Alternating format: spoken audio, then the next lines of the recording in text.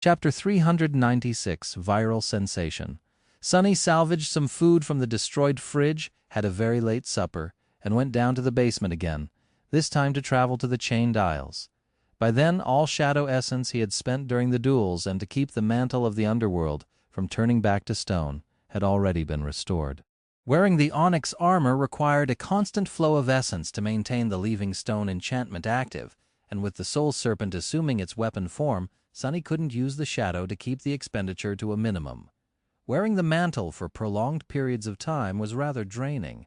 However, it was also a perfect way to train himself on how to manage essence most efficiently. He had no complaints. It was funny, though, that the Dreamscape required a person to expend real essence despite being just an illusion. Oh well. Climbing into his new, state-of-the-art sleeping pod, Sunny lay comfortably in the soft cradle and smiled. No more sore muscles, finally. With that, he closed his eyes and very quickly fell asleep, while his soul wandered the dream realm and his body slept, locked in an underground bunker behind multiple layers of protection, though. Several things happened in the real world. The clip of his short duel against Leo Stryker had unexpectedly gone viral. All around the planet, countless people watched it with a wide range of reactions. Some found it funny, some fascinating, while some simply scrolled past it as they watched their feeds. Even those who did not have any interest in the awakened duels found it striking, though. The image of an infernal wraith clad in black onyx armor defeating a charming, noble human warrior with one swift and ruthless strike was indeed very cinematic, just how Leo had predicted. Even if to his dismay the roles had ended up being switched. What's more, even though Sunny had not even known that their fight was being broadcasted, he accidentally looked directly at the invisible camera right after cruelly putting the tip of his odachi through the opponent's eye.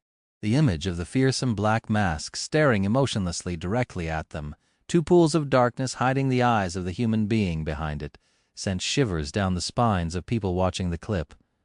It was chilling, arresting, and strangely hypnotic. Many of them had the same question after watching the clip on repeat several times. Was there even a human there behind the scary mask? People who followed the Dreamscape leagues, however, had an entirely different reaction. Although they, too, appreciated the undeniable aesthetic value of the short and striking duel, they paid more attention to the actual meaning of it. How could a completely unknown novice defeat an established and well-regarded duelist, someone as famous as Leo Stryker, in just one strike? The exact moment when Sunny delivered the deadly blow was analyzed, disassembled, and put under the microscope. Was it skill or pure luck? Was it intentional or accidental? Did Leo make a mistake? Or was his mysterious adversary just that much better? The answer was rather confusing. No one had the slightest idea. Obviously, once people became curious, they didn't stop on just that one viral clip. Rather swiftly, every fight and every word that Sunny had uttered during his infuriating visit to the Dreamscape were found and published for everyone to see. Once people saw the contents of those recordings, the whole duelist circle was violently shaken. One shock was followed by another, and then by yet another, still. The first thing that people found during their investigation was two more short clips. One showed Mongrel killing Taoist Safer in the span of a single second. The other showed Mongrel killing the Fool once again with a single ruthless strike. All in all, it took him less than a minute to easily crush three of the most renowned young duelists in the world. They weren't the absolute elite, but still some of the best the Dreamscape had to offer. The conclusion was obvious. His victory over Leo Stryker was neither lucky nor accidental. Mongrel was, indeed, just that much better. But how could that be? Was he some other famous duelist in disguise? People continued to dig, coming to a bewildering conclusion. The man who called himself Mongrel had never entered Dreamscape before that day. His profile showed only two pieces of information: victories, 30, defeats, 0, and status offline. After that, many theories appeared postulating that Mongrel was, in fact, a master who had visited the Dreamscape to have fun. There weren't that many masters in the world, and all of them had much more crucial things to do than spend their time having illusory duels. Even if they did, however, those duels transpired in private arenas, that were created specifically for the occasion, away from the public eye. Still, if Mongrel was a master, that would explain it all. He was just much stronger. But he wasn't. That theory was debunked when the recordings of his other 27 duels were unearthed. After watching them, the investigating enthusiasts became truly shaken, and for a very strange reason. It was because those recordings showed Mongrel actually struggling against much weaker opponents. Now wait a minute, what the hell did that mean? How could a man struggle against novices, fighting them for an average of 5 to 10 minutes, and then kill 3 experienced professionals in 3 seconds? The answer was simply mind-boggling. While people who did not know much about combat techniques assumed that Mongrel had been just pretending to be weak, more knowledgeable experts came to a stunning conclusion. Mongrel only used the styles of his opponents to fight against them. He came into the Colosseum not knowing anything about the popular Roaring Lion strike style and mastered it in the span of a single evening to such degree that even the fool Taoist Safer and Leo Stryker himself, the 3 fighters who had popularized the style in the first place, couldn't resist him even for a couple of seconds. Now it was the expert's turn to shiver. Ironically, after understanding what exactly had transpired, they were left with the same question that the people who knew knowing about awakened duels had after watching the viral clip. Was the being wearing the black wooden mask even human? And all of them, regardless of their interests and level of knowledge about battle arts, were now wondering the same. Who the hell is Mongrel? Chapter 397. Mongrel's wisdom at his every action and every word, trying to find some hint to his identity, background, and standing. Although there was not much to learn, they gradually came to perceive his sayings as rather meaningful. In fact, people ended up finding too much meaning in them, even though there was none. It was all just awkward lies Sonny had come up with on the spot to fulfill the requirements of the simple trick. He had never, ever intended to say something profound. But when had good intentions ever stopped people from overcomplicating things? Without Sonny knowing anything about it, Mongrel had gained a philosophy. Are you new to the Colosseum? I was born in the Colosseum. Sitting in a school cafeteria, 2 students stared at a cheap communicator, their eyes burning with enthusiasm. One of the boys frowned, then asked in confusion, I don't get it. What does he mean? Isn't the Colosseum just a Dreamscape arena? How could a person be born there? His friend shook his head with disdain. Idiot, don't you get it? Mongrel doesn't mean that he was born in the Dreamscape. He means that he was born in battle. Those ancient gladiators were slaves forced to fight to the death against their will. Aren't awakened the same? They are infected by the spell and have no choice but to battle nightmare creatures to survive. In a sense, all awakened were born in the Colosseum. Somewhere in the outskirts, several workers had gathered together during their short break. Are you even human? What is a human? I am not, and have never been a human. One of the workers shivered. Scary, do you think that Mongrel is actually a nightmare creature that infiltrated the real world? Another shook his head. No, of course not, the first sighed. Then why would he say that he's not human? The second worker looked at the dirty tunnel of the industrial air filter exhaust they were cleaning, then at his own calloused hands. What the hell does it even mean to be a human? Do you think that you and I are really humans? No, you fool. That Mongrel has more brains than you, I swear. He at least understands that just having 2 legs and 2 hands does not make you a human. He gets how it is. The third listened to their conversation and grimaced. So what? Yeah, he gets it, but I don't see him complaining. That guy took the hand he was dealt and turned himself into a damned sword demon. What have you done? That's the lesson he is trying to teach us, I think. No one will treat you as a human unless you behave like one far away. In the sleeper compound of the academy, a group of young men and women were looking at a screen. That's a big sword you got there. Do you even know how to use it? No. No, you don't know how to use your sword? Well, would you like me to teach you? No. One of the sleepers scratched the back of his head, then asked, I don't get it. Why did Mongrel lie about not knowing how to use a sword? He is obviously a very experienced fighter, maybe even a legacy. Was he trying to trick Leo into underestimating him? A girl standing near him chuckled. He didn't lie. Why would Mongrel need to trick Leo? He would win against him fair and square regardless. No, there's a deeper meaning in his words. The other sleeper raised an eyebrow. What meaning? The girl smiled knowingly. Only a boastful duelist like Leo Stryker would claim to know his way around a sword. A true master, one who battles nightmare creatures in the dream realm instead of playing games with pampered, awakened in the dreamscape, would know that they have infinitely more yet to learn than they already know. That's what Mongrel meant. No matter how good he is, he understands that in the grand scheme of things, his skill and power are like that of an infant. Her friend was quiet for a while, then asked, "If that's the case, then why did he say that he doesn't want to learn more?" The girl shook her head. Leo to teach him. The true enemy of an awakened is the spell, not other humans. That's why Mongrel doesn't want to be taught by battling humans, even if he has to. And also, if someone is strong like Mongrel, they can end a fight with one strike. But true strength is not needing to strike at all. Maybe that's what Mongrel wants, to become powerful enough so that he never has to bear his sword again. And just a few hundred meters away from them, on her way to the Academy Hospital complex, a young woman in a wheelchair was staring at her communicator with an amused expression on her face. "What are you doing here in this amateur arena?" "I am here to unlearn." This quote especially had become a topic of heated discussion across the network.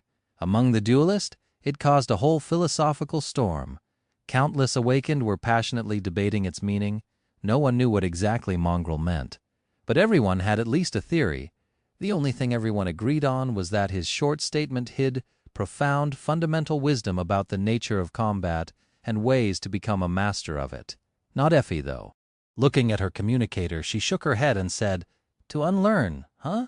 That guy must have hit his head one too many times. What a dimwit." Then she looked at the image once again and added, "And also, what's up with that armor? It looks so familiar for a moment I thought that Sonny's echo has run wild. Ha, what a fun idea. The look on his face would have been priceless."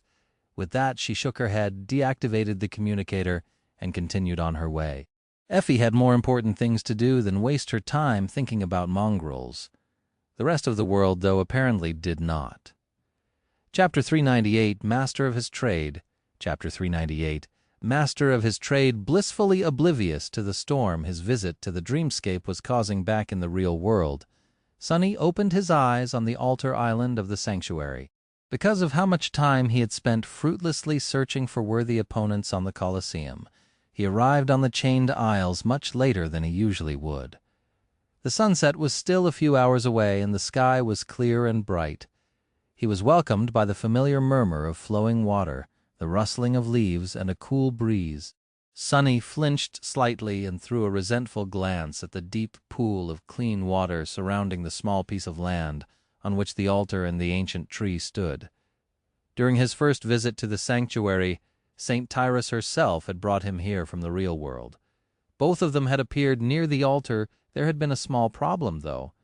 Sonny had materialized a bit further than people usually did, and as the result plunged straight into the pool instead of landing on solid ground. Not a big setback, however. In a moment of disorientation, he almost had a heart attack. Falling into water reminded him of his first minutes on the forgotten shore just too much. For a second, he had thought that he was back in that godforsaken place ever since that day. Sonny never ended up in the water instead of on the soil of the altar island again, but the scare that first time had given him was still fresh in his memory. Not today. With a triumphant smirk, he left the white altar behind and headed toward the ring of tall menhirs. Now that it was day, the sanctuary looked more populated. Groups of awakened rested on the grass of the park, some discussing upcoming ventures into the wilderness, some simply killing time until they were able to return to the real world. One couldn't just enter the gateway immediately after appearing in the dream realm. Perhaps because the soul wasn't able to withstand traveling between worlds too often, perhaps because the spell did not wish for them to return too quickly, or perhaps for some another unknown reason. Awakened had to wait several hours before being allowed to use a gateway again. The exact time they had to wait was slightly different from person to person, but in general it was somewhere around 10 hours. During these hours, those awakened who did not wish to risk their lives in the wild expanses of the dream realm usually went about their business or fulfilled their duties to the citadel. A lot of work went into keeping human enclaves in the dream realm going. Apart from the obvious demand to keep watch on the walls and fight off attacking nightmare creatures, mundane tasks like cleaning and preparing food were also shared among the inhabitants of the citadels. In a sense, each citadel was a settlement. Some were small, some large enough to house thousands upon thousands of the awakened. The population of the three great citadels was even higher, with hundreds of thousands of humans visiting them every day. The sanctuary was a rather tiny citadel in comparison, so each of the awakened anchored here had to do their share of work to preserve it. Luckily, Sonny had been assigned a role of an advanced scout, in exchange for his reports about the things he noticed during his expeditions and the movements of nightmare creatures across the Isles. He was all but freed from other tasks, only occasionally having to do a small chore or stand watch during the darkest hours of the night. He was rather happy with that situation. Sonny greeted a few people he was on somewhat friendly terms with, entered the interior of the sanctuary, then headed to his room. Now was a good time to finish the things he had not done during his last visit, namely, exchange the soul shard he had collected for memories or credits, and to properly study the ancient coin to draw and describe it for Teacher Julius later, but the useless coin could wait. Right now, Sonny really wanted to satiate his avarice. Unlocking the chest that stood at the foot of his bed, he fished out the soul shards off its bottom and unceremoniously threw them into the pack. The strange fruits he had gathered during his last journey also went there, leaving the chest more or less empty. Noticing the golden coin glinting between a few curios that Sonny had collected in the past 2 months, he hesitated for a moment, then shrugged, picked it up, and hid it under one of the puppeteer Shroud's vambraces. All set. It was time to haggle. Returning to the park contained within the inner circle of the sanctuary, Sonny glanced at the awakened gathered there, walked over to a big, sun-washed rock, and sat down on it.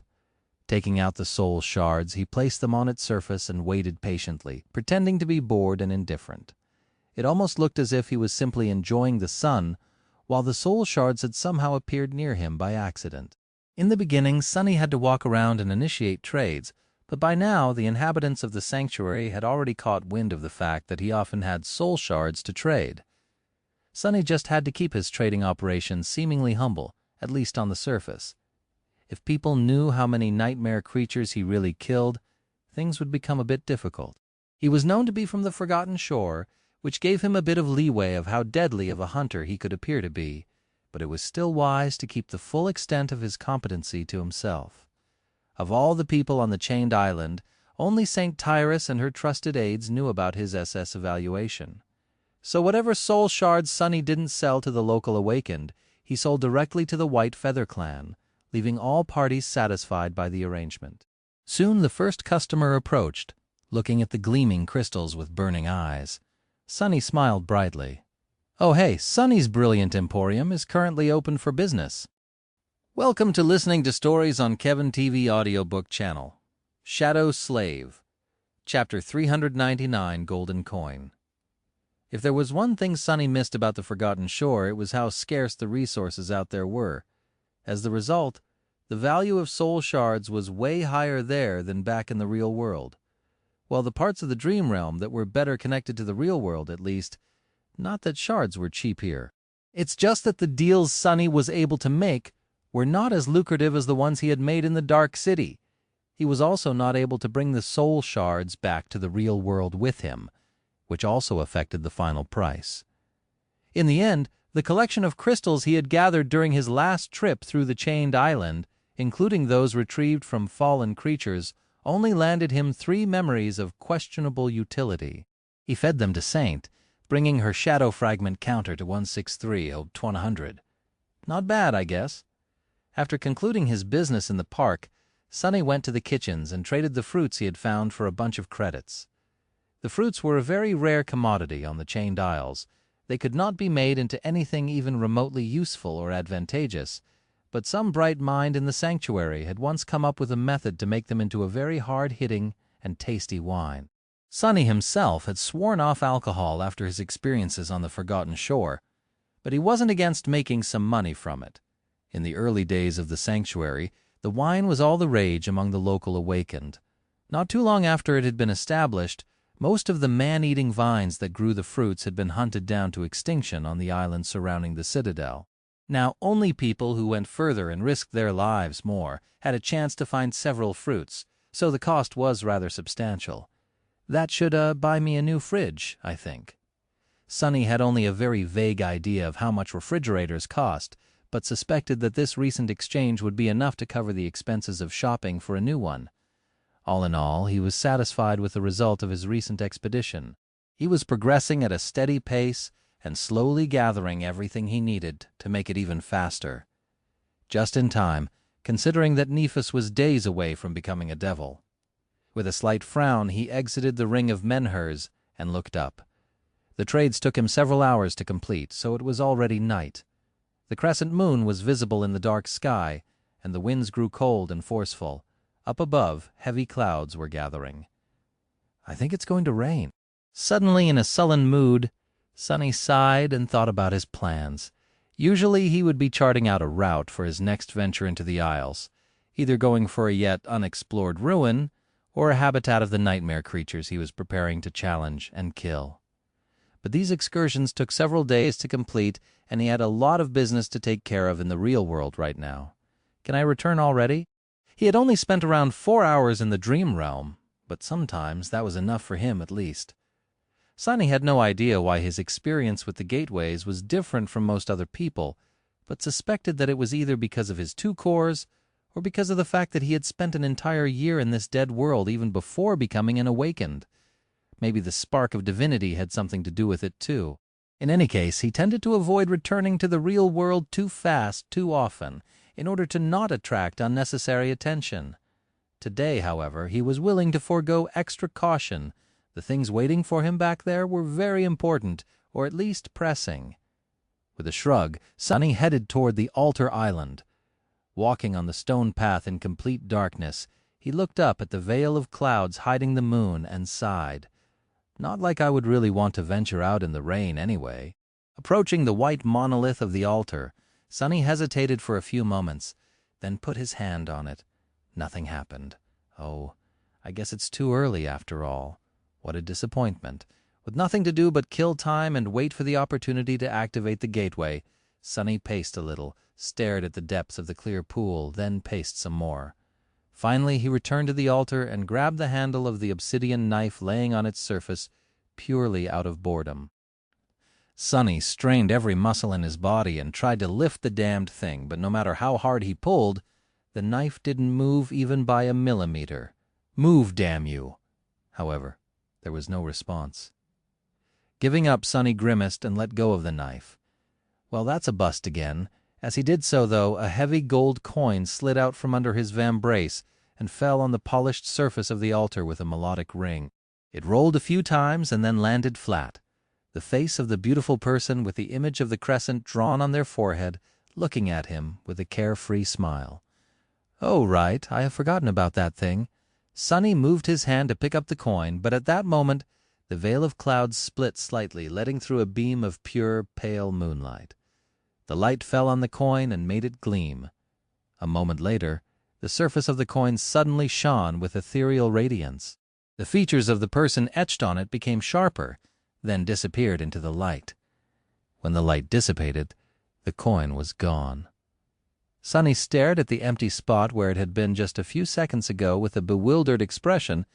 It was then when the spell suddenly whispered into his ear, "Your shadow grows stronger." Chapter 400, Call of Treasure. Chapter 400, Call of Treasure, your shadow grows stronger. Sonny stared at the place where the coin used to be, then blinked. What just happened? He dropped the coin on the altar. It was illuminated by the moonlight and disappeared. And then he received a shadow fragment. No way. Holding back excitement, Sonny summoned the runes and read, Shadow Fragments. 198 20,000. The last time he checked, there was only 197. He had definitely, without a doubt, just received a shadow fragment from the strange golden coin. So it wasn't an ordinary coin after all. A satisfied smile appeared on his lips. Not only was the coin special, it was even not cursed. On the contrary, it was blessed. Well, that was the easiest shadow fragment I have ever received. Suddenly his eyes widened. Wait, weren't there more coins he had left behind on the Iron Hand Island? 3 more, at least, had been swallowed by the dead monstrosity. Before the thought fully formed in his mind, Sonny was already leaving the altar island. 2 things there are 2 things. The first one was that other coins could, potentially, turn out the same as the first one and reward him with free fragments. The second one was that where there were 3, there could be more, much more. The fallen demon he had discovered could have come from a place where a whole treasure trove of miraculous coins was hidden. A whole mountain of them, even if Sonny was right and managed to somehow trace the path the creature took before dying. Who knew how much more powerful he would become? Trying to suppress the giddy feeling of discovering a huge and tantalizing secret, Sonny left the sanctuary and headed toward the edge of the island. As the sound of waterfalls grew louder and the first drops of rain fell to the ground, a dark silhouette suddenly took a step towards him. It was one of the watchmen. "Huh? Sonny? Right? Are you really going to go out in that weather?" Most of the watchmen here in the sanctuary already knew that he was comfortable in the dark, so their initial surprise about seeing someone leave the citadel at night had more or less disappeared by now. It was still strange for some of them, though. Sonny halted for a few moments, then smiled. "Yeah, don't worry, I will be fine. I'm not going far, anyway. Just want to check something on the Iron Hand Island." The watchman hesitated, then shrugged. "All right, be careful out there. Night vision or not, this is not the time for humans." Sonny thanked the man for his concern, then walked past him. Not the time for humans? Good thing I am a monster, then. Approaching the edge of the sanctuary island, he didn't waste any time and summoned the Dark Wing. Sonny was tempted to simply turn into a shadow and rush toward his goal, but he didn't want to show his powers near the citadel so openly. Patient. Be patient. Since the Dark Wing couldn't really allow him to fly, he glided above the chain for as long as he could, then landed on it and continued forward on foot. By that time, the rain was already falling rather heavily. The iron surface beneath his feet was treacherous and slippery, so Sonny had to be careful and watch his step, lest he plummeted down into the sky below. He shivered, trying to think of a more terrible fate. With no means of real flight, he would just be falling through the darkness endlessly, until his mind was gone and his body consumed itself from hunger, then slowly turned into dust. People on the chained isles loved to tell horrible stories about unfortunate souls who fell into the below, and Sonny could easily understand their fear. For that reason, he was very careful not to slip. Only fools fall down, knowing what waits for them below. I would never. As if to answer his thought, a gust of wind suddenly crashed into him from the side, and a distant bolt of lightning illuminated the sky. To hell with this. Not wishing to tempt fate, Sonny dove into the shadows and continued his journey as one of them. Soon he arrived on the Iron Hand Island. The severed arm of the unknown metal giant was still there, making Sonny wonder once again what force could have torn it off the creature's body.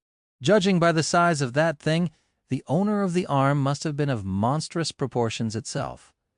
Not really on the same scale as the walking colossus of the Forgotten Shore, but still undeniably gigantic.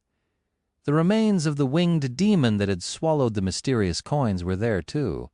However, they did not look the same. By now, only the bones of the fearsome abomination remained, all its flesh long devoured by the gluttonous scavengers of the nightmare world.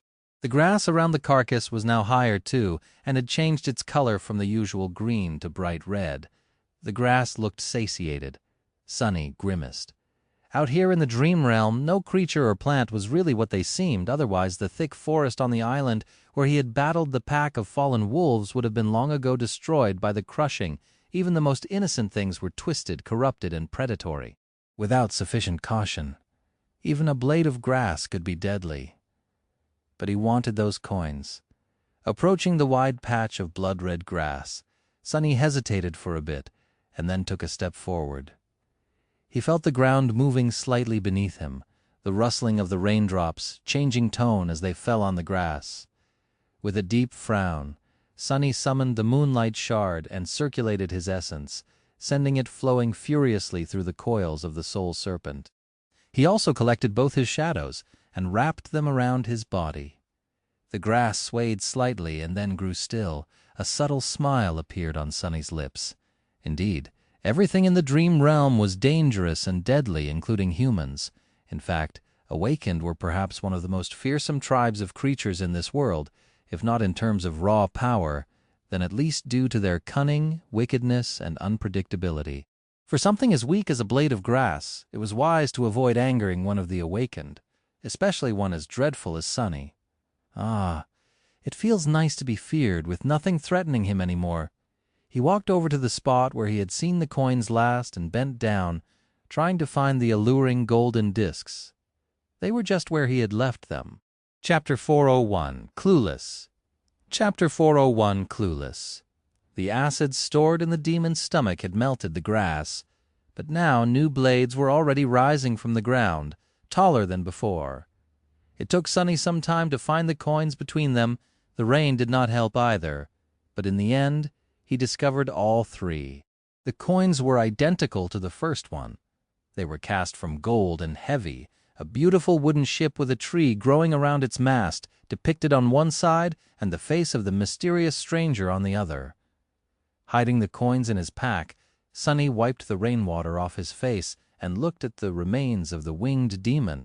In a flash of lightning, he saw the whole creature, red grass growing through its white bones, darkness nesting in the empty eye sockets, terrifying fangs crowding the massive, powerful jaws.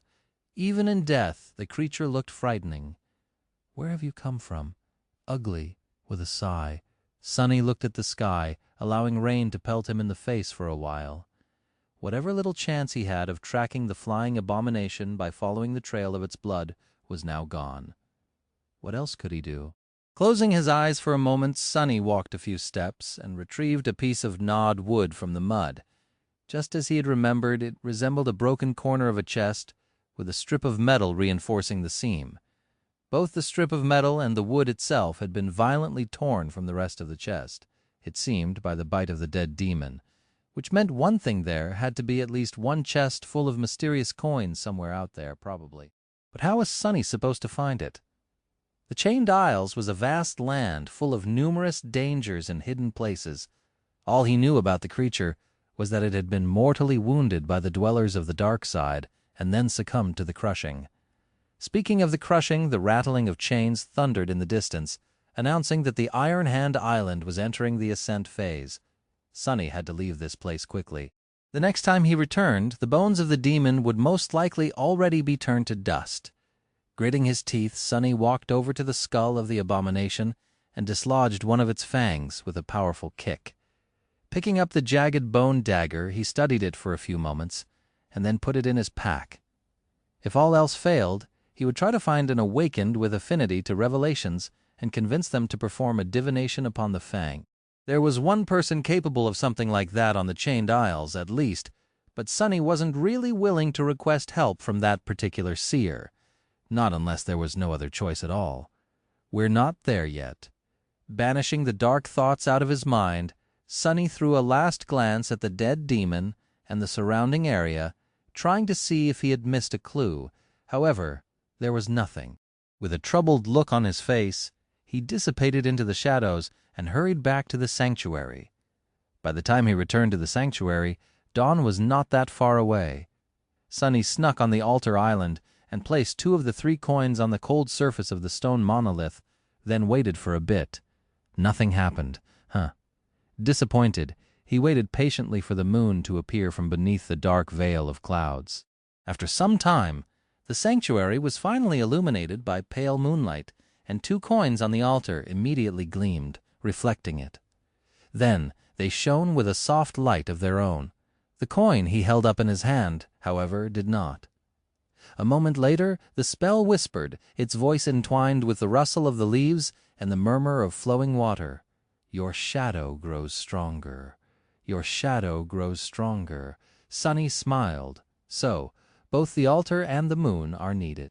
Hurriedly, he placed the 3rd coin on the altar and soon heard the spell repeat itself for the 3rd time. Your shadow grows stronger. That should bring me to 201. And also, was he seeing things, or had the obsidian dagger moved ever so slightly? With a skeptical frown, Sonny tried to lift the damned knife, but just as before, nothing he did had any effect on it. Ugh! Whatever, his recent discovery was enough of a reward in and of itself. He had received 4 shadow fragments, the equivalent of killing a fallen monster, without having to risk his life one bit. On its own, this amount was not that considerable, but what if he found 1,000 or even a few hundred of these miraculous coins? What if he reached the treasury where the chest bitten into by the winged demon was hidden? That would change a lot. The problem was Sonny had no idea where to look. Pacing back and forth, he thought for a while, and then said to himself, I should probably find an expert on all things chained isles, somebody who might know about this type of nightmare creature, their behavior, and usual haunts, somebody who had spent long years in this region of the dream realm and was friendly enough to talk to Sonny. Now, who do I know who fits into all these criteria? Sonny stopped pacing, lingered for a few moments, and then turned his head to the ring of massive menhirs.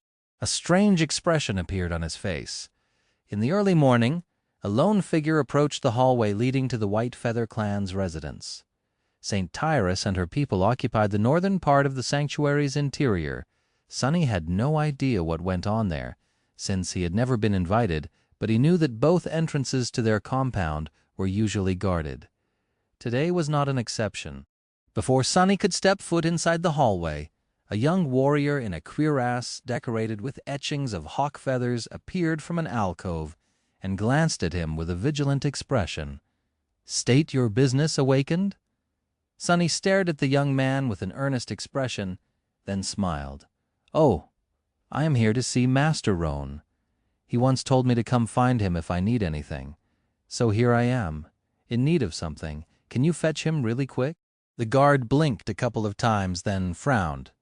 What is this about, exactly? Sonny grinned, lingered for a few moments, and then said honestly, Demon hunting. Chapter 402, Chainworm. Chapter 402, Chainworm. Sonny had no idea if Master Roan was currently in the sanctuary, but judging by the fact that the guard did not immediately send him away, he probably was. The young Awakened gave Sonny an evaluating look, then whistled softly and returned to his alcove. Nothing seemed to happen for a few minutes, but then Sonny heard the sound of approaching footsteps. A young woman wearing a simple white garment appeared from behind the curve of the corridor and glanced at him, then gestured for him to follow. Sonny shifted slightly, then moved forward, walking behind the girl. What would you know? I'm walking into the lair of a legacy clan of my own free will. Never say never, I guess. He had really never expected himself to do something like this any time soon. Instead of walking further into the compound, they entered a narrow staircase and ascended to the very top of the sanctuary. There, massive stone monoliths lay flat on top of the menhirs, creating an almost uninterrupted surface. There was a whole separate world above the citadel, could see guards standing at the outer edge of it, keeping watch on the neighboring islands. Here and there, siege weapons were placed at irregular intervals, aimed at the sky. Right above the White Feather residence, a graceful structure was built on top of the ring of menhirs. With tall windows and beautiful ivy climbing its walls, it resembled a large stone chateau. The walls of the mansion were still wet from rain and shone softly in the light of the rising sun. A path led from its door to an airy pavilion at the edge of the stone monolith, with a round table standing in its center. The mighty griffin was laying near the pavilion, its head hidden under one of the eagle wings, while Master Roan himself seemed to be enjoying a hearty breakfast inside. The young woman gestured for Sonny to go forward and walk toward the mansion, soon disappearing behind its door. I guess this is how saints live for a moment. Sonny was full of envy. The chateau on top of the sanctuary seemed so beautiful, simple and peaceful, the complete opposite of the noisy, overcrowded, and poisoned world where humans came from. Of course, that peace was a lie. The dream realm might have seemed like a paradise sometimes, but that paradise was dire and twisted, hiding all kinds of horrors that were ready to descend upon you at any moment. Whatever, my house is much better anyway. It has all a man can need. And then some. I bet they don't even have designer lamps here. Pitiful, really. Entering the pavilion, Sunny greeted Master Roan with all respect he could muster. The older man smiled and invited Sunny to seat with a relaxed gesture. "Good morning, Sunless. I must admit I didn't expect you to seek me out so soon. Did something happen?" Sunny sat down, smiled politely, then shook his head. "Nothing that I would want to concern you with. You see, I'm not here to talk about something that happened, but more about something that might happen." Master Roan raised an eyebrow and laughed. "Don't tell me wait. Are you here with a business proposal? Am I about to become a customer of Sunny's brilliant emporium?" Sunny choked. No. What? Where did you hear about that?" The handsome master grinned. "I hear things. What are those bastards saying behind my back?" Sunny forced out a smile, then shook his head. No. I'm not here as a highly respected, rich, and famous entrepreneur. Nor am I here as a well-regarded member of the Wilderness Survival faculty of the Awakened Academy. I'm actually here as an advanced scout of the Sanctuary of Noctis." Master Roan grew serious. "Oh, continue." Sunny nodded, then hesitated for a bit, and finally said, "After we parted 2 days ago, I returned to the Sanctuary. On my way back, however, I rested for a while on the Iron Hand Island. And there, well, I found the remains of a nightmare creature there." The older man frowned slightly. "That's not unheard of. Iron Hand is usually safe, but you know how chained isles are. Nightmare creatures migrate, sometimes naturally, sometimes to avoid the crushing." Sunny scratched the back of his head. "That's true. However, the abomination was a fallen demon. It is strange to see one that close to the sanctuary, and especially so because I have never seen or even heard about that type of creature. It was rather scary." Roan's frown deepened. "A fallen demon on the Iron Hand Island? That is indeed strange. You've done well to bring me this information, Sunless. Did you get a good look at it, by any chance?" Sunny sighed. "Well, you see, it was in the depths of night, then," he smiled. "But luckily I can see perfectly in the dark, so yes." "I got a very good look. Let me describe it." He described the demon to the best of his ability, not sparing any detail. He even remembered every wound and injury on the abomination's body, hoping that their nature can shine a light on what exactly had killed the bastard. The longer Sunny talked, the darker Master Roan's face became, finishing his report. Sunny glanced at the older man and asked, "So what type of a demon was that exactly? And why have I never encountered one before?" Master Roan shook his head. "You are lucky to have never met one of these fiends, kid.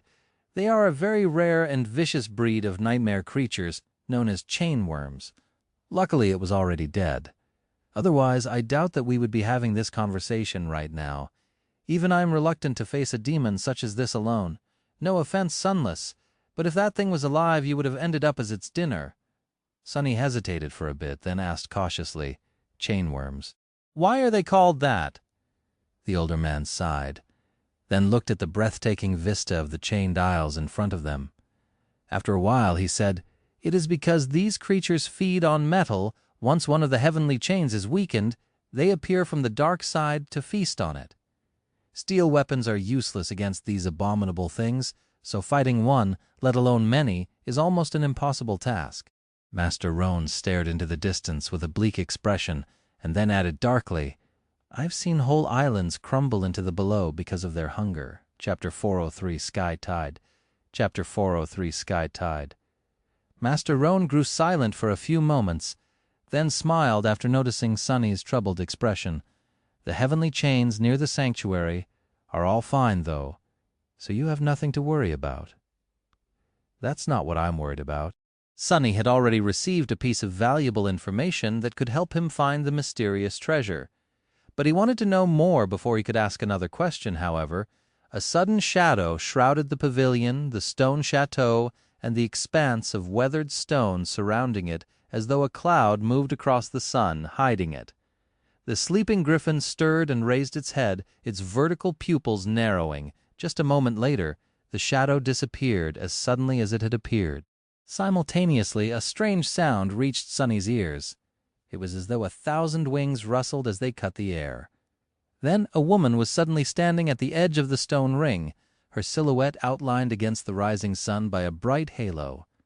It seemed as though she had always been there, but Sunny could swear that there was no one near them just a second ago. Oh, the woman was tall and slender, her posture straight like an arrow. She was wearing a light steel armor, its pauldrons and greaves decorated with white feathers. Her long blonde hair was fluttering in the wind like a cascade of pale gold.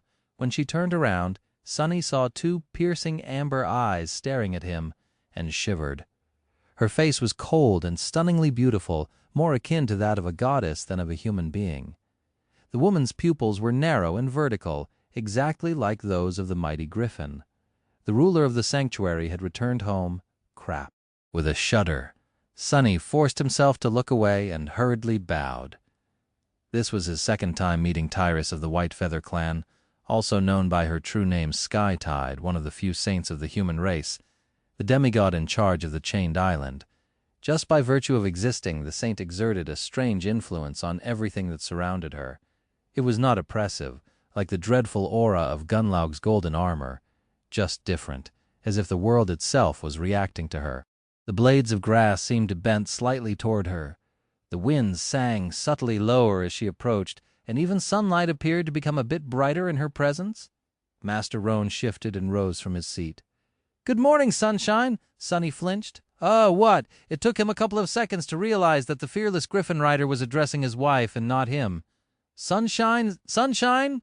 Is that how he addressed a saint? Well, she is his wife after all, I guess." Once he thought about it, everything made sense, but still, the idea of addressing a transcendent as Sunshine seemed very weird for some reason. Sunny cautiously looked up and saw a wide smile on Roan's face. St. Tyrus herself, however, was as cold as ever. "Good morning, Ro." Even her voice was cold and heavy, like the howl of an approaching storm. Turning her head slightly, St. Tyrus looked at Sunny with a silent question. Countless poets would have been ruined if they saw the elegant curve of her eyebrow. Wow, wait. What am I thinking about? Master Roan patted Sunny on the shoulder and said, "Awake and sunless, visited to tell me about a demon he encountered on the Iron Hand Island. It was a chain worm, already dead, fortunately. Still, we should explore the nearby island, don't you think?" St. Tyrus lingered for a few moments, then shook her head. "No need. The only failing chain on the Isles is far away from the sanctuary connecting Shipwreck Island to the Twisted Rock. This is where the chain worm came from. I just saw it myself." She turned away, then sighed slightly. "Of course, we will have to prepare. All islands are connected, after all. After the Twisted Rock falls, its demise will echo through the entire region. Many islands will shift, causing changes to the severity of the crushing on others. The migrations patterns of the nightmare creatures will be affected too. I should probably get going." Sunny cleared his throat, then said awkwardly, "It's been an honor to meet you again, Lady Tyrus. I shall take my leave then." Skytide nodded indifferently, then said, "Thank you for informing us of your finding, awakened sunless." He nodded, then rose from his seat and cautiously took a few steps away. When Sunny was almost out of the pavilion, however, the cold voice of the saint stopped him. "Wait." He turned around and forced out a smile. "Yes? How can I help you?" Tyrus looked at him for a few moments, then said in a calm, emotionless tone, "You come from the Forgotten Shore, if I'm not mistaken." Sunny nodded. "Yeah. What about it?" The beautiful saint lingered for a second, then asked, "Song of the Fallen, do you know her, Cassie? Why bring her up?" Sunny smiled. "Yes, we've met. Why?" St. Tyrus looked at him for a few moments, then said, "Good. Song of the Fallen will be visiting the sanctuary soon. She will be glad to see a familiar face, I think." With that, Skytide turned away, letting Sunny know that he was free to go. He hesitated for a second, then walked away. As soon as neither Master Roan nor St. Tyrus could see his face, a dark expression appeared on it. Coming to visit, what the hell is she coming here for? Indeed, just like Sunny, Cassie had chosen Chained Isles as the region to anchor herself to. Their reason was most likely also the same, the proximity of the Isles to the Hollow Mountains. Luckily, she was not a resident of the sanctuary. Sunny had no idea how the blind girl had managed it, but she somehow convinced Clan Valor to let her and her cohort anchor themselves to the second human citadel in the region, the Night Temple. While Sanctuary was closer to the southern border of the region, Night Temple was situated far to the north, almost on the outskirts of the misty death zone. For that reason, the two of them had been comfortably separated and had not seen each other even once in the past months. But now that was about to change. Exiting the White Feather residence, Sunny grimaced. Glad to see a familiar face? Hell, I doubt it. Chapter 404, Soft Life. Chapter 404, Soft Life. The sanctuary was slowly waking up. Now that the sun had risen, groups of awakened were preparing to venture outside, while those who had stuff to do in the citadel itself were going about their business. A few of them greeted Sunny as he walked toward the altar island. By now, he should have been able to return to the real world. After everything he had discovered during the night, there was a flame burning inside his chest that demanded action. His eyes gleamed when he thought about the mysterious treasure hidden somewhere out there in the darkness. But although Sunny was a very rapacious person, he knew how to keep his avarice in check, well, most of the time. Shipwreck Island, Sunny had never been that far away from the sanctuary, but he had heard about that deadly place. The Shipwreck Island was situated almost at the center of the Chained Isles, far removed from both human citadels. The nightmare creatures there were especially ferocious, and the islands themselves were far more bizarre and dangerous than those closer to the edges of the region. If one could somehow survive the crushing and look upon the Chained Isles from above, they would see that there was a vast empty space at the very heart of this shattered land.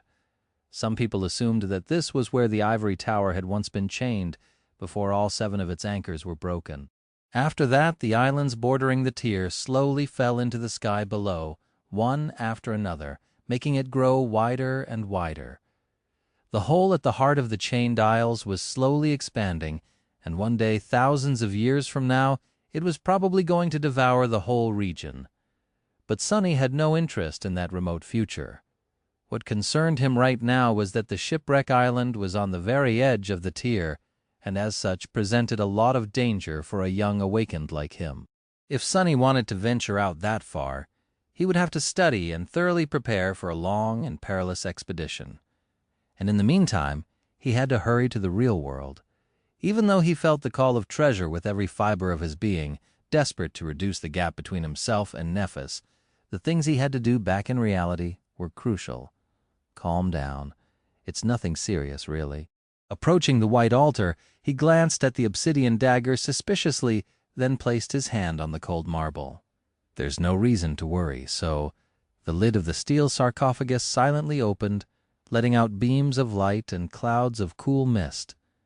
Sunny yawned and climbed out of the sleeping pod, then stretched with a satisfied smile on his lips.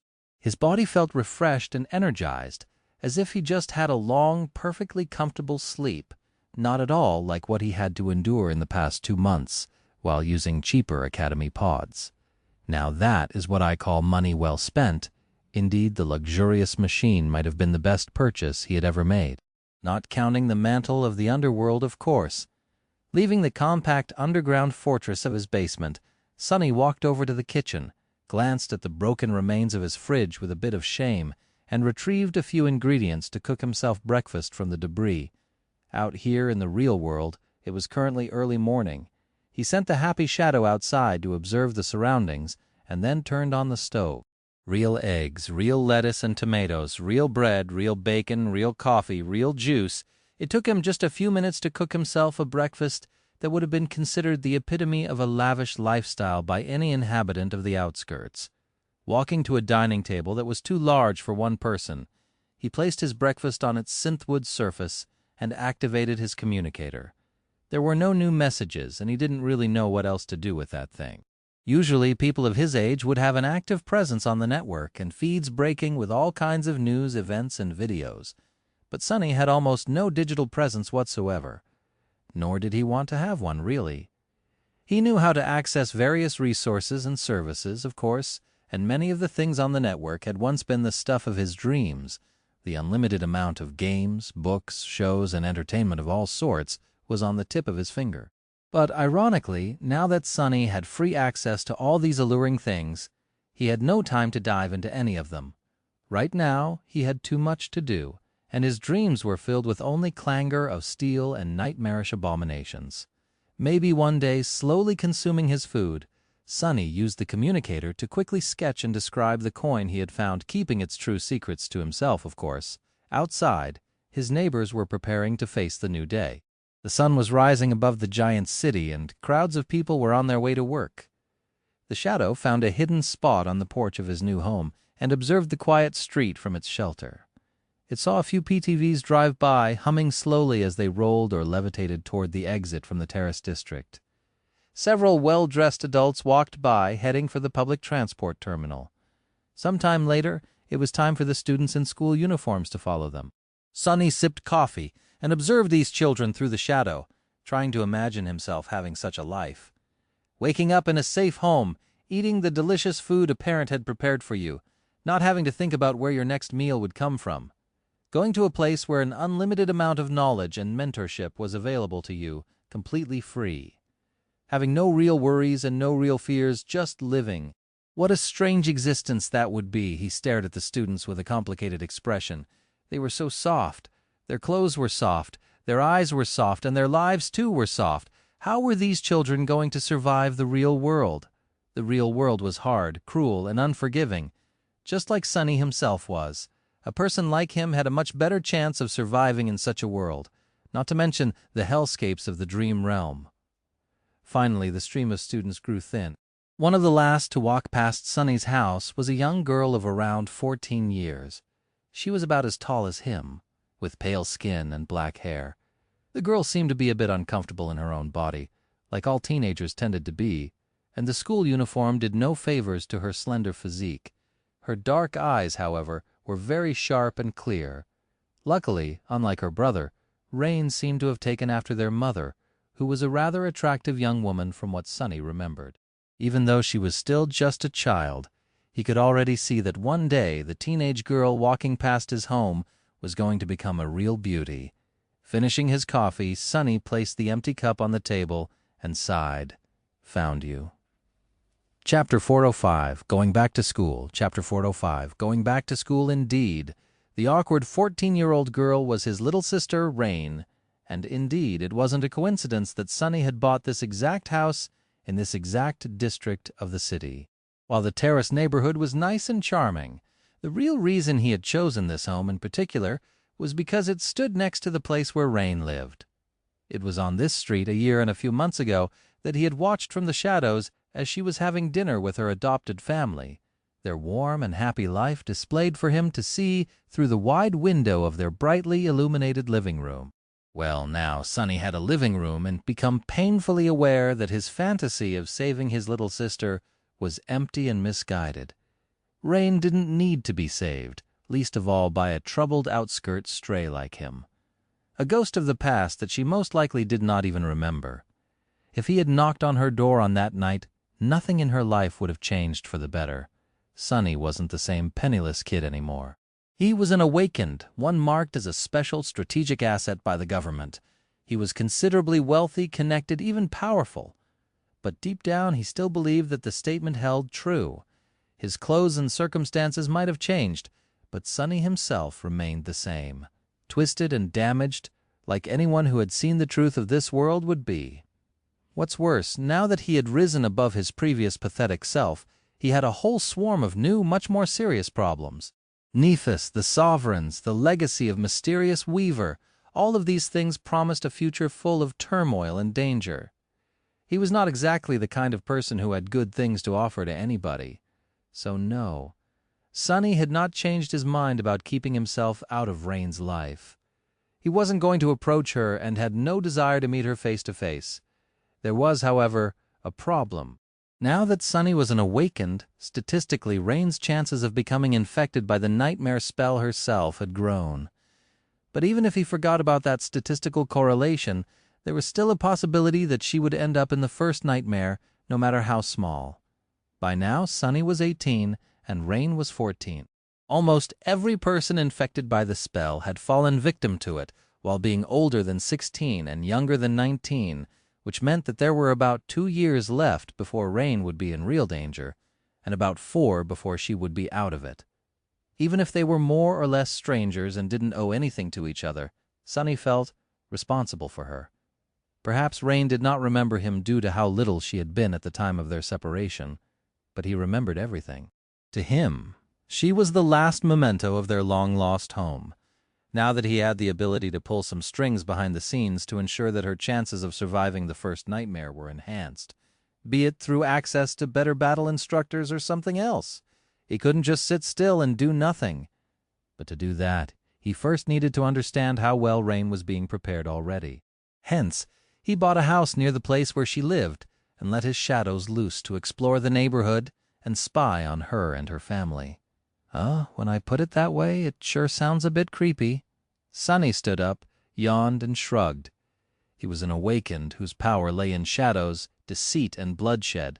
Before that, he was a street rat willing to do anything in order to survive. Mundane humans had no idea about what he had gone through, what he had done, and what he was capable of as the result. If they did, they would probably be horrified. So a little hint of creepiness was only to be expected. Putting on a warm hoodie, he walked outside, hid his hands in his pockets, and headed toward the public transport terminal at a slow pace. His shadow was a few hundred meters ahead, stealthily following Rain and keeping an eye on her. No one was the wiser to its presence. Sonny sighed and looked at the cloudy sky. Time to go to school, I guess. Rain went to a rather elite school, as it turned out. Judging by the prices of the homes in the Terrace district, Sonny knew that her adopted family was reasonably well-to-do, but it seemed that he had underestimated either their wealth or their connections.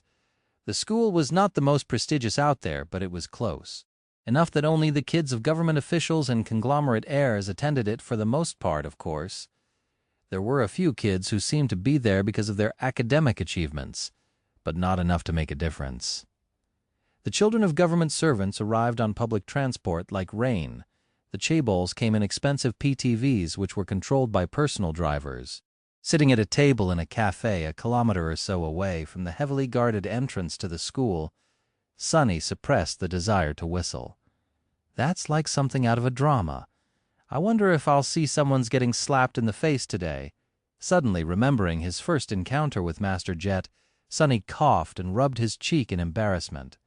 The happy shadow was still following Rain, stealthily moving from one shadowy patch to another. Then it waited for a good opportunity and dove inside the shadow of one of the kids, walking toward the same classroom as her. Sonny got comfortable and ordered a few pastries and a pot of tea. He couldn't quite believe that he was going to waste time attending school, of all things, even if it was in that very strange manner. He hadn't been to school in a dozen years already, not counting the months spent in the academy. Well, this should be interesting. Chapter 406, Educated Guess. Chapter 406, Educated Guess. A couple of hours later, Sonny was ready to claw his eyes out. Not because the lessons taught to Rain in school were boring, but because he had to watch a bunch of entitled kids exist in an enclosed space and make it as hard for everyone to learn anything as possible. The elite school seemed like a place of learning, but in fact, it was more like a battlefield. The hidden politics among the students and the hierarchy of numerous cliques they formed were more complex than the ruthless strife between the factions in the Bright Castle, and judging by their behavior, just as dire. But it was not. No one's life was at stake. No one was going to be exiled and starved to death if they did a wrong thing. All of this was simply about prestige, vanity, and standing. It was utterly stupid. However, once Sonny thought about it a bit more, he realized that it was not. Not to them, and maybe not at all. These kids were put under immense pressure, assigned a numerical value, and forced to compete with each other. As the result, they inevitably developed a fierce sense of resentment toward their rivals, which was only made deeper by the deep sense of insecurity this system instilled in them. No wonder they were at each other's throats. The school was, in fact, not only meant to teach the kids the skills necessary to survive and thrive in the real world, but also to destroy the very same softness Sonny had pondered about a few hours earlier. It wasn't hard to imagine that, at the end of it all, the best and most resilient students would become harsh and jaded, while the rest would simply be broken and discarded. A wasteful system, and one of very questionable effectiveness. Sipping tea in the quiet cafe, Sonny shook his head. Rich people, luckily for him, Rain seemed to be unaffected by the vitriol her classmates seemed to be more interested in than the actual studying. She sat calmly at the back of the class, avoiding getting embroiled in any drama, and dutifully learned at everything the teachers explained to the students. The lessons themselves, surprisingly, turned out to be very interesting. Sonny even found himself enjoying these hours very much. There had not been any combat lessons yet, but he did manage to catch this school's version of the wilderness survival course, as well as listen to a rather intriguing lecture about the early exploration of the dream realm. He also saw a lesson dedicated to various nightmare creatures, their biology, capabilities, and weaknesses. If he had known that much during his first months on the Forgotten Shore, well, it would not have changed much, really. No matter how much a person knew about these things, no sleeper was meant to face challenges of that magnitude. And yet he couldn't help but feel a bit wistful. He had been denied access to this treasury of knowledge as a kid. Who knew how his life would have turned out otherwise? It would have been a lot more interesting and enjoyable, at least. By then he had some idea of Rain's depth of knowledge and overall readiness for the nightmare spell, but he still did not know how well she was really being trained. He had to see her during a lesson in combat for that. After a while, Sonny had become a little bit bored. Listening to a lecture about spell tech absent-mindedly, he looked around the cafe. At this hour, there weren't a lot of people there, but that was swiftly changing. The white-collar workers from the surrounding buildings were now on their lunch break, as were senior students of the school. Several noisy groups were occupying tables near him, so he couldn't help but catch bits and pieces of their conversations. "No way! When is it coming out?" "In a couple of months, I think." "Who will play the female lead, then?" "No, wait, let me guess." These guys were apparently discussing some upcoming film, excitedly wondering about the casting. Something about their conversation appeared strange to Sonny, but he didn't pay it too much attention. None. That is the mindset of a true battle master. No way he meant to say that. Who do you think Lord Mongrel is? A nobody. Of course not. He only said that because he considers social status and renown meaningless. In the eyes of a warrior, such things are not even worth mentioning. The only thing that matters is your strength. That's why he hides his noble upbringing. Sonny stared at the couple of young men that were in the middle of a heated debate, then shook his head. "That's hilarious. What are the chances?" Apparently there was somewhere else out there with a similar alias.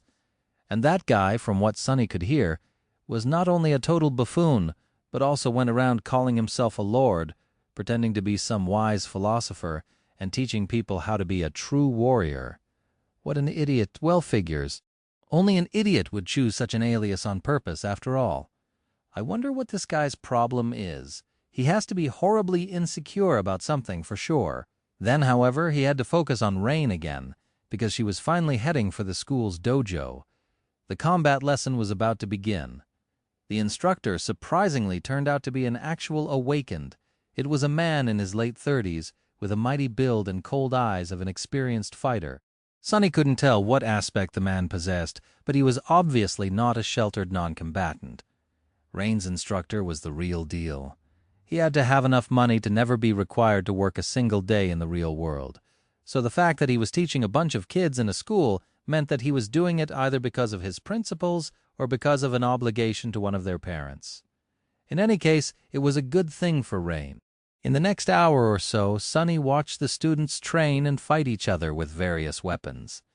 He expected them to use fake ones, but to his surprise, the awakened instructor insisted that the kids both wore heavy protective gear and wielded real ones, even if the weapons were blunted to not pose a real danger.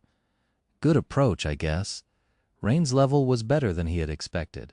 Not comparable to someone like Castor or Nephis, of course, but miles better than anything he would have been able at her age.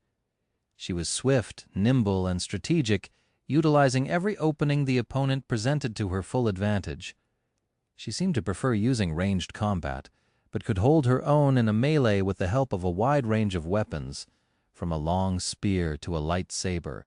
There were kids who were better than her and those who were worse, but none who could compare to her in terms of wits, and yet a deep frown appeared on his face.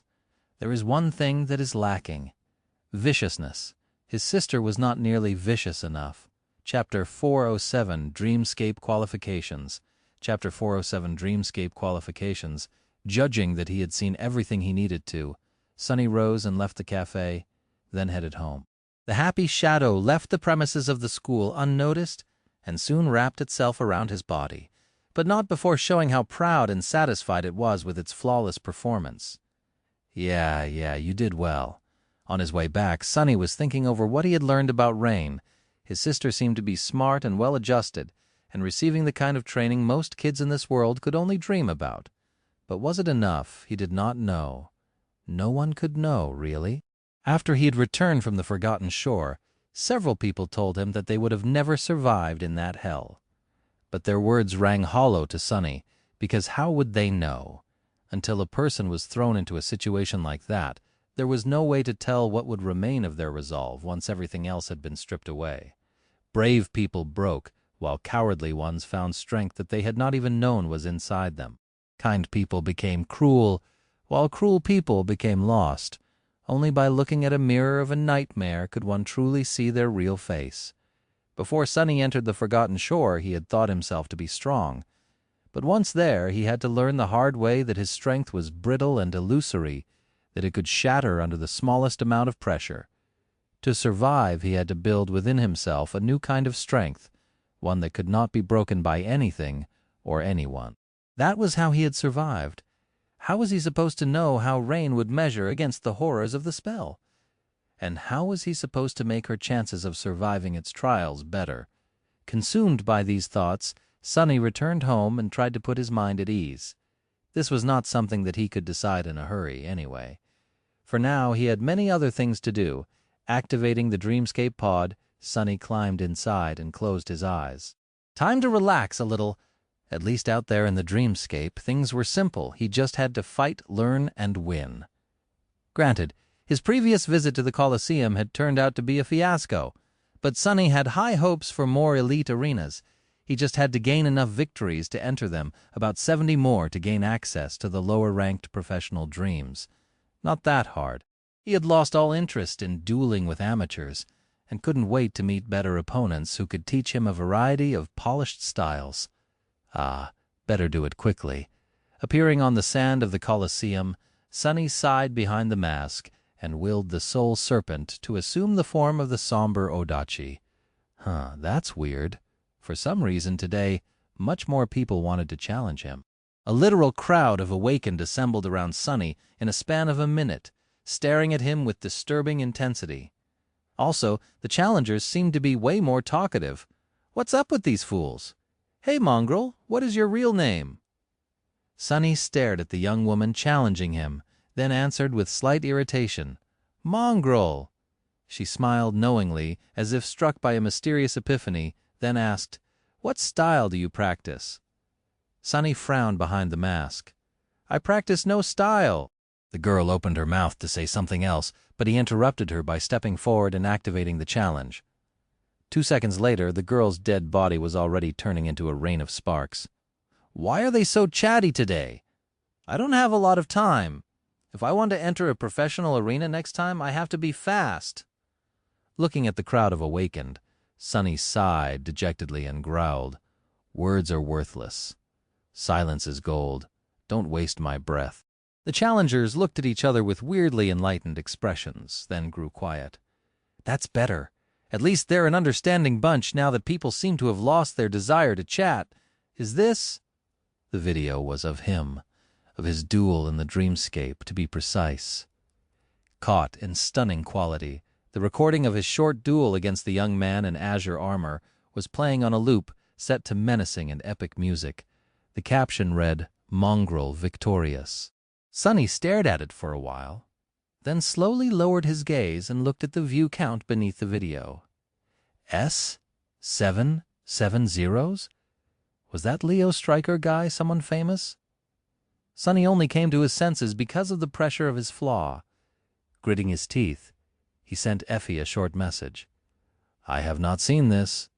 What the hell is happening? Feeling apprehensive, he went on the network and typed Mongrel Dreamscape in the search bar. Immediately, thousands upon thousands of results showed, all featuring the fearsome image of Weaver's mask. Sonny gulped. Oh no, oh no. He opened the first link and almost spat blood. Mongrel defeats Leo Striker, Taoist Safer, and the Fool in 3 strikes. The short montage of a bunch of his duels played. This one had even more views. That doesn't even make sense. Were those 2 famous as well? What, 3 strikes? I hit the second guy twice, feeling an approaching headache and a bit of panic. Sonny scrolled through the feed, growing paler and paler with each second. There were countless videos, captions, and discussions. Thousands of people were fervently debating his duels, his identity, and the hidden meaning of his words. It seemed as if they had somehow become convinced that he was some sort of a profound sage, going around spouting words of enlightened wisdom. There were whole discussion boards dedicated to interpreting his teachings. Oh no, Sonny grabbed his head, realizing that the buffoon he had heard being discussed in the cafe was him. Come to think of it, many of Rain's classmates had been talking about this stuff too. Had she seen this garbage as well? He groaned. At least no one seemed to have any idea about who Mongrel was. His efforts to obfuscate his identity were working, as was Weaver's mask. But the worst was still to come. As Sonny was studying the mess he had made, new notifications started appearing in the feed. Mongrel returns. Mongrel decimates the Colosseum. 70 victories in 60 minutes, Lord Mongrel's shocking rampage. Mongrel is Saint Redacted's bastard son. Confirmed. He closed his eyes. Gods, what is this crap? Opening a random link, he read in horror. Mongrel #1 sympathizer. I was there, guys. It was incredible. He was like a natural disaster. So awesome. Random shoe, did you hear what he said? Mongrel #1 sympathizer. Words are worthless. Silence is gold, so profound.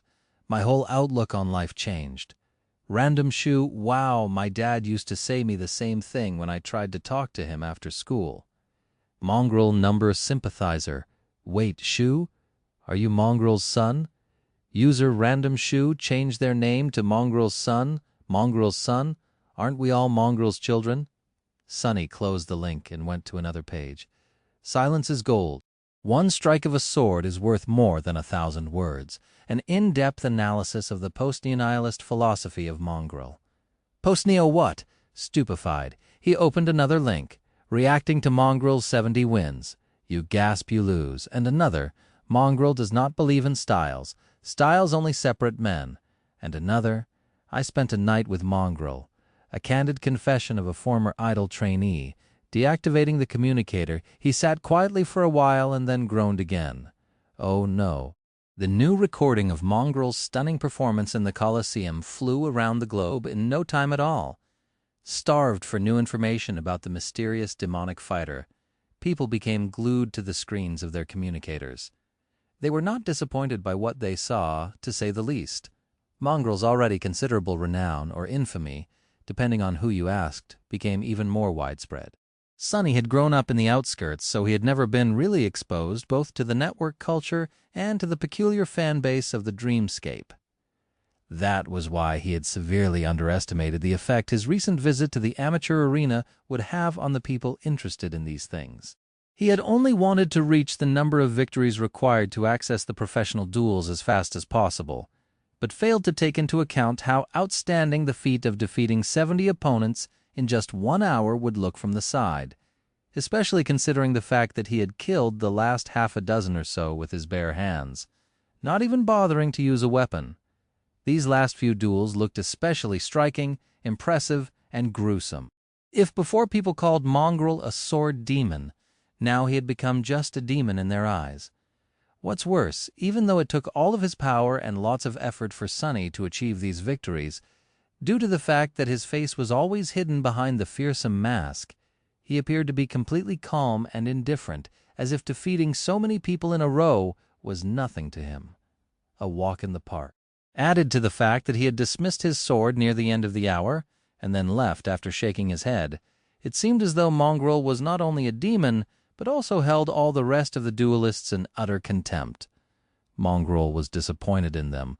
That disappointment ignited a fire in the hearts of many duelists of the Dreamscape, pushing them to train harder, reach higher, become stronger.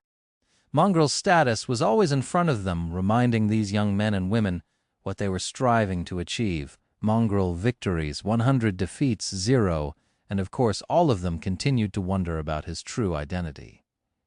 Very soon, someone made a logical connection. An incredibly talented young warrior appeared in the Dreamscape soon after the 100 survivors of the Forgotten Shore returned to the real world, putting every awakened there to shame. Obviously, Mongrel was one of these 100 heroes. But which one? It didn't take people a lot of time to solve the mystery. On one of the discussion boards on the network, an anonymous user wrote, "Guys, isn't it obvious? Who is among the best of the Forgotten Shore warriors, and also has a big reason to keep his identity a secret?" Another answered, Wait, you're right. It was right in front of us the whole time." And then the shocking piece of news spread through the network as wildfire. Mongrel's true identity is Kai of Nightingale. Chapter 409, Treasure Hunt. Chapter 409, Treasure Hunt. Night and Gale Representative Agency publishes an official statement. Popular idol and fashion icon, Night is not the controversial Dreamscape sensation, nor has he ever participated in any scandalous activities under the alias Mongrel. Sonny read the latest news title on the screen of his communicator and covered his face with a hand. Oh gods, how did poor Kai end up being involved in this mess? Had the world gone completely insane? He stared at the message icon at the bottom of the screen nervously, half expecting to receive an angry message from his friend. Or was it up to Sonny to apologize in advance? Kai had seen him purchasing the mantle of the underworld. After all, even though the onyx armor did not look the same as it had before being repaired and turning from pure stone to the strange stone-like metal, there was a possibility that he would recognize it. Ugh, why is life so hard? Sonny shook his head resentfully and stared at the ceiling. And then there was the issue of Rain. Sonny had watched her walk home through the eyes of the shadow and was once again consumed by uncertainty. Did he need to intervene? What was the best way to help her? Did she even require his help? There was no easy answer to any of these questions. He turned off the communicator, sat in the darkness for a while, then stood up and went to the kitchen, retrieving all the things that could spoil quickly from the ruined refrigerator.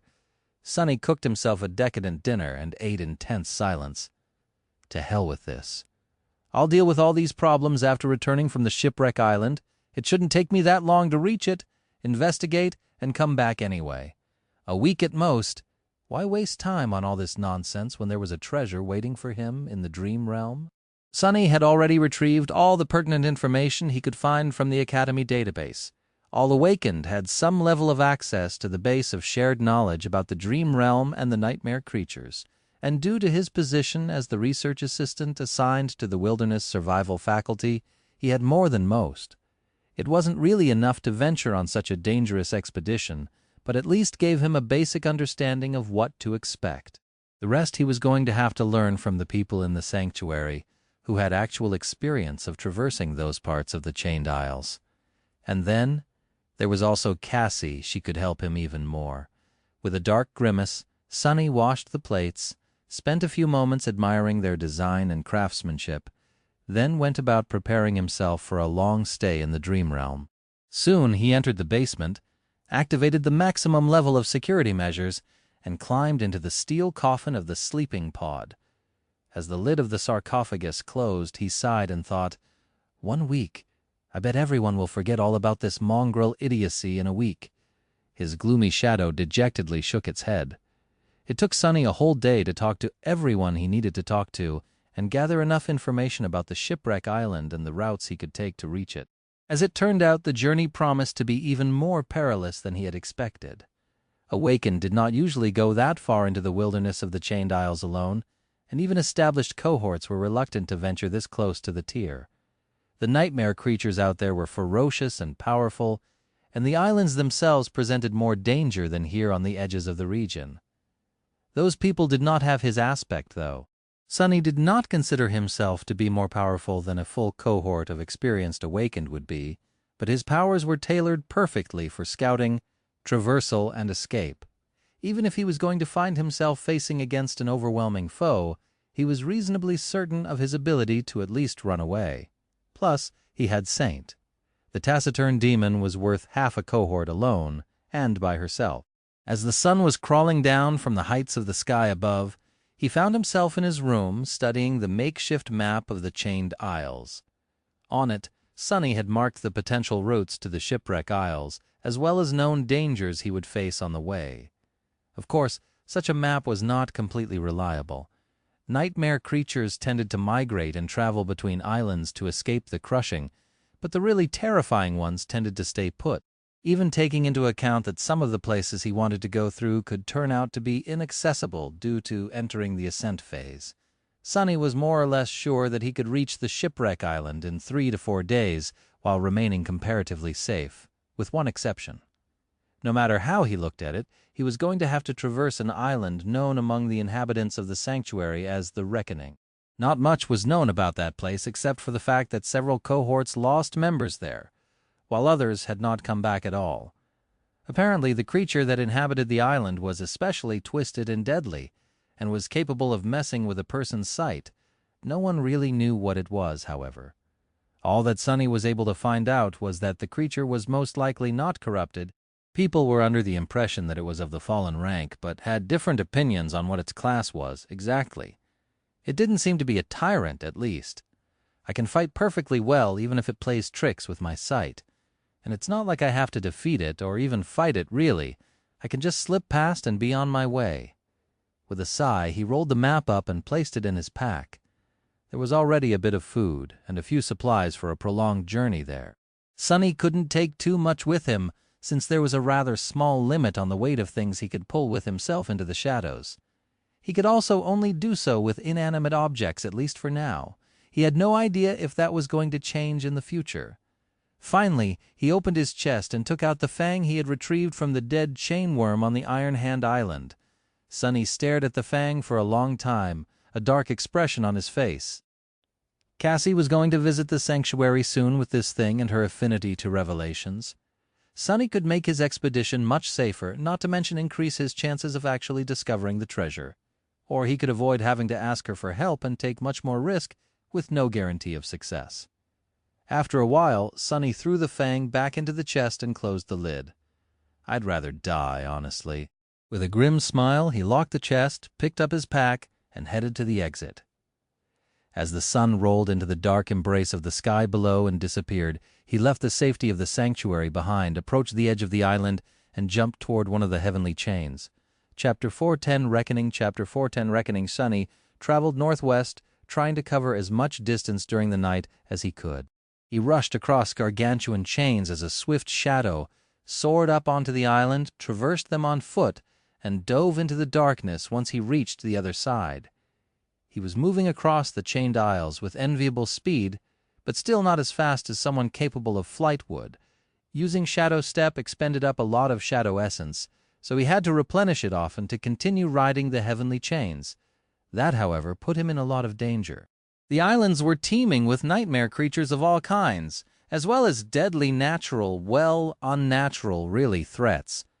Sonny had to remain cautious at all times, keeping one shadow wrapped around his body while the other scouted ahead. He hid in the shadows to avoid fighting with wandering abominations or, if there was no other choice, teleported away. These jumps, however, only served to devour more of his essence, forcing him to rest and circulate it through the coils of the soul serpent as he waited for his cores to fill up. Most of the time, he didn't feel like there was a real threat to his life. Sonny's combination of attributes and abilities made him a very hard prey to hunt. No matter what kind of a horror tried, he always managed to slip away, for now at least. As long as he did not venture into the territory of the really terrifying nightmare creatures, like those corrupted fiends that claimed some of the islands or the beings that dwelled on the dark side of them. He was going to be all right for as long as he managed his essence carefully against those powerful abominations, though even being a shadow was not a guarantee of safety. He still remembered the 2 ghostly torches in the dungeon beneath the ruined cathedral in the Dark City. On his way, Sonny visited many islands that he had already explored before, and some that he never had a reason to visit. Each was lethal in its own way, and hid alluring mysteries, most of which were bound to turn out to be nothing but inescapable traps, of course. He suppressed his curiosity and moved past. With 2 skies full of bright stars, the Chained Isles were stunning at night. Even while rushing forward and hiding from the abominations populating this breathtaking and terrible land, Sonny couldn't help but marvel at its dark beauty. But beautiful things were the most dangerous. By now he had learned that lesson all too well. At dawn, Sonny finally reached the island that was supposed to be the first stop on his journey. It was a desolate place where nothing lived, with rocky ground and plenty of small impact craters that had been left behind by the debris on the neighboring island. The chains holding that island in place had broken once, a long time ago. As the result, not restrained by anything, it soared high into the sky and eventually fell apart, ripped to pieces by the crushing. Its remaining neighbor was not of any particular to Sonny, but it was a good place to rest and catch his breath. Hiding in one of the craters, Sonny ate a miserly breakfast and drank from the endless spring. Then he looked at the rising sun, studied his map for a few minutes, and summoned Saint, as the taciturn demon stepped out of his shadow at enough of a distance to not subject him to the soul-eroding effect of the broken oath, of course. Sonny glanced at her, tiredly rubbed his face, and said, "I'm going to sleep. You stand watch, please?" The shadow stared at him indifferently for a second, then knocked an arrow on the string of her bow and turned away. Sonny sighed. He could do without sleep for a couple more days, but it was wise to keep himself in the best possible shape. One never knew what could happen in the dream realm after all. Using his pack as a pillow, Sonny lay down and closed his eyes. Just a few hours a day later he reached the reckoning. The ominous island that so many people in the sanctuary dreaded was large, spanning no less than 12 kilometers across. What's worse, it was supported by only 2 chains, which were situated almost exactly opposite of each other. To get to the next one, Sonny had no choice but to travel the whole length of the island. There was grass covering the ground, with a forest of tall evergreen trees visible in the distance. He could see a rocky hill far away, with a waterfall rushing from a weathered cliff. Just like everywhere on the chained isles, it was unclear where the water came from and where it went. Sonny was already used to the strangeness of this land to pay it any attention. The reckoning seemed like a beautiful and tranquil place. Idyllic, even. However, looking at it through the eyes of the shadow, Sonny couldn't help but feel a deep sense of unease. Something was very wrong with this place. It was very picturesque, however. He couldn't see or hear any living beings on the island. There was no sound other than the rustle of the wind, no movement other than the slow swaying of the trees. There were no beasts, no insects, no anything. Not a single nightmare creature could be seen wandering the expanse of the peaceful island. What could be so terrible that even nightmare creatures did not dare to come to this place? Or had they been slaughtered by the owner of the island? If so, where were the bones? Or bone dust, at least. I don't like this. Initially, Sonny thought of traversing the reckoning in his usual manner, on foot. But now he changed his mind. It was better to waste an additional amount of shadow essence than to risk meeting the ruler of this ominous place face to face, if the surface of the island near the shadow he had sent to take a look at it. Sonny did not assume physical form, preferring to remain incorporeal. That way he would be able to reach the other side of the reckoning unseen. Where is that terrible creature, anyway? He couldn't see any hint of it anywhere. Full of grim apprehension, he slowly moved through the deep shadows that were cast by the tall trees of the evergreen forest. No matter how hard Sonny looked, he didn't notice any movement near him. It was as though the fallen abomination that gave the island its name Reckoning had simply disappeared. Maybe it can't be seen. Sonny cut off his vision and concentrated on the shadow sense. His perception of shadows came into focus, reaching far and wide. And there, what was that? There was one shadow in particular that didn't belong to anything, approaching him with terrible speed. The bastard is invisible. Sonny froze, becoming absolutely still. In this state, he was not only one of the shadows, but also indistinguishable from the larger shadow he was hiding in. He didn't possess a physical body, so nothing was supposed to be able to hurt him in that state, at least physically. The invisible creature continued to move in his direction even faster than before. Wait, no, something doesn't make sense. Even if the abomination was invisible, why was there no sound? Why didn't grass bend beneath its feet? It was almost as if the nightmare creature that dwelt on the reckoning was really a shadow. Before Sunny could react, the owner of the reckoning was upon him. And then he learned that shadows too could feel pain. Chapter 411. Reflection. Chapter 411, Reflection. Sunny had never fought in his shadow form, and really he didn't even know how. All he had were his instincts, but that wasn't enough. In fact, trusting your instincts too much was a sure way to get yourself killed. Intelligence was the most dangerous weapon in the arsenal of a human, and it was Sunny's mind that ended up saving his life. He had realized that his enemy was not invisible but a shadow just like him only a moment before the creature was upon him. In that split second, Sunny managed to come up with the only way to escape death. As sharp pain pierced his entire being, he lunged forward and escaped the shadows rolling away on the grass. Jumping to his feet, Sunny staggered and clutched at his side, blood flowing between his fingers. Arg, the shadow of the unknown abomination, lunged in pursuit and swiped uselessly across his body, not causing him any harm. It was just a shadow after all. Throwing a glance at the thin tear in the puppeteer's shroud and a deep wound beneath it, Sunny took a step back. Simultaneously, he gave his shadows a command to hide themselves under his armor and augment his body. Physical attacks couldn't harm shadows, but shadows also had no way to harm living beings. That was the thought that had saved him. If he had failed to assume the shape of a human in time, he would have been dead by now, most likely. Because he had not, however, he and the shadow creature were now at a standstill. The master of the Reckoning Island tried to attack him several more times, each strike ending up as fruitless as the previous ones. Then it froze as if, think, even for a nightmare creature like you. With that, he raised his hand as if to caress the cheek of the pale young man, and then swiped it swiftly across his neck.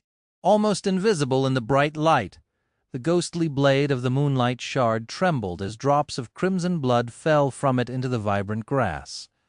The young man didn't move, but his pupils widened. A few moments later, blood flowed from between his lips, painting his pale skin red. Sunny looked at the dying apparition, deeply disturbed by the visage in front of him. It was not every day that one got to see himself die. That is, he paled slightly, but did not look away. In front of him, a person who looked exactly like himself was slowly drowning in blood, a crimson torrent flowing from his cut throat. A few moments later, when the creature was on the death's doorstep, its body suddenly trembled, and then shifted slightly. A tortured smile appeared on its face. The apparition's lips moved, but just as before, no sound escaped from them. However, Sunny thought that he had managed to read a few words. We never searching. That was what the apparition had tried to say. Then the light in its eyes extinguished. A strange ripple spread over the young man's body, and a moment later thin cracks appeared on his skin. After a second or two, the creature shattered into a rain of silver glass, which then turned into a stream of light and disappeared. Only one jagged mirror shard remained laying in the grass, reflecting nothing but cold darkness. As Sunny stared at all this in bewilderment, the spell whispered, "You have slain an ascended reflection, mirror beast." Sunny blinked. Wait, what did it just say? The spell, however, wasn't done speaking. You have received a memory. Chapter 414, Mystery of the Dark Mirror. Chapter 414, Mystery of the Dark Mirror. Sunny stared at the ground, confused. What just happened? Why did the spell call that thing an ascended reflection? What was a reflection? And why was it ascended instead of fallen? How could a nightmare creature be ascended? He frowned. Was it not a nightmare creature? How is that possible? The apparition was definitely not a human. So what else could it be if not one of the dream realm's abominations? And one more thing. The spell did not say that his shadow had grown stronger, did it? To make sure, Sunny checked the number of his shadow fragments. Just as he had suspected, it didn't change. He even dove into the soul sea and saw that there was no new shadow among the rows of the creatures he had slain. This is very, very strange. What the hell had he just killed? With a deep frown on his face, Sunny bent down and cautiously picked up the jagged mirror shard that the apparition had left behind. No matter how he looked at it, the shard resembled a perfectly mundane piece of glass, with a thin layer of silver painted over its reverse side. The only strange thing about it was that no matter how Sunny turned the shard, It refused to reflect anything except for an impenetrable veil of darkness. There was also an inscription on its reverse. Sonny's frown deepened when he realized that the inscription was not made with runes. Instead, what he saw were the familiar letters of the human alphabet. They were clumsy and awkward, as if written by a child's hand. There was only one word written on the mirror shard: Beastie. What the hell is that supposed to mean? The mystery of the mirror beast was so strange that for a time Sonny even forgot about the burning pain in his side. Eventually, he whispered, "An echo?" Echoes did not possess souls, so he expected that slaying one would not reward him with any shadow fragments, just like what had happened after Mirror Beast's death. The apparition, however, was obviously not an echo. It was too independent, sentient, and had too much individuality to be a simple copy of a dead nightmare creature. Not to mention that it had been ruling the reckoning for the past few years with no human master in sight. There was, however, a type of being that it resembled. Sonny threw a dark look at the remains of a tree that had been shattered by Saint's body. In many ways, the strange reflection resembled a shadow. Was the mirror beast a type of echo created by someone's aspect? Its creator must have been incredibly powerful then. If so, where were they? What had happened to them? And why was their reflection wandering the chained aisles in a feral state? There were no answers. It was just a theory anyway. Sonny had no proof whatsoever to substantiate it. Maybe his new memory would give him some answers. He was about to summon the runes, but a sudden pulse of pain reminded him that he was in fact still wounded. With a hiss, Sonny clutched at his side and looked around, searching for shelter. He was going to have to tend to his wounds and rest after the fight with Mirror Beast. The memory could wait until after he wasn't bleeding so much. Wrapping the strange mirror shard in a piece of fabric and placing it into his pack, Sonny used some of his last remaining reserve of shadow essence to step through the shadows and appear near the rocky hill in the center of the island. His shadow had noticed a shallow cave there which was situated, obviously, behind the foaming wall of the picturesque waterfall. Walking on a narrow stone ledge that led behind the waterfall, Sonny checked that the cave was empty and then entered its cool shade. The cave wasn't very big, but due to its location and hidden nature, there was no better shelter on the entire island.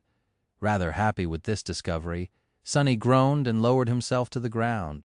Sending Saint to keep watch outside, he dismissed the puppeteer's shroud, then opened his pack and took out a small box containing several thin needles and a span of silk thread.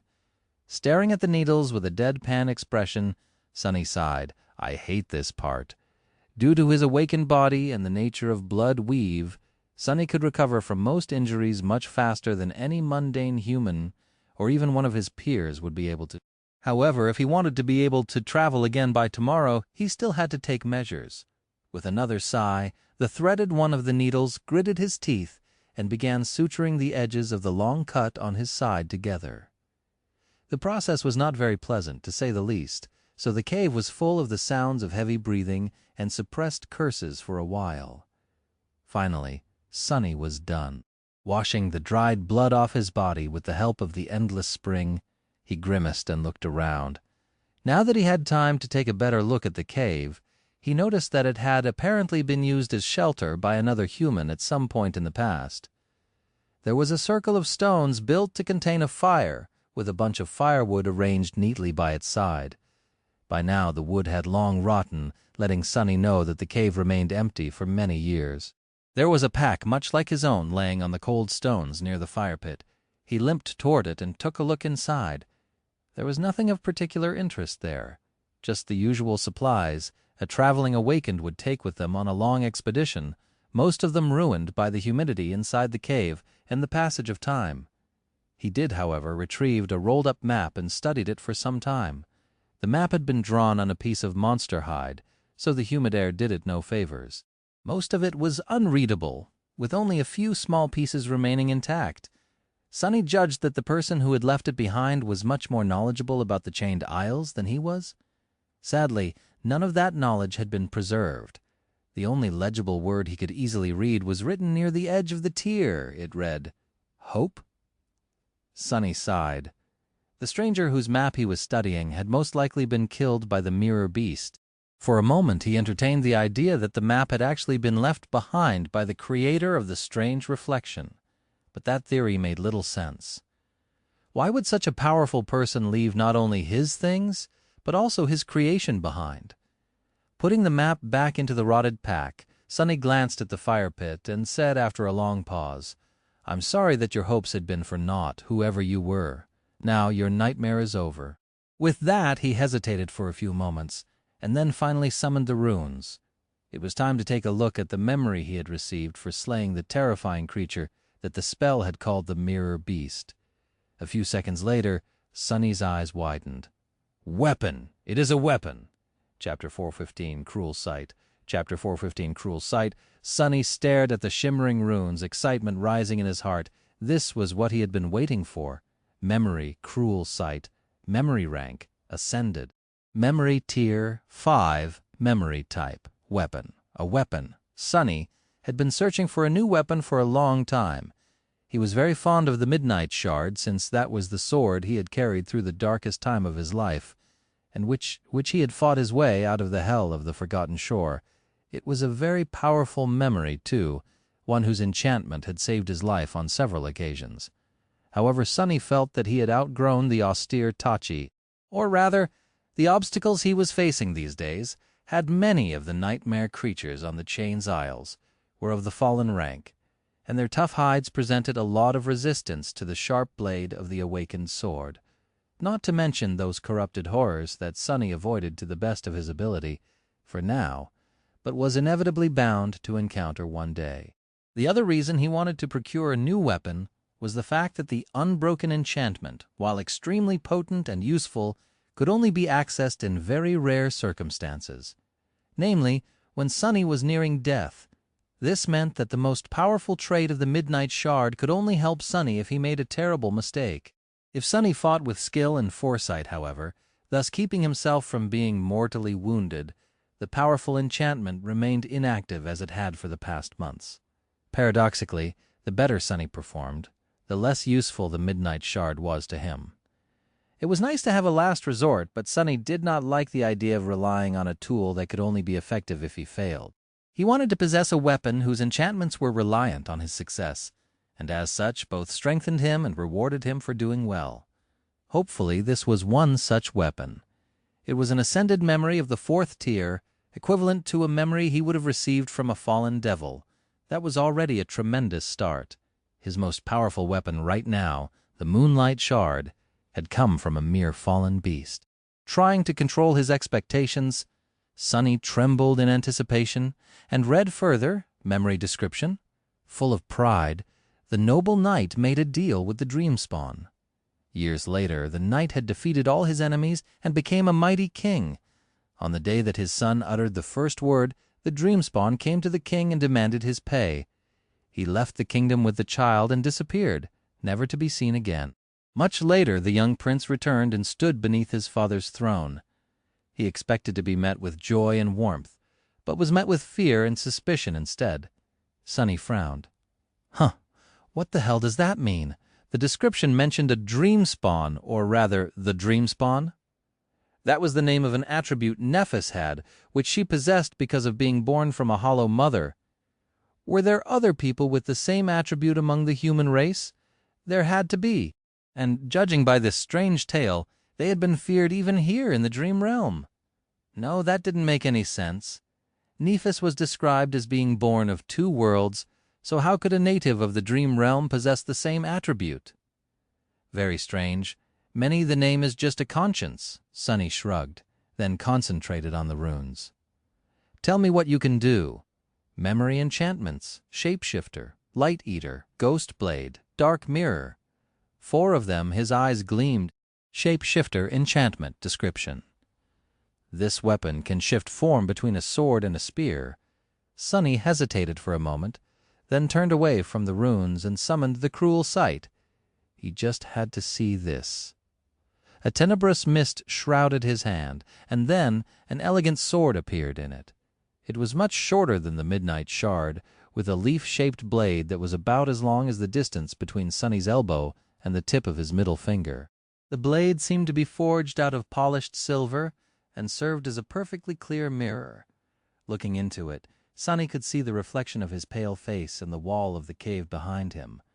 The hilt of the short sword was made out of polished black wood, which was encased in intricately engraved silver near the guard and at the pommel. The cruel sight was light and swift. Sonny slashed the air several times and smiled. It was going to take some time to get used to using a single-handed sword, but he liked it. It already felt like an extension of his hand. It was much more suited for stealth attacks, too. The sword was also double-edged, which gave him more freedom in how to use it. But that wasn't all. Following a mental command, the hilt of the sword suddenly began to extend. A second later, Sonny was holding a long, graceful spear. The black shaft contrasted against the silver blade, creating a beautiful and somber image. The blade itself kept its length, so Sonny could perform not only thrusting attacks, but also cuts and slashes. He stared at the somber, elegant spear for a bit, then commanded it to turn back into the sword. This was going to be a challenge. Sonny wasn't really proficient with polearms, but he had seen how versatile, unpredictable, and deadly they could be in the hands of a master. Not to mention that he had wished to have more distance between himself and the nightmare creatures he fought on numerous occasions. This weapon was a perfect combination of mobility and reach, allowing him to effortlessly switch between a nimble short sword and a devastating long spear. It gave him access to the best of both worlds. His smile widened. Perfect. This is perfect. What else could it do? There were 3 enchantments left. Light Eater, enchantment, description. The blade of this weapon can reflect, absorb, and expel light. That would be useful to control shadows, as well as potentially blinding the opponents. Ghost Blade, enchantment, description. This weapon can strike at incorporeal targets, an incredible ability that would give Sonny the ability to fight against some of the most dangerous creatures in the dream realm, those wraiths that were immune to physical damage. Dark Mirror, enchantment, description. Each attack of this weapon can be augmented with elemental damage. It can be charged with any element the wielder has been damaged by. Current charge, none, Sonny gasped. A permanent elemental augmentation. This is incredible! Chapter 416, Hanged Man. Chapter 416, Hanged Man. Sonny stared at the emptiness for some time, thinking. His new weapon was an ascended one of the 4th rank, which already made it much more formidable than anything else in his arsenal. It was adamantine and sharp as a razor, which would allow him to cut through fallen creatures as if they were made of butter. Well, not exactly, but rather close. Added to that were the considerable reach of its spear form and the incredible swiftness of its sword form. But there was more. The cruel sight was capable of augmenting its attacks with elemental damage. That meant that each wound Sonny would deliver to his enemies would be more dire. Not only that, but the nature of the augmentation could be changed, which meant that if given enough time to prepare, he would be able to exploit the weaknesses of his opponents with the element they were most vulnerable to. He just had to get himself wounded by that same element. Ouch. Everything that was worth it had to hurt a little. Sonny had learned it many years ago, speaking of which. He sighed, then summoned the cruel sight and held it in his hands for a bit. Then he stood up and walked toward the exit from the cave. As the sound of the waterfall grew louder and louder, he prepared himself. A second later, Sonny entered the field of soul erosion emanated from Saint's armor. Instantly he felt weak and in pain, as though the very essence of his self was being dissolved by a terrible force. Arg, curses. No matter how many times he was subjected to the effect of the broken oath, it was a vile feeling every time. The only good thing about it was that souls, just like bodies, could heal with time, and as long as he did not spend too much time being damaged by the evil memory, he would be able to recover in a day or two. Gritting his teeth, Sonny summoned the runes describing the cruel sight and simultaneously sent essence into its silver blade, activating the Dark Mirror enchantment. As his contorted face reflected in the polished silver of the elegant sword, nothing about it changed, however. The cruel sight suddenly seemed different, as if an invisible, cold, and sharp aura surrounded its edges. Sonny looked at the description of the Dark Mirror. Current charge, soul. With a relieved sigh, he took a few steps back and escaped the radius of the broken oath. The sensation of his soul being slowly destroyed swiftly disappeared. The runes, however, did not change. Sunny had to feed the memory with a small amount of shadow essence to activate the augmenting enchantment, but its blade would remain entwined with the element of his choice until he charged it with another. A cruel smile appeared on his lips. Just like that, Sunny now possessed a weapon capable of dealing soul damage, the rarest and most insidious type of damage he knew of, one that very few beings out there had any resistance to. In a span of one day, his lethality had grown manyfold. Dismissing the somber sword, Sunny turned around and walked back into the cave. "I guess I am the true harbinger of reckoning now." His gloomy shadow lingered for a bit, then scratched the back of its head. For once it had nothing to add. 2 days later, Sunny was finally approaching Shipwreck Island. Currently, he was on the neighboring one, hiding in the shadow of a collapsed stone tower that had long ago become overgrown with moss. Somewhere behind him, the body of a giant worm-like creature lay on the ground, its body sipping with foul black blood. Sunny had spent a lot of essence jumping through shadows to avoid being devoured by that thing. No matter how many times he had pierced its flesh with his spear, the worm seemed to possess an almost endless amount of vitality. The fact that Sunny had no idea where any of the abomination's vital organs were only made the situation worse. In the end, however, the nightmare creature had succumbed to the damage being continuously dealt to its soul. And now it was dead. Swarms of smaller, but body, and he surely had no plans of using the worm's meat as food. And regardless, his attention was currently concentrated elsewhere. What the hell? The Shipwreck Island was currently at the height of its ascent phase, and loomed high above in the sky. As the result, Sunny was able to see its underbelly far away in the distance. The downside of the island was shrouded in eternal shadow, and something vast and terrifying was moving in it. The inhabitants of the dark side were all powerful and unsightly, but the thing nesting under that one in particular was especially harrowing. Perhaps all islands this close to the tier sheltered such horrors, but even that was not the thing Sunny was looking at. I guess I have my answer.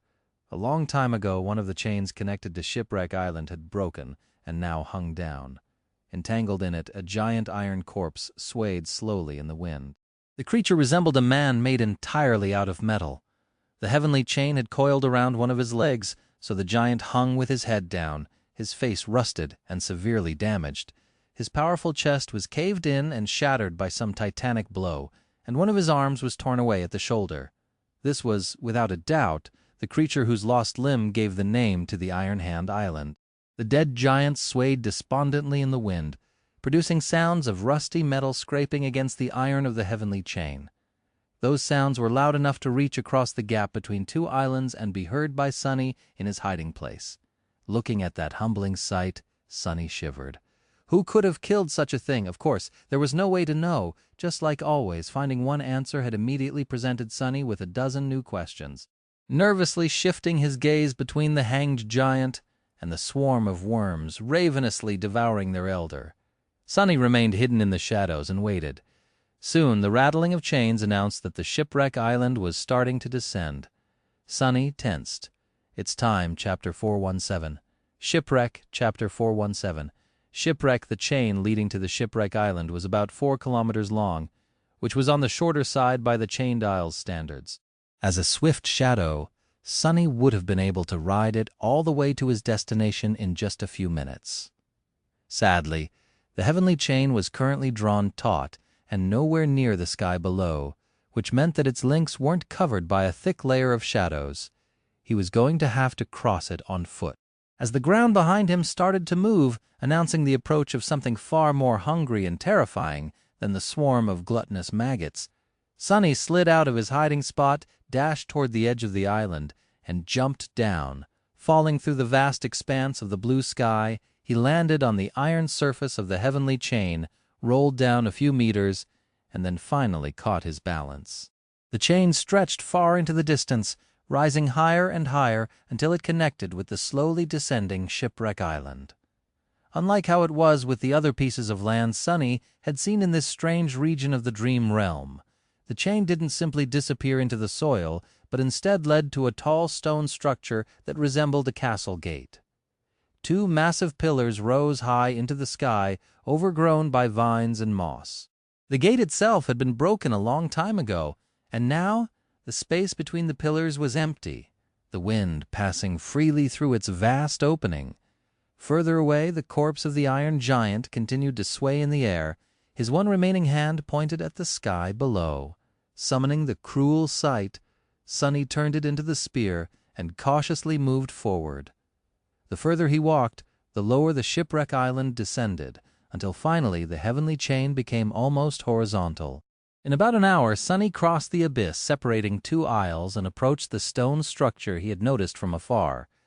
Up close, it was even more monumental. He found out that he had been wrong, though. The pillars did not seem like they had ever served to house a massive gate. Instead, they just reached for the sky, built for some unknown purpose. There were weathered steps cut into each of the pillars, leading all the way to the top. Sonny frowned. Who would be crazy enough to climb that high? Even now that the island had descended, up there on top of the monumental pillars, the crushing must have been suffocating. With a shrug, he used the dark wing to glide upward and climbed onto a wide stone platform between the pillars. From here, the remains of an ancient road led further into the island. Following it to reach the top of a low hill, Sonny stopped and looked down at the site of the peculiar landmark that gave this place its name. At the very heart of the desolate island, a large wooden ship lay broken on the ground. It must have been beautiful and magnificent once, but now all that remained of its former glory were the fluid lines of the graceful and narrow hull. The ancient wood somehow remained untouched by the passage of time, but the bow of the ship was completely shattered. There were also large breaches here and there along the length of the wreck, and green vines covering large sections of it. What was a ship doing at the heart of a land that had no rivers and no seas remained a mystery, but Sonny became hypnotized by the sight of a crushed vessel for a completely different reason. A triumphant spark appeared in his eyes. "I guess I'm in luck today." With a dark smile, he shifted his gaze and looked at the tall mast of the ship. A dead, withered tree coiled around it, its naked branches stretching into the sky like bones. Sonny recognized that tree, even if it looked very different from how it was depicted on the reverse side of the mysterious coins, full of life and in bloom. This was the same ship he had seen before, which meant that the coin might have come from inside the wreck, or at least was connected to it somehow. Initially, Sonny had only planned to scout the vicinity of the island and search for the traces left by the dead chain worm, but now he felt as if this scouting expedition could actually lead him directly to the treasure he so desperately wanted to find. What were the chances that the coins depicting the strange ship came from somewhere else? Close to zero, most likely. Now, he only had to sneak into the wreck, explore it, and return in one piece, which was not an easy task, considering how close to the tier the island was. Sonny could not see any nightmare creatures moving across its surface, but he knew that there had to be some, and that they were going to be of the truly dreadful kind. Still, he wasn't going to turn back now. It's worth it. Sonny spent some time observing the island. No matter how hard he looked and how much his shadows roamed around, he couldn't see any abominations anywhere near the ancient ship. That didn't mean there were none, though. It just meant that they were better at hiding than he was at looking. After a while, Sonny frowned and summoned Saint. The taciturn demon stepped out of his shadow a few hundred meters down the slope of the hill and indifferently looked around. Then she dismissed her bow and instead summoned a melee weapon. The midnight shard appeared in her hands, its austere blade reflecting the black onyx of the shadow's armor. The two suited each other very well. Saint turned her back to Sonny, raised the long tachi, and calmly headed toward the distant wreck. After 30 seconds or so, he left his shelter and followed, keeping to the shadows. Minute after minute passed in tense silence. Despite his expectations, they didn't meet any powerful abominations. The island was quiet and deserted, covered only by overgrown ruins, vines, and piles of broken wood. When they were halfway to the ship, however, something finally changed. As Saint approached one of the piles of debris, it suddenly moved and then assembled itself into the shape of a tall, menacing humanoid creature, its hands ending in long, jagged blades. As countless similar piles of splintered wood began to move all around them, Sonny breathed out a curse. It had started so well. Chapter 418, Remnant Crew. Chapter 418, Remnant Crew Damnation. Before the first wood wraith could even fully form, Saint was already upon it. The blade of the midnight shard flashed through the air and bit into the body of the creature with the dull sound of an axe striking the bark of a tree. The effect was somewhat the same. Although she managed to do some damage, the wraith simply ignored the shallow cut and lurched forward, towering above the graceful stone knight with destructive menace. Its hands fell down with crushing force, the wooden blades aimed at Saint's helmet. Wood couldn't cut stone, right? The shadow seemed reluctant to check. She easily sidestepped the creature's attack and thrust upward, driving the tip of the midnight shard into the enemy's neck. Augmented by one of Sunny's shadows, the sword went deep into the adamantine wood. A moment later, the second shadow wrapped itself around the body of the taciturn demon, causing her skin to shine with dark radiance. The coral gem of the broken oath glowed brightly on her black breastplate. Saint twisted her blade and pushed it sideways, causing half of the wood wraith's neck to explode into a rain of splinters. The creature staggered and lashed out with another strike, but it was too late. The shadow calmly shifted her weight from one leg to another and delivered a devastating slash, beheading her enemy. As the wraith fell apart and turned back into a pile of debris, she looked at it indifferently and then hit the dull side of the midnight shard's blade against her shoulder twice. The voice of the spell whispered, "You have slain a fallen beast, Sailor Doll. Your shadow grows stronger." Sunny gritted his teeth. Crap. Augmented by two shadows, Saint had defeated one of these dolls without too much problem. However, there were countless more rising from the ground. Sunny counted at least several dozen before losing count. What should I do? Fighting the horde of fallen beasts was clearly suicide. He could either retreat or order Saint to draw their attention away and sneak onto the ship. He could also recall one of the shadows, send it ahead, and then use Shadow Step to travel instantly between his current position and the wreck. But that meant leaving Saint weaker. Decisions. She should be fine for a few minutes, right? Throwing a glance at the taciturn demon, Sunny sighed and dashed toward the ship. "Have fun, you three." Saint looked at him, then silently turned away and raised the midnight shard. As Sunny jumped from shadow to shadow, something crashed thunderously behind him. You have slain a fallen beast, but not too much fun. No matter how formidable his demon was when augmented by the shadow and wielding a powerful memory, she was still just an awakened. He had to be swift. As Sunny appeared from a shadow, something massive suddenly lunged at him. Without slowing down, he dove under the blade of another wood wraith, then lashed out with the cruel sight. The silver blade of the sword cut through the body of the abomination, leaving a deep gash on its side. Sunny slid on the moss, escaping from the attack reach of the massive creature. Twisting around, he thrust his sword into empty air. A split second later, however, the hilt of the somber weapon extended, turning it into a long spear. The silver blade pierced the chest of the wood wraith with surprising ease. The sailor doll was still alive, but its soul was damaged. It staggered and took a step forward, driving the spear deeper into its flesh. Sunny tilted his head, then dissolved into shadows and appeared behind the creature. A moment later, the moonlight shard pierced its head. You have slain a fallen beast, Sailor Doll. Your shadow grows stronger. Sunny retrieved his weapons. You have slain Saint was busy, too. Glancing back, he saw that she was close to being surrounded by a mass of menacing wooden creatures. Not good. Not wasting any more time. Sunny turned away and continued moving toward the wreck. A few minutes later, Sunny reached the broken ship, dove into one of the breaches in its hull, and hid in the shadows. Then he immediately dismissed Saint. Making sure that nothing posed an immediate threat to him, he then quickly checked on the taciturn demon in the Soul Sea. The shadow had received several wounds in the fight against the swarm of wraiths, but none of them was too serious. She was going to have to spend some time restoring herself in the nurturing black flames of the Shadow Core.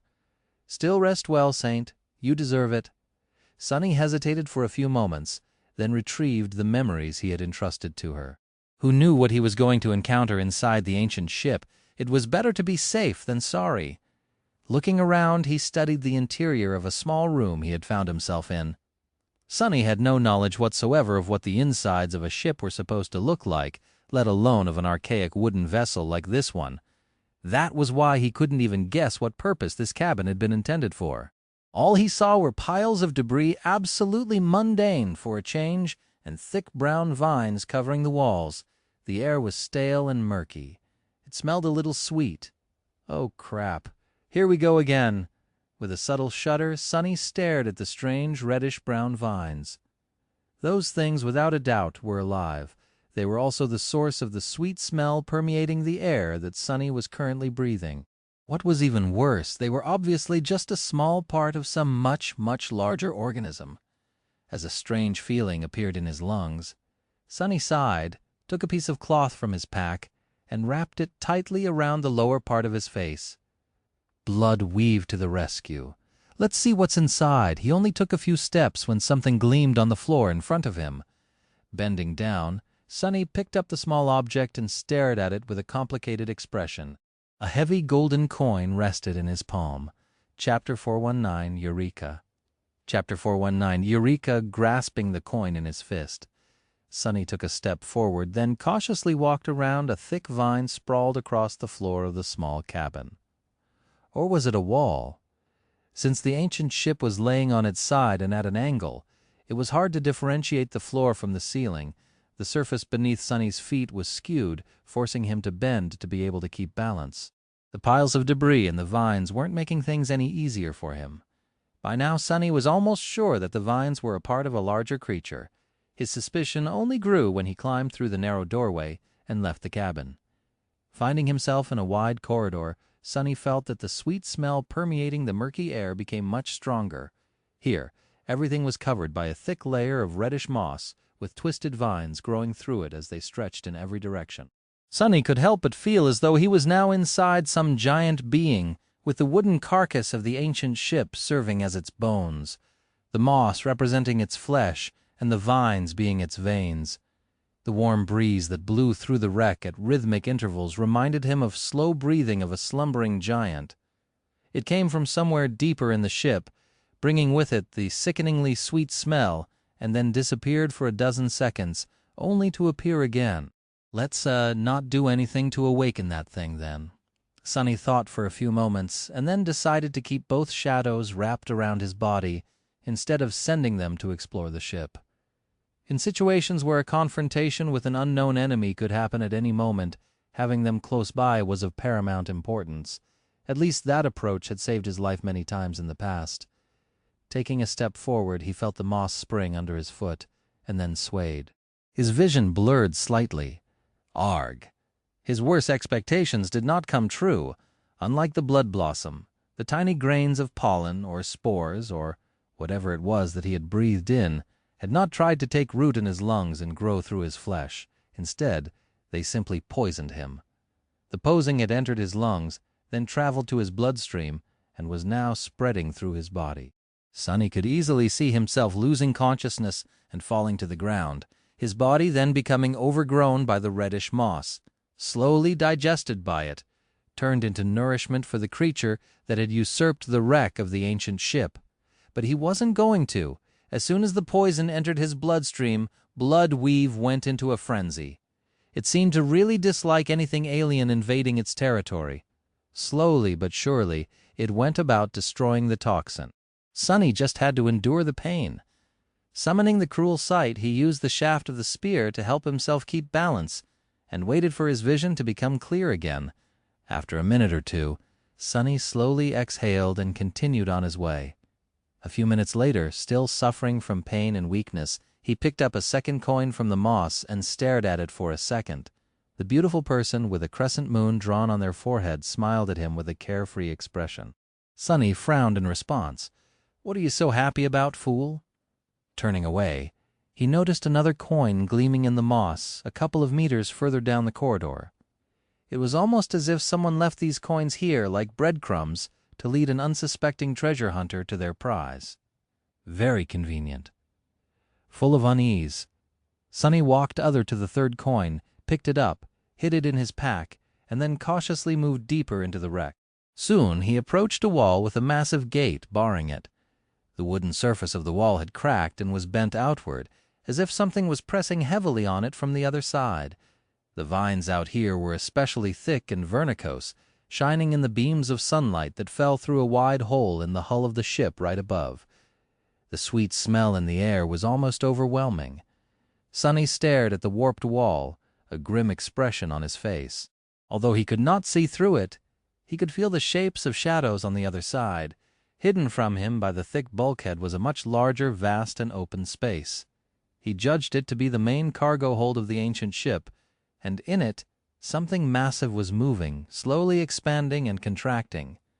Brown vines that had devoured the wreck all originated from that place. The sickening breeze that blew through the ancient ship from time to time came simultaneously with the contracting of the massive shadow. Sonny lingered for a while, then decided that he had no desire to disturb the slumber of that being.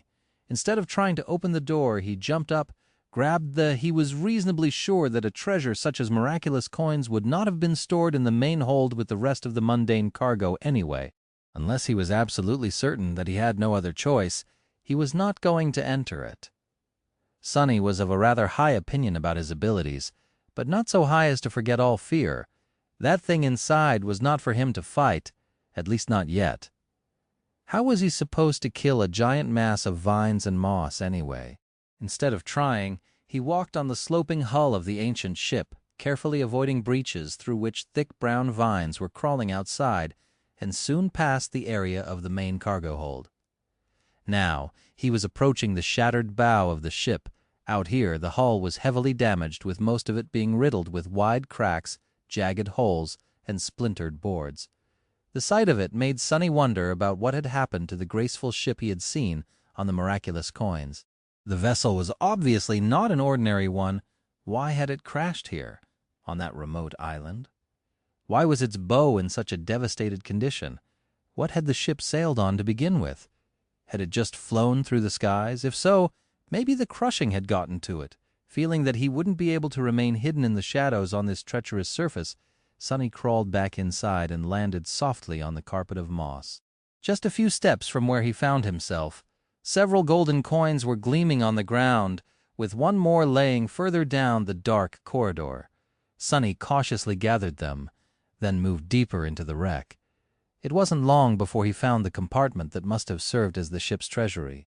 He knew that there was something special about it instantly, simply for the fact that the floorboards around the heavy door were the only place on the entire ancient ship that was completely free of the reddish moss, the vernicose vines, and the air near it was void of the sickeningly sweet smell of the poisonous spores.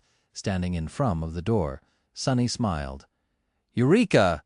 Sonny approached the heavily reinforced door and tried to sense if something was moving on the other side of it. There was nothing. It didn't feel as though something dangerous waited for him inside the treasury. On the contrary, with how fresh the air was and how clean the floorboards were, the treasury looked almost inviting. He wasn't entirely convinced, though. Sonny lingered for a bit, then commanded one of his shadows to separate itself from his body and slide under the door. It was going to remain very close, so he was willing to risk weakening himself for a bit. How do I even open this thing? A moment later, Sonny grimaced and covered his face with a palm. When did I become this stupid? Looking through the eyes of the happy shadow, he saw the armored compartment in its entirety. It was a large room with a high ceiling and 3 heavy chests standing in its center. The entire back wall of the treasury, though, was missing, letting in a flood of sunlight through the jagged edges of a massive breach. Of course it's missing. The chain worm had to have gotten inside somehow after all.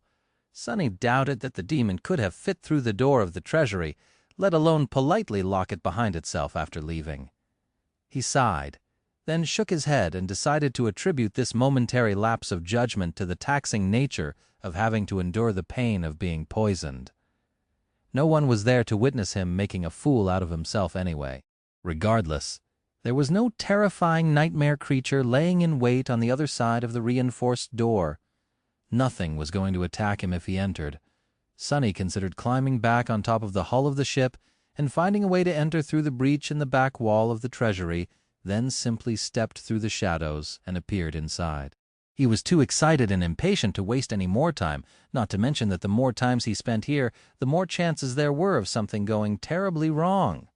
If there were really hundreds of coins in one of those chests, though that would be a trophy to put all other trophies to shame. A find of a lifetime. Sonny waited for a couple of seconds, letting his eyes adapt to the bright light of the sun, and then studied the 3 chests standing in the middle of the armored compartment. All 3 were open. 2 stood empty, but the third, his eyes widened in shock. The 3rd chest was long and adamantine, its dark wood reinforced by strips of dull metal. It was large enough to fit an adult man, and filled to the brim with heavy gold coins. Some spilled out of it and were laying on the floor in a tantalizing pile, showing either the beautiful face of the mysterious charmer or the reverse depicting the ancient ship. Thousands! There are thousands of them! Sonny felt his heart skip a bit and swayed slightly. In front of him was a treasure that would take him all the way to forming a 3rd core and then some. With this many miraculous coins, Sonny would be able to annihilate the gap between himself and Nephis, maybe even overtake her. This can't be true. He instinctively wanted to think that it had been far too easy, but it wasn't really. He had almost died while fighting the Mirror Beast, allowed Saint to be injured in a fight against sailor dolls, walked through the poisonous darkness of the ancient wreck. If it wasn't for the blood weave, he would have been already dead.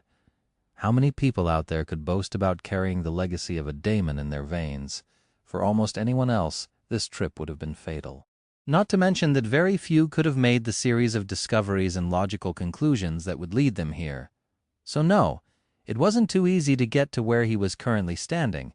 It wasn't easy at all, and anyway Sonny was due for a bit of good luck. Recently nothing had really gone his way, take this whole Mongrel fiasco, for example, or everything that had happened in the Crimson Spire. The heavy chest stood silently, surrounded by sunlight. The golden coins shined in the bright radiance, inviting him to come and take them. Sonny gulped. This sight was so beautiful, his eyes gleamed with avarice. "Don't mind if I do." Taking several steps forward, he approached the chest. "Gold is heavy. How am I going to carry all of this back to the sanctuary? Damnation, I won't be able to enter the shadows with all that burden, too. That is a problem." He reached for the coins, but then stopped suddenly. His hand hovered just outside the invitingly opened chest. Something wasn't quite right. Sonny frowned. "What is it, huh? Maybe it can bury the chest and make several trips wait." "No, what's wrong here?" His frown deepened. There was no danger inside the treasury, nor was there anything moving outside of it. The terrifying creature that had been slumbering in the cargo hold of the ancient ship was still asleep. There were no sailor dolls wandering nearby, too. So what was disturbing him? The chainworm. The chainworm had swallowed several coins. He also had a piece of the chest in its stomach. The wood splintered. The strips of metal torn. Sonny had even thought how lucky he was that the demon decided to feast on the metal, reinforcing the chest, and bit a chunk out of it, swallowing the coins in the process. So if he had torn a piece from the chest, why wasn't the chest missing a piece? And what had mortally wounded the chainworm anyway? Confused, Sonny glanced at the 2 empty chests. They were perfectly whole, with no parts missing. Then he looked back at the large, heavy chest in front of him, his hand still hovering a few centimeters away from the pile of gold inside. The chest had all its corners, too. One of them, though, was of a slightly different color, like a patch of new skin that had grown over a wound and didn't quite match all the rest. Since when were chests capable of healing? "What the H?" Before Sonny could finish the thought, though, the chest seemed to have sensed his hesitation. It suddenly lurched forward, and as massive jagged teeth suddenly appeared from beneath the gold, its heavy lid closed on Sonny's hand with a sickening sound of breaking bones as golden coins moved, revealing several rows of terrifying triangular teeth. Sonny recoiled, but it was too late. The heavy lid of the chest suddenly came to life and closed with astonishing speed, another row of fangs appearing from behind its edge. "What?" Just a fraction of a second before the creature sunk its teeth into his forearm. Sonny's other hand shot forward. The blade of the cruel sight slid between the falling guillotine of the chest's lid and the fabric of the puppeteer's shroud. A moment later the chest closed and Sonny screamed.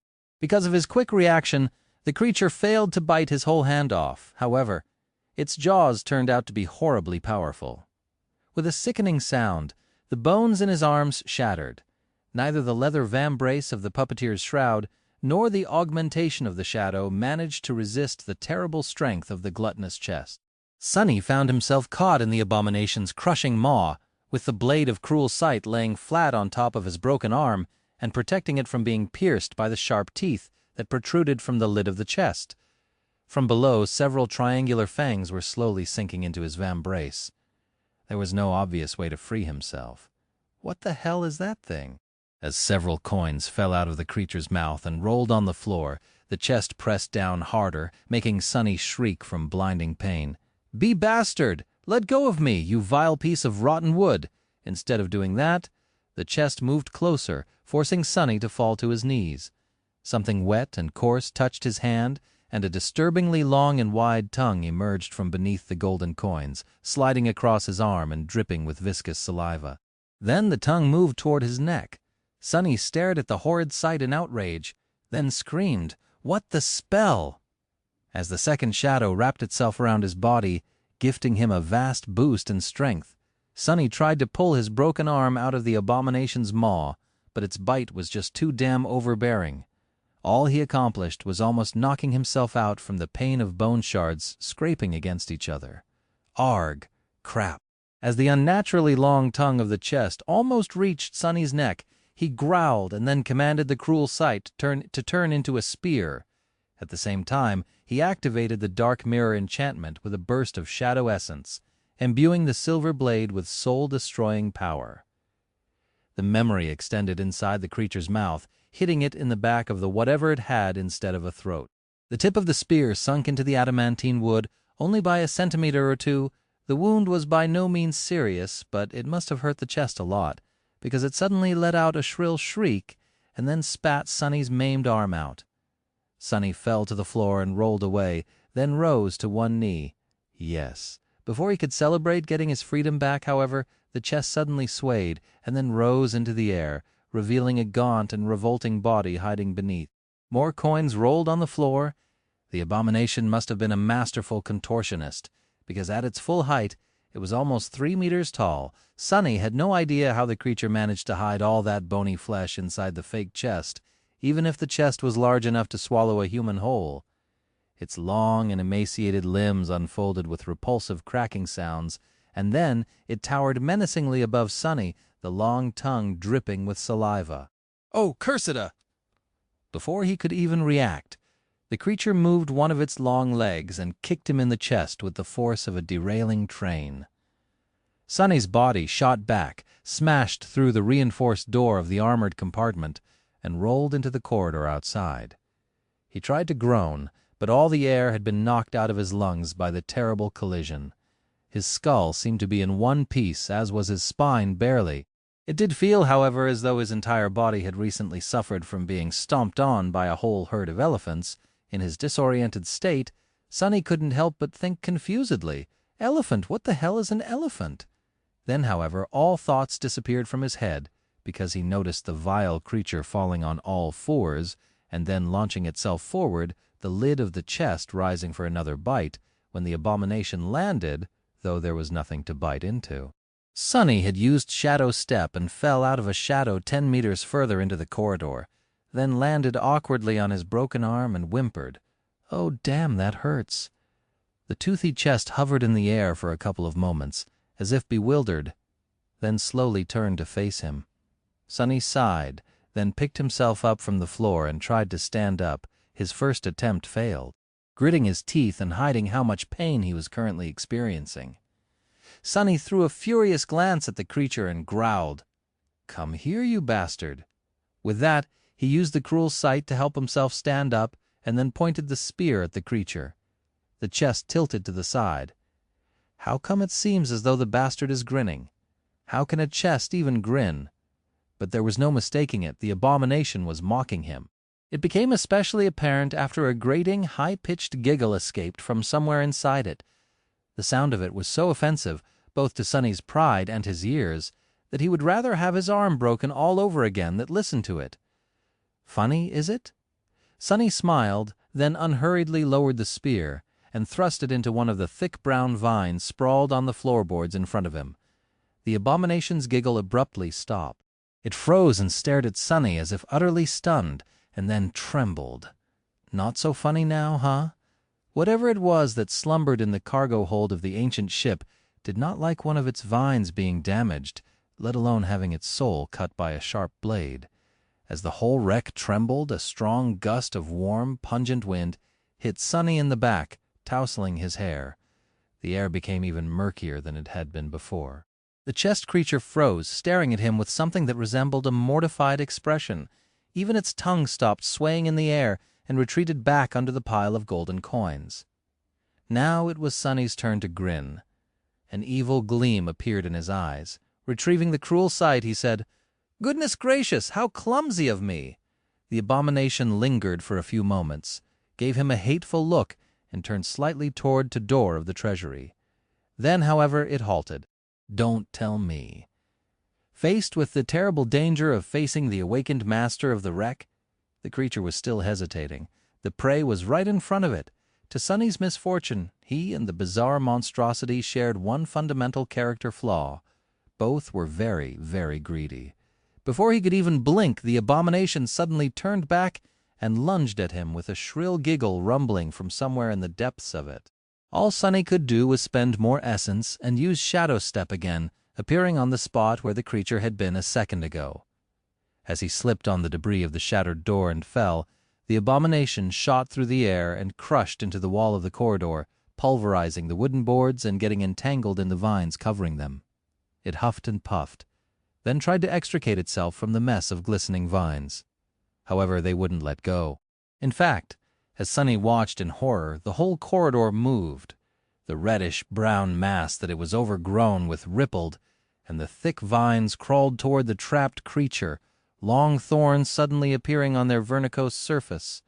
The abomination giggled again, this time nervously, and doubled its efforts to free itself, slashing at the vines with its talons and biting into them with its terrifying teeth. As sickeningly pungent juice flowed into its maw, the creature shuddered. Crap. Crap. Crap. Turning on his stomach, Sunny lunged himself forward and rolled into the treasury. Here there were no vines and no moss, only 2 empty chests and a scattering of gold coins gleaming on the floor. As he hesitated, thinking of what to do next, something crashed with a deafening noise in the corridor behind him, and a moment later, the tall silhouette of the gaunt monstrosity appeared in the doorway. Sunny's eyes widened, and he brandished the cruel sight, preparing to defend himself. The abomination, however, did not pay him any attention anymore. Jumping over Sunny, it landed in the middle of the armored compartment and then ran as fast as it could toward the breach in the back wall. Without stopping even for a second, it reached the breach and dove through it, escaping the awakening wreck. Sunny followed its escape with his eyes and then blinked. Then his gaze fell on the floor of the treasury. The coins were still there, glinting in the bright sunlight. They didn't disappear or dissipate after the creature had run away. The coins were real. They are real. As the ancient ship shook and trembled, and the mass of vines crawled toward the treasury, Sunny gritted his teeth and lunged toward the coins, grabbing them and pushing them into his pack. Real. They're real. He was in such a hurry to gather all the coins that he even cut himself slightly on the piece of mirror that was still stored in the pack. Ouch! If these coins are real, then the rest of them inside that damn chest are real too. Perhaps there weren't as many as he had thought, since the chest turned out to have a false everything, but just the top layer that was visible to the naked eyes had to contain 1,000 or more coins at least. As Sunny hunted down the last shiny golden disc left in the treasury, his attention was elsewhere. It was concentrated on his shadow, the one he had hidden in the abomination's own shade when it jumped over him. Now the shadow was following the bizarre creature as it ran toward the edge of the island, its gangly arms swaying in the air. Sunny expected it to be assaulted by the sailor dolls, but the menacing wood wraiths seemed to be retreating from the wreck themselves. Some even dropped to the ground, turning back into piles of debris. The ground was moving. Well, what do you know? He thought that the dolls learned to fall apart and reassemble themselves as a way to combat the crushing, since many nightmare creatures on the Isles had adapted to its harsh reality in one way or another, but maybe this peculiar ability had initially been just the means to hide themselves from the being that inhabited the wreck. In any case, he couldn't let the chest escape. Not when 1,000 shadow fragments were hidden inside the abominable thing. Palming the last coin, Sonny threw the pack over his shoulder, then picked up the cruel sight and stood up. A determined expression appeared on his face. The abomination was already halfway to the edge of the island. "Where are you running, bastard?" Diving into the shadows, he expended a large burst of essence and appeared out of his own shadow right in front of the creature. Since he could only use one hand now, the weapon memory had turned back into a short sword. Before the abomination could react, the cruel sight lashed out and bit it into its thigh. The silver blade went all the way through, escaping from the back of it in a rain of black blood. The chest let out a startled shriek, and then the monstrosity tumbled to the ground, rolling over its head and sending pieces of moss and mud flying into the air. The force of its crash was so fearsome that the ground trembled. Or was there another reason before Sonny could do anything? Brown vines shot from under the moss, wrapping themselves around the body of the bizarre abomination. One of them, however, slid around his leg instead. Not good. The vine wasn't as large as some of the ones Sonny had seen back on the ancient ship, but it was still as thick as a man's arm, with curved black thorns protruding from its glistening surface. The vine brought the sickeningly sweet smell with it. Sonny hacked at it with the cruel sight, but barely managed to break the vine's skin. As a fine aerosol of aromatic juice shot into the air, the damned thing moved. His eyes widened. The vine easily shredded the leather boot of the puppeteer's shroud, as if the awakened armor of the 5th tier was made out of tissue paper. Before the sharp thorns could saw off his foot, however, Sonny cursed and brought the cruel sight down once more, this time augmenting the silver blade with both of his shadows. The short sword hacked through the vine, severing the stretch of it that was wrapped around Sonny's leg. The rest of it didn't like being cut one bit. Surging forward, it aimed at his torso. Several more appeared from beneath the most and shot at Sonny, too. However, now that nothing was holding him, he could finally use Shadow Step again. Before the vines reached his body, Sonny turned into a shadow. Safe and sound in their tranquil embrace of the darkness for now, at least he slid a few meters away and stared at the struggling abomination. The creature was entangled by several thick vines, which moved across its body, leaving bloody trails on it. Sparks flew as the black thorns scraped fruitlessly across the adamantine surface of the wooden chest, though it seemed to be much tougher than the rest of the creature's body. The monstrosity gathered its limbs underneath it, then pushed with all its might, trying to stand up. An angry shriek escaped from its maw.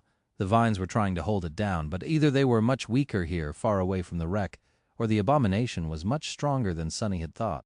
It raised to its knees, then lashed out with its talons, ripping two of the vines apart. Suddenly liberated, the monstrosity crawled from underneath the remaining vines and then dashed toward the edge of the island on all fours. Sonny hissed. "Crap! Why couldn't it just lay still and die?" He escaped the shadow and ran after the unreasonably swift abomination, but it was too late. Just a few moments later, the bizarre creature reached the very edge of the island and jumped off of it without slowing even for a moment. The lid of the chest clicked close as it plummeted down. "What the hell?" Sonny reached the edge a few seconds later and froze as he looked down. A grim expression appeared on his face. Some distance below, a gargantuan heavenly chain escaped from the mouth of a stone structure similar to the one Sonny had seen on the other side of the island. This one was slightly different, though, mainly because both of the massive stone pillars had broken and collapsed a long time ago. The chain itself was different, too. Sonny had never seen such a thing on the chained isles. It seemed sick somehow, weakened. The chain was covered in rust, its iron links dim and lifeless, robbed of their usual sense of indestructible stability. This one was rather long, stretching for good 10 kilometers or so into the distance. Because the Shipwreck Island continued to descend, it was slightly angled upward. Sonny could see a relatively small isle on the other end of the chain. Far into the distance, and everywhere in between, grotesque chainworms were crawling all other the weakened heavenly chain. Not that Sonny saw them alive, he understood that he had underestimated just how disturbing these creatures were. With their long serpentine tails, human-like torsos, and long muzzles that brimmed with dagger-like fangs, the demons looked like misshapen maggots devouring the dying chain. Or maybe it was already dead and they were simply feasting on its corpse. Some were thin like the ones Sunny had seen before, some engorged on the rusty iron and bloated beyond any reasonable measure, towering above the damaged chain like small hills of flesh. The scales on the latter ones looked like they were now made out of steel and shined as they reflected the sunlight. Those who had not satiated their hunger yet were much thinner and flew around, resembling giant metal dragonflies. Crap. The damned chest creature landed directly on the rusted heavenly chain, gathered its long limbs, and dashed away from the Shipwreck Island, swaying dangerously as it went. From time to time, it fell to all fours and launched itself into the air, jumping from one link to another. It wasn't long before the bizarre abomination encountered a chainworm. The winged creature lunged at it only to be kicked in the muzzle and have one of its wings ruthlessly torn apart. The chest creature tossed the maimed chainworm back toward the island, where its body was suddenly grabbed by a long root that lazily extended from the darkness of the dark side, then disappeared from view. The abomination took in the terrible sight, giggled, then turned around and continued running away. Sunny hesitated. His prize was getting away, but the small island he could see in the distance had to be the twisted rock, the isle directly bordering the tier. There would be no more land to escape to if he went there, and the only chain that connected Twisted Rock to the chained isles was currently being devoured by the demonic worms. It didn't seem to be on the verge of collapse just yet. However, how would Sunny know? It's not like he had seen a heavenly chain break before. Perhaps it was time to give up on his pursuit and turn back. He lingered on the very edge of the island, sensing brown vines crawling closer and closer. Risk it all or retreat and lose the chance to get his hands on the miraculous treasure forever? Nephis was about to become a devil in just a few days. No matter what decision he was going to make, he had to make it right now. In the end, Sunny had to silence his avarice and consider the situation objectively. Going after the bizarre abomination posed a huge risk, but it also promised a huge reward. In the end, what made him decide was not greed, emotions, or even rational thought. It was his intuition. For whatever reason, Sunny felt a strong aversion to the idea of turning back. It was as though Twisted Rock exerted an invisible pull on him, drawing him closer. He had never experienced something like this, at least not to this degree. He knew that his intuition was not a simple thing. It was connected to the fated attribute and the special properties his eyes had inherited from Weaver. Somehow, Sunny was capable of perceiving the trembling of the strings of fate around him from time to time. Considering how strong his intuition was pushing him toward the Twisted Rock, something out there had to be of utmost importance to his fate, or at least have a connection to it. Fine, let's get those coins. With a grim expression, Sunny summoned the Darkwing and dove into the empty abyss of the skies. Sunny glided through the skies, tensely observing the underside of the Shipwreck Island through the eyes of his shadow. The chain ahead of him was teeming with a swarm of fallen demons, but behind him he didn't even want to know what the thing hiding in the darkness was. One thing became clear, though, and it was why none of the chainworms had tried to devour the iron giant that swayed in the wreckage of a broken heavenly chain, or rather, had succeeded in trying to bite a piece out of him. The dead colossus was like cheese in the mousetrap, attracting these vile creatures into the range at which the being that dwelled in the perpetual darkness could catch them. Sunny was sure that many chain worms had attempted to feast on the Iron Giant, but ended up being the feast instead. Currently, he was trying to avoid the same fate. Luckily, the Darkwing allowed him to glide diagonally away from the Shipwreck Island instead of plunging straight down, avoiding the attack range of the terrifying being. He reached the chain without attracting the attention of the bottom dweller, and instantly became a shadow, hiding on its underside. Waiting for a few moments, Sunny studied the length of the heavenly tether in front of him. Not too bad, a large section of the unusually long chain hung low, reaching the sky below. He would be able to ride most of it without being noticed by the chainworms. The last stretch of it, though, Sunny was going to have to use Shadow Step to jump from shadow to shadow if he wanted to avoid having to fight a swarm of the fallen demons. The problem was that his reserves of shadow essence were already running low. Except for the short walk across the hull of the ancient ship, Sonny had no chance to really replenish it. In the meantime, he had used a lot to get to the wreck, fight the damnable chest abomination, and pursue it. Chances were he would reach the twisted rock with no essence to spare whatsoever. How was he even going to kill the vile chest, especially with one of his arms broken? He hesitated for a bit, then rushed forward, swiftly reaching the section of the chain submerged into the sky below, and continuing to fly through the darkness once there. To avoid tempting fate, Sonny remained on the underside of the gargantuan tether, where there were way fewer worms crawling around.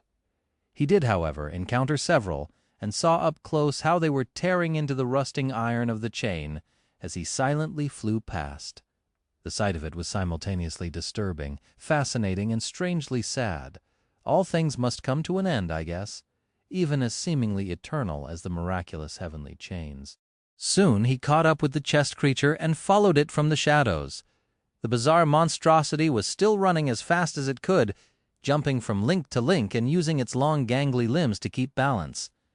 From time to time it got into a short and vicious fight with one of the chain worms and either left them severely wounded or promptly escaped with a ghastly wound or two of its own.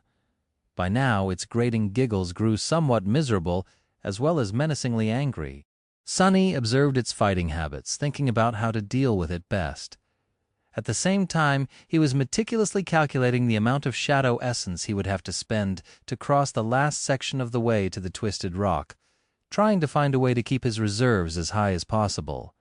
His calculations had turned out to be for naught. When both Sonny and the chest monstrosity were about halfway to the small island, a dreadful sound reached their ears. It was the rattling of the chain. Sonny froze for a moment, then glanced toward the goal of this journey. Oh no, the twisted rock had entered its ascent phase and was now rising quickly into the sky. Curse it all! Sonny remembered thinking that he was in luck today, and couldn't help but growl mentally, of course, since he had no vocal cords currently. Where the hell was this supposed luck? The fact that the twisted rock was ascending meant two things for him. One was that he would have to act fast and try to kill the chest creature before the crushing became too terrible, or somehow obliterate the damned thing while being weighed down by it. The second was that the position of the heavenly chain was swiftly shifting, making it so that the stretch of it submerged into the sky below was becoming shorter and shorter. This meant that he would have to spend much more essence to reach the island without attracting the attention of the swarm of chain worms, and he didn't have a lot of essence to spare to begin with. Damn it! As the angle of the chain increased and the bizarre monstrosity swayed, then fell on all fours and rushed forward even faster, Sonny tried to deal with the resentment growing in his heart and followed it. Was my intuition wrong? Things didn't seem too good for him right now. Soon the two of them emerged from the darkness of the sky below and saw the sunlight again. The chest creature seemed indifferent to it, but to Sonny it was an ill omen. Out here in the sunlit expanse of the sky above, the heavenly chain was not covered in an uninterrupted layer of shadows anymore. That meant that he couldn't move through it unobstructed. Instead, Sonny had to either step from one shadow to another, if they were close enough, or send his own forward and make use of it to jump over long stretches of brightly lit parts of the heavenly tether. Damn it! Knowing that there was no other choice now, Sonny burned through his essence in order to not fall behind the rushing monstrosity. Soon, his reserves grew dangerously low. It was still enough to reach the twisted rock, probably, but once there, he would have to fight while both of his cores were nearly empty. That meant no bursts of speed, strength, and resilience that he had already gotten used to. No access to active enchantment like the Dark Mirror. No more using Shadow Step to escape dangerous situations, at least for a while. And added to all that, one of his arms was broken and completely useless. Oh, and there was also the crushing. If Sonny had teeth in his shadow form, or a mouth, for that matter, he would have gritted them right now. Full of dark emotions, he thought, "Doesn't matter, I'm getting these coins even if it kills me." Soon the vile creature drew close to the twisted rock. It crouched near the vertical stone wall of the floating island, giggled, and then suddenly shot upward, jumping no less than 20 meters high. Its talons pierced the weathered stone, and the abomination nimbly climbed up, soon disappearing from view. Far below, on the rusted surface of the damaged heavenly chain, a hunched human figure suddenly appeared from the deep shadows. Sunny felt the chain sway as the island rose higher and higher, then looked up with a dark expression. In this direction, Twisted Rock was the last piece of land before the empty expanse of the tier. It also only had one iron tether connecting it to the rest of the chained isles. So now that the bizarre monstrosity was up there, it had nowhere else to run. With a pained grimace, Sunny summoned the Moonlight Shard, cut one of the straps off his pack, then tied it around his neck to create a makeshift sling for his broken arm. He was going to have to set the bones and make a proper splint later, but for now, this was going to have to do. With his arm secured and cradled against his chest, Sunny waited a few seconds for the sharp pain to subside, then activated the dark wing and used the prowling thorn to fly up the overhanging slope of the stone island. The dragonfly cloak only allowed him to levitate if there was a surface beneath it to support the enchantment. If there wasn't, he was only able to slowly glide down instead of falling without any control. So to travel up, he had to either push off of something or pull himself toward something. The prowling thorn made that process easier. Due to the burden of the early stages of the crushing, Sunny had to exert more strength than usual to propel himself upward. After using the heavy kunai to do so several times, he finally crested the edge of the Twisted Rock and soared a few meters above it. The Twisted Rock was a dreadful and miserable place.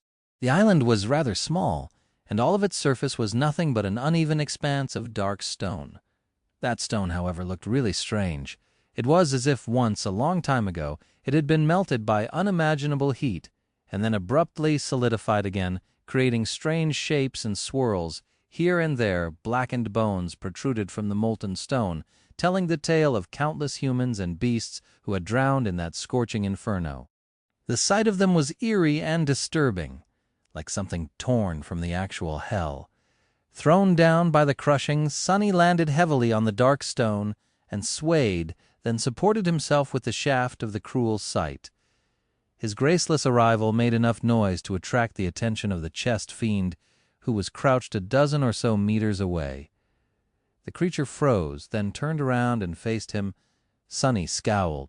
A mangled corpse of a chain worm was hanging from beneath the half-closed lid of the chest. As the creature turned, the tail and claws of the dead fallen demon scraped across the molten stone. The bizarre abomination stared at Sunny for a few moments, then opened its maw and swallowed the remainder of the chain worm whole. Despite the fact that the demon was at least 5 times bigger than the chest that served the fiend as the head, it somehow disappeared inside without leaving a trace.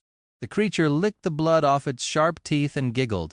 This time, its laugh sounded rather hateful. A cold smile appeared on Sunny's lips. "Right back at you, bastard!" As the fiend rose to its feet, towering above Sunny menacingly at full 3 meters of height, the cruel sight shifted and turned into a somber short sword. Its silver blade gleamed, seemingly absorbing the bright sunlight.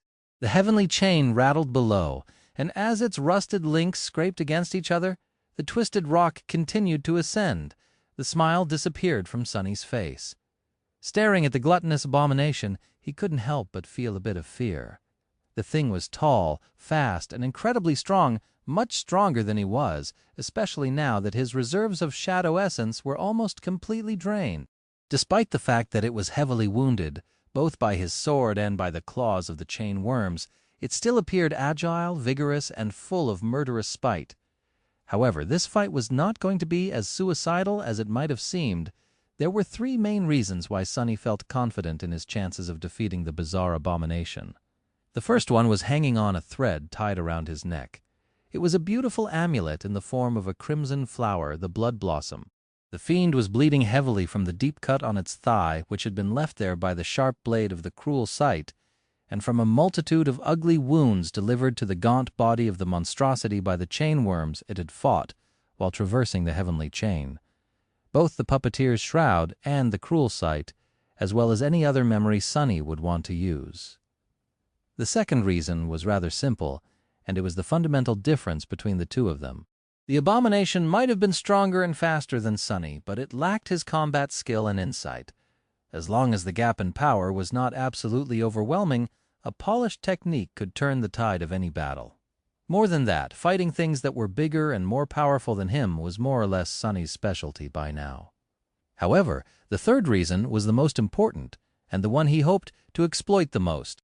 Yes, the fiend was stronger than Sunny, but it was also much, much larger and heavier than him. That meant that it was going to be affected by the crushing much more. No matter how bad it was going to get for Sunny, it was going to be many times worse for the towering abomination. Out here on the Chained Isles, being small and lithe was sometimes a great advantage.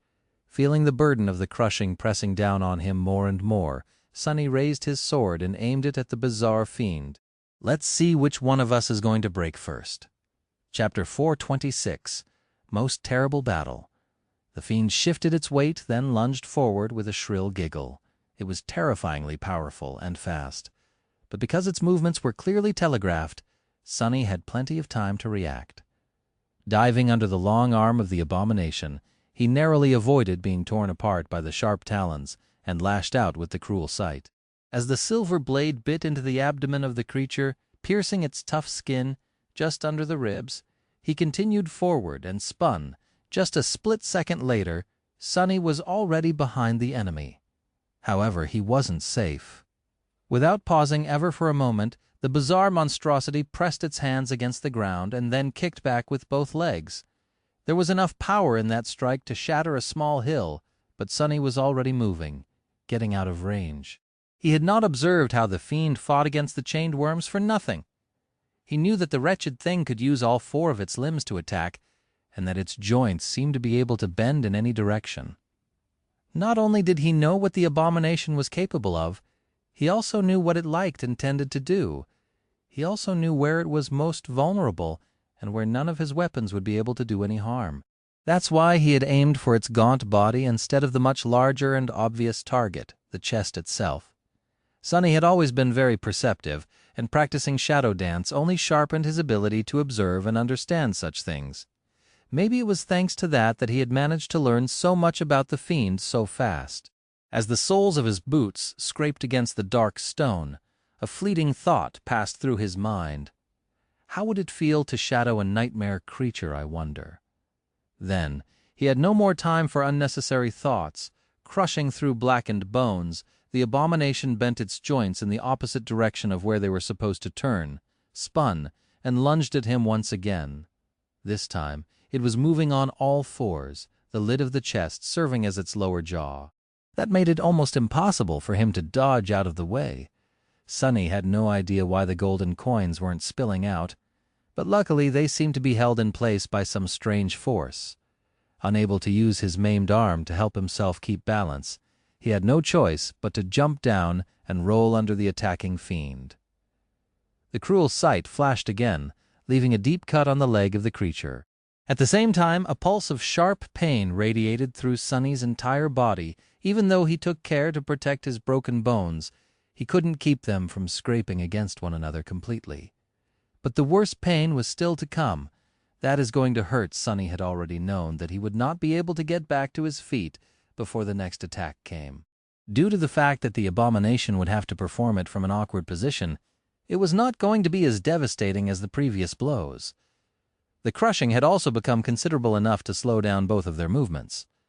But those long and sharp talons were absolutely deadly, even if there was not much force behind them. As the fiend pivoted and snapped one of its limbs in his direction, Sunny sent both of his shadows from his body to encompass the puppeteer's shroud. A moment later, the talons slashed across his torso and slid from the lusterless black leather of the chest guard without piercing it. The strike itself, however, was still powerful enough to throw Sunny flying back. He counted on that, though, and used the momentum to create distance between himself and the vile creature. Landing on his feet, Sunny suppressed a groan and brandished the cruel sight once again. As the heavenly chain rattled, Twisted Rock rose even higher, and the burden of the crushing suddenly pressed him down even more. Some time later, Sunny was on the verge of passing out from exhaustion and pain. "Arg! Curse you!" He staggered back and hunched over, using the shaft of the cruel sight to keep himself standing upright. His breath was ragged and pained, and drops of both sweat and blood were rolling down his face. Things were not going great, for the both of them, actually.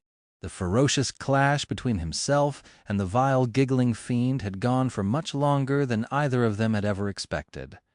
After the first few minutes, it had become apparent that neither one could easily kill the other.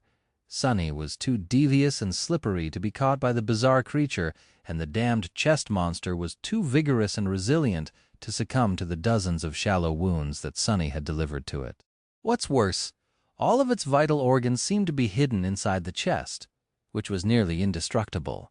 It was the most terrible battle of all, a battle between two cockroaches. As the result, their fight lasted for a simply stupid amount of time. By now, both were in rough shape. Sonny was almost dead from exhaustion, bleeding from several ugly wounds, and in a world of pain. The abomination looked even worse. Its gaunt body seemed to have gone through a meat grinder, and its long tongue was hanging lifelessly over the edge of the chest, not even trying to move. Neither was ready to give up, though. The fiend panted heavily and stared at Sonny. Then it giggled once again. This time the giggle sounded tired, slightly bewildered, but mostly full of searing hatred. The bastard really wanted to rip Sonny to shreds now. Staggering forward, it tried to swipe at him with one hand, but crashed heavily to the ground instead. Lying there motionlessly, the bizarre creature let out a despondent growl. The crushing was almost unbearable by now. Sonny wasn't sure that he would be able to withstand it for much longer, so the abomination had to be having an extremely rough time, too. In fact, it was certainly being tortured by the oppressive force much more. Very soon, both of them were going to be completely immobilized. He just had to kill it before that happened. Not sure that he would be able to take another step, Sonny extended the cruel sight to its full length and thrust it forward. The silver blade pierced the skin of the fiend, causing more black blood to seep out. Good, bleed to death, you piece of crap. He could feel the enhancement of the blood blossom become a tiny bit stronger, but at this point it was already meaningless. The charm was just an awakened memory of the second tier, after all. Whatever boost it could provide was not that substantial when dealing with fallen nightmare creatures and ascended weapons, especially past the point where the incremental increases in its potency were truly substantial. The abomination tried to dodge the attack, but failed to move fast enough due to the merciless pressure of the crushing. It tried to stand up, but failed. A grim smile appeared on Sonny's face. Got you, his enemy, it seemed, was now completely helpless. But Sonny could still move. He could still attack. He had not even used any of the shadow essence that had been accumulating in his cores this whole time. The reserves weren't large, but there was some. Retrieving his spear, he gathered his strength, and then thrust it forward again, delivering another wound to the bizarre creature. And then again, and then die, just die already. And then the fiend giggled mockingly and suddenly gathered its limbs, which then disappeared into the bottom of the chest.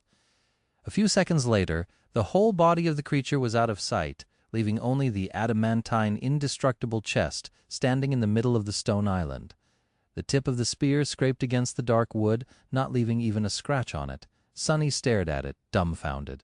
Then he let out a yelp, and as the power of the crushing increased even further, fell to his knees. "What the hell? Come back here, you coward!" His hands trembled from strain as he lifted the cruel sight and struck the chest once again, to no result whatsoever. Sonny seemed to have overexerted himself with that last strike, because the spear fell out of his hands and plunged to the ground, striking the stone with enough force to send a few cracks through it. Then it bounced and rolled away, finally getting caught on a piece of bone about 2 meters away. He stared at the cruel sight with a shocked expression, and then dismissed the memory instead of trying to walk or crawl that far to retrieve it. Sonny turned to the chest and gritted his teeth. A moment later, sparks of light appeared around his hand again. Don't think that it's over. The lid of the chest trembled, and then rose a bit. The creature clearly strained to achieve even that much. A gloating, hateful giggle emerged from the depths of it a moment later. That was the exact moment when Sonny tossed a polished crimson gem that had appeared in his hand toward the chest, just a split second after the broken oath flew inside the abomination's maw. The lid snapped close, pressed down by the obliterating force of the crushing. A muffled sound resounded from within the chest, but no matter how much the lid trembled, it didn't rise again. Sonny fell to the ground and laughed, then groaned and whimpered as he arduously crawled a few meters away and finally grew still, just outside of the Broken Oath's soul-destroying reach. Laying there in complete exhaustion, unable to move anymore, Sonny grinned. "Who's laughing now?" "Try to swallow that, you bastard." Chapter 427, Death of a Mimic. The twisted rock soared higher and higher into the sky, and as it did, a terrible crushing force assaulted the two living beings that were pressed into its surface, separated only by a dozen meters of dark stone. The large adamantine chest did not look too good. The wood was slowly losing its color. The strips of metal reinforcing it showed growing patches of rust. It seemed as though the creature was struck by some terrible disease. In a sense, it was, after all, the Broken Oath was currently destroying its soul bit by little bit. Sonny did not look that much better, though. He was laying on the hard stone, looking at the merciless skies, struggling to breathe and endure the pain. His armor was soaked in blood, and his broken arm was pressed tightly against his chest. His face was deathly pale, almost the same color as the tall and majestic ivory tower that floated high above the world, shrouded in the whitest of clouds. Every breath was a torture. Sonny knew that he was not going to bleed to death because of the blood weave, but the wounds still needed to be tended to. His broken bones especially were in need of attention. This crushing was turning out to be tragically long, though not giving him the chance to do so. Well, that was not a surprise. The single chain connecting the twisted rock to the rest of the isles was much longer than most, which meant that the small island was going to rise very, very high. Higher than Sonny had ever been in this strange and deadly land. The crushing was not only going to last longer, but would also be vastly more terrible than the few previous times he had experienced it. By now, the hours of hardship he had endured together with Master Roan several days ago seemed like a pleasant walk in the park. Now it seemed as though he was being slowly crushed under the weight of the entirety of heaven. Sonny was only alive because he didn't have to hide his powers anymore, and could use all of his abilities without restraint. Unlike on the day he had met the dashing Griffin Rider, both shadows were now tightly wrapped around his body, augmenting its resilience threefold. For that reason he had not turned into a puddle of bloody goo yet, although it certainly felt as though he was getting close. If things became really unbearable, he could still escape into the shadows and either wait out the worst part of the crushing or try to escape back to the heavenly chain before his shadow essence ran out. Since he had spent this whole time patiently circulating it through the coils of the soul serpent, there was a considerable amount flowing through his cores by now. He had also spent this whole time waiting for the damned chest fiend to finally die, as well as considering his options on how to transport the gold coins back to the sanctuary of Noctis. Since it had turned out that only the upper layer of the treasure pile was real, he now had much more options, however. All of them required him to burn through a lot of essence to cross back through the swarm of chainworms. The problem was confounded by the fact that Twisted Rock was going to be destroyed soon, which meant that he could not risk making several trips to the Citadel and back. He had to carry his spoils away while the island was still attached to the rest of the chained isles. For that reason, Sonny was trying to endure as much of the crushing as he could before turning into a shadow. He also did not forget about the strange way his intuition had reacted to the dying island. Before the burden of the crushing became too overbearing, he had sent one of his shadows to scour the whole place in search of anything that might have been important enough to affect the strings of fate. However, there was literally nothing on the twisted rock except for barren stone and ancient blackened bones. The shadow explored every nook and cranny of this miserable place, only to find nothing at all. He had even sent it to take a look at the underside of the small isle, but it was as empty and desolate as the rest of it. Sonny was left very confused by that turn of events. He was certain that there was nowhere on the twisted rock that he had failed to search, and yet there was nothing on the island to cause his intuition to react so strongly. What was going on? Had he failed to notice something, or was he mistaken about the whole thing to begin with? Sadly, after a while the crushing had become too terrible for him to endure without the help of the second shadow, so he had to call it back, and now here they were. A sudden sound attracted Sonny's attention. Glancing sideways, he noticed that a crack had appeared on the surface of the adamantine chest. Black blood seeped out of it, soon turning into a stream. A few seconds later, a second crack appeared near the first. He would have smiled, if not for the fact that even such a simple action was rather strenuous now, this high above the sky below. It's not going to be too long now. A few minutes later, there was a pool of black blood surrounding the large wooden chest. Sonny endured the pain and counted the seconds. Before he reached 1,000, the vile creature trembled slightly and giggled one last time, its grating voice full of doleful outrage. Then the bizarre monstrosity shuddered and grew absolutely still. It was finally dead. Sonny couldn't help but grin slightly. Finally, all those coins are mine. As the heavenly chain rattled and groaned, the voice of the spell resounded above the hellish stone island. Its words sounded like music to his ears. You have slain a fallen devil, mordant mimic. Your shadow grows stronger. You have received a memory. Chapter 428, Covetous Coffer. Despite the torturous burden of the crushing, Sonny couldn't help but feel jubilant. Not only did he receive 8 shadow fragments and a powerful memory, he had also defeated a fallen devil all by himself, without even Saint providing him any help. The Black Knight, too, had been a fallen devil, so killing one solo meant a lot to Sonny. It was a poignant milestone that made him feel like all his hard work and all the vile things he had gone through were not for nothing. He was accomplishing his goal, growing stronger. Of course, the mordant mimic was not as terrifying of a foe in battle as the guardian of the ruined cathedral had been. One was a creature that seemed to have been created solely for combat, while the other mostly relied on deceit and ambushing its prey to achieve victory. And yet, the chest fiend was by no means an easy foe. If anything, its devilish nature only made it that much more dangerous. Arg! As the twisted rock rose higher, the crushing struck at Sonny with even more dreadful force, making his mirth dissipate in a wave of miserable suffering. A muffled groan escaped from his lips. Endure, just endure a bit more. This hell is going to end soon. For now he had no choice but to keep suffering, wait, and stare at the distant silhouette of the ivory tower. The beautiful pagoda seemed so close now that he could almost imagine himself reaching out and encompassing it in his fist. With nothing else to do, Sonny summoned the runes and found the familiar cluster out of habit, shadow fragments, 223,000. I wonder how many coins are in that damned chest. Would he be able to create the third core with their help?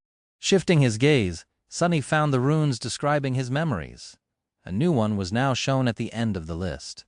His eyes glistened slightly as he concentrated on it and read the description. Memory, Covetous Coffer. Memory rank, ascended. Memory tier, far. Huh? Sonny really couldn't believe his fortune. This was the second ascended memory of the 4th tier that he had acquired in a span of just a few days. Even without considering the main boon of the expedition, the miraculous coins, this journey had already proved to be incredibly fruitful. But what kind of a memory would the bizarre carnivorous chest leave behind? Curious, he read on. Memory type, tool, a utility memory. While not as showy as armors and weapons, utility memories were the foundation of every Awakened's arsenal. Take Sonny, for example. Some of his most precious memories were tools. Endless Spring, Ordinary Rock, Silver Bell, even Weaver's Mask. Excited, he tried to forget about the obliterating pressure of the crushing and concentrate on the runes. Memory description. You are very strange, said Noctis. Why was his new friend so deathly afraid of chests? Why was he so timid and pale?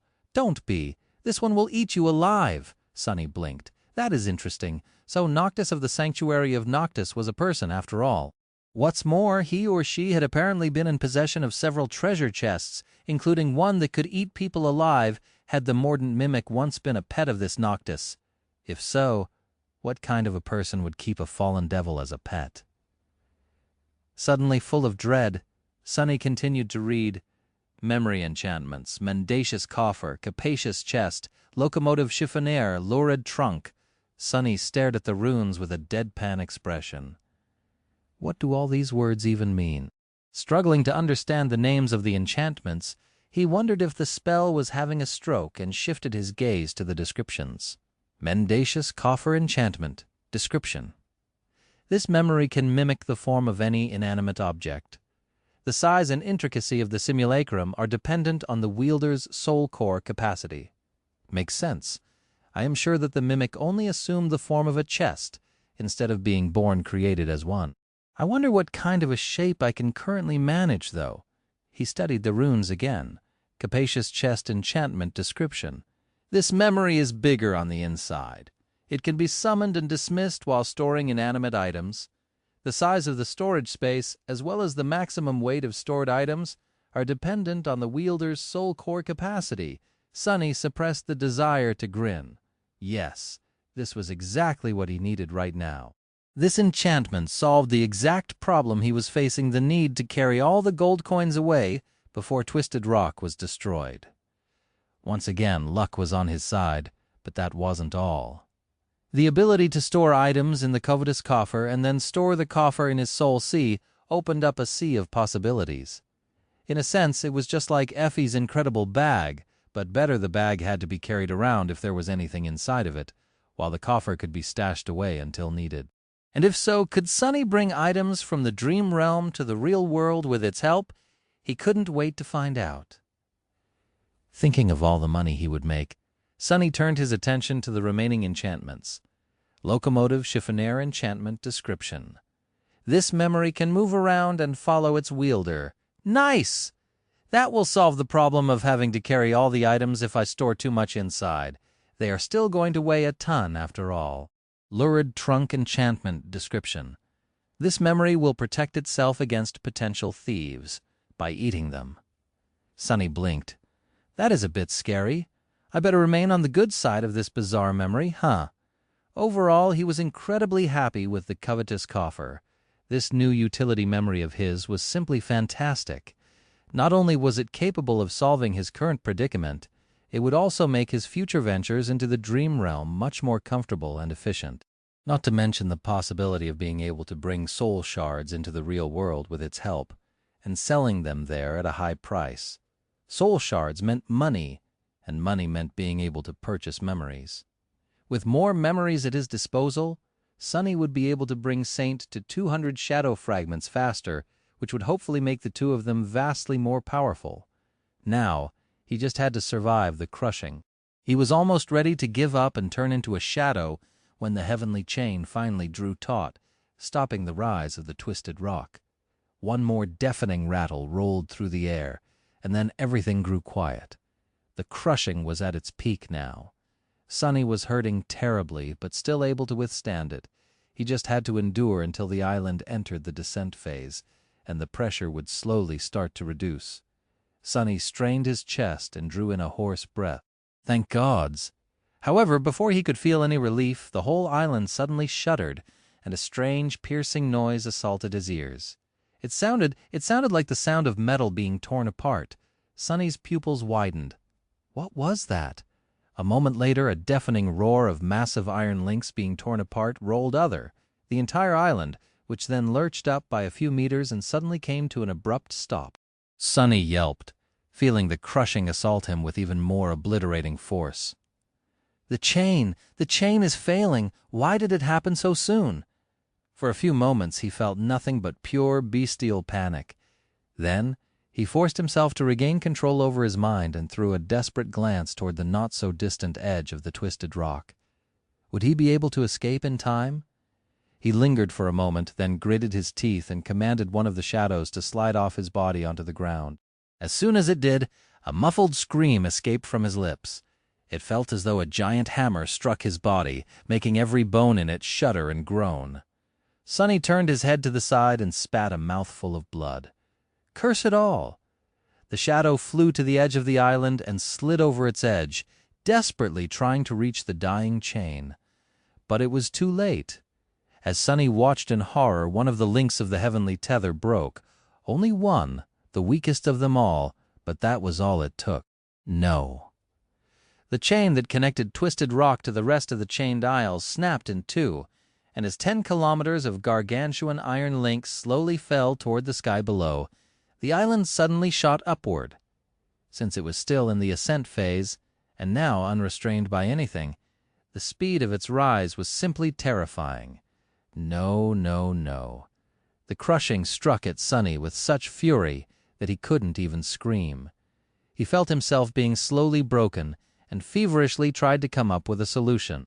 Step through the shadows, jump down, and try to glide to the Shipwreck Island. No, that would never work. There were more than 10 kilometers separating these isles from one another, which was far outside the Dark Wing's capabilities. He could try to chase after the piece of the chain still connected to the Shipwreck Island, but chances of catching up with it were close to zero. The length of the heavenly tether was falling deceitfully slow, but it was just an illusion caused by its colossal size. In truth, the torn end of it was flying through the air at tremendous speed, moving both down and away from the twisted rock. The repulsive silhouettes of the gluttonous chainworms were growing smaller by the second. Sonny was already late to rush in pursuit of it, and every moment that passed made the probability of success lower. Great, goddamn great, you fool. You finally let your greed kill you. Sonny growled, full of fury at himself, but then suddenly stopped.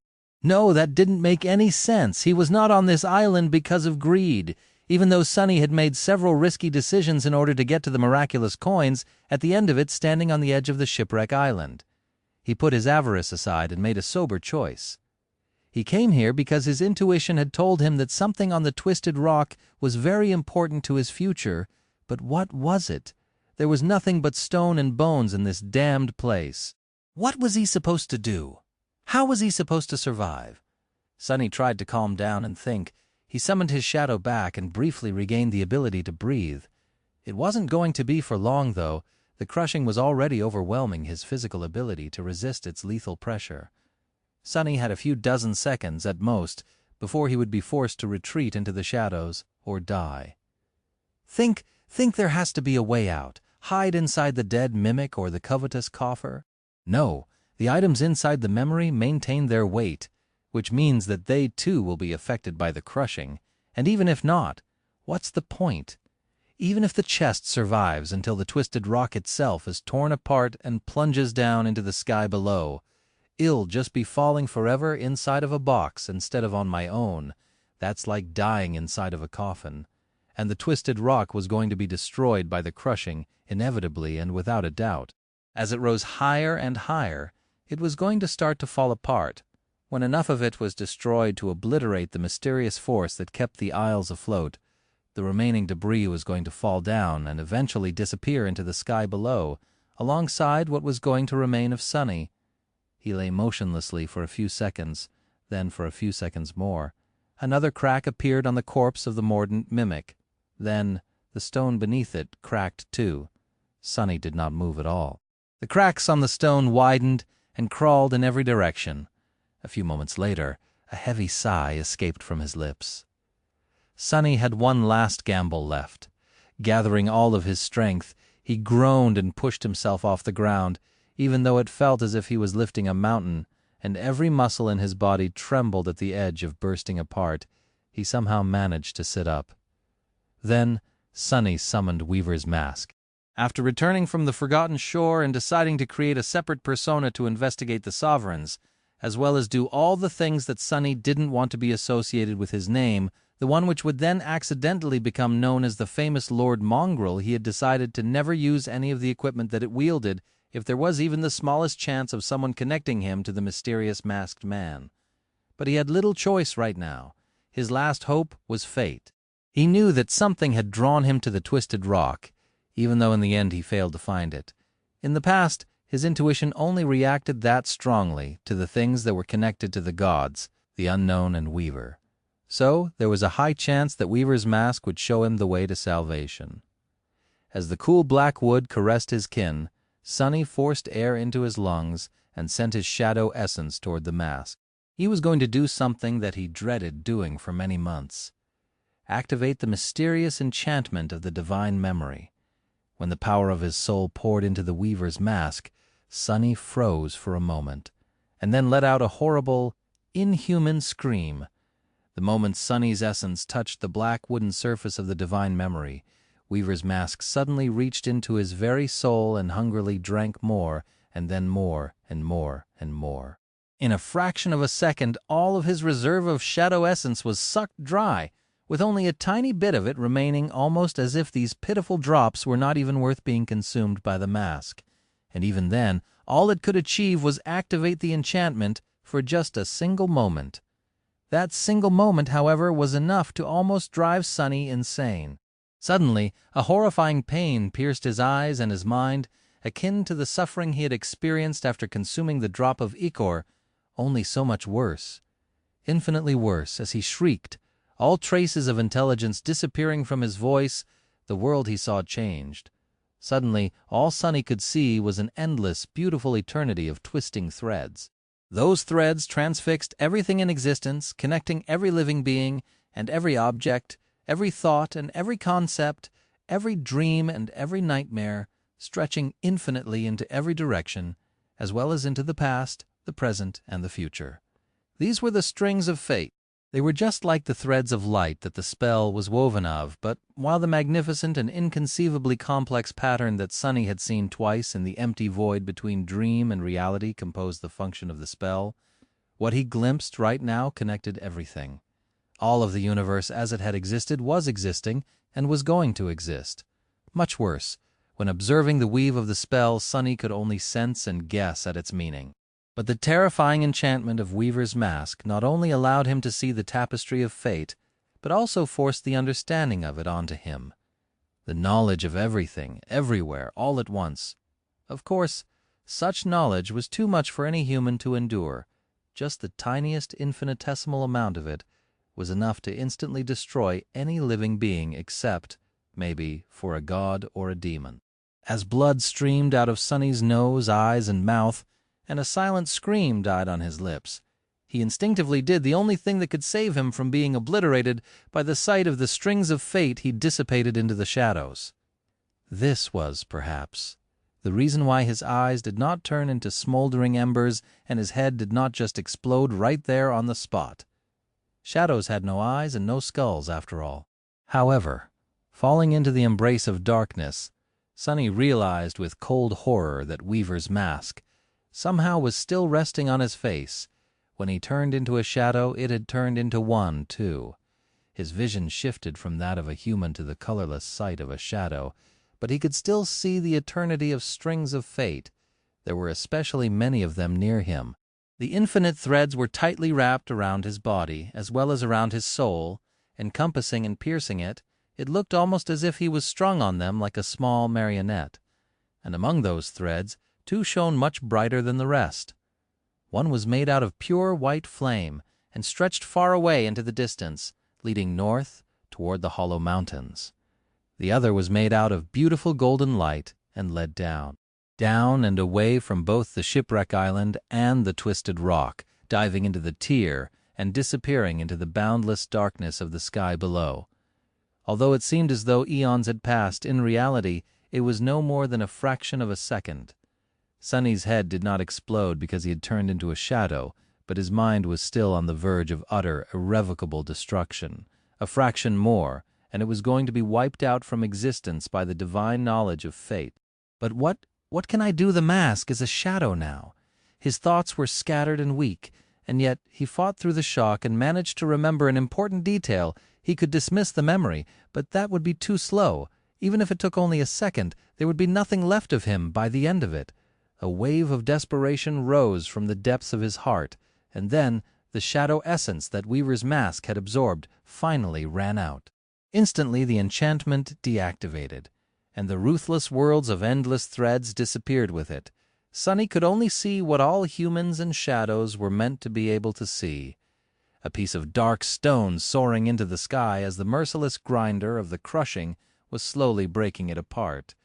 Sonny sensed hazily that there was something urgent about the situation, but he was not entirely there.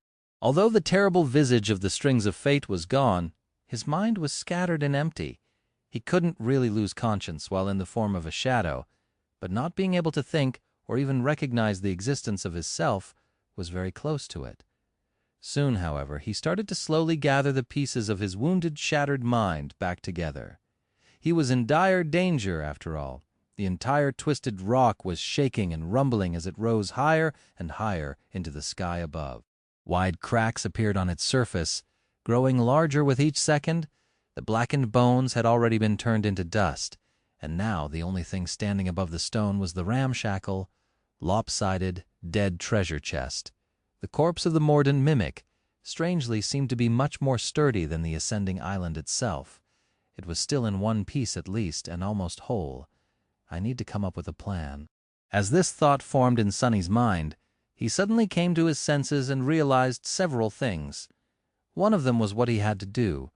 The other was that the pitiful drops of shadow essence left in his soul cores were about to evaporate, which meant that he would not be able to remain in the form of a shadow for much longer. The third one was that he still had not retrieved the golden coins from inside the chest. Now, whether he lived or died depended on one thing: whether he would be forced out of the shadows and turned into a bloody puddle first, or whether the twisted rock would fall apart first.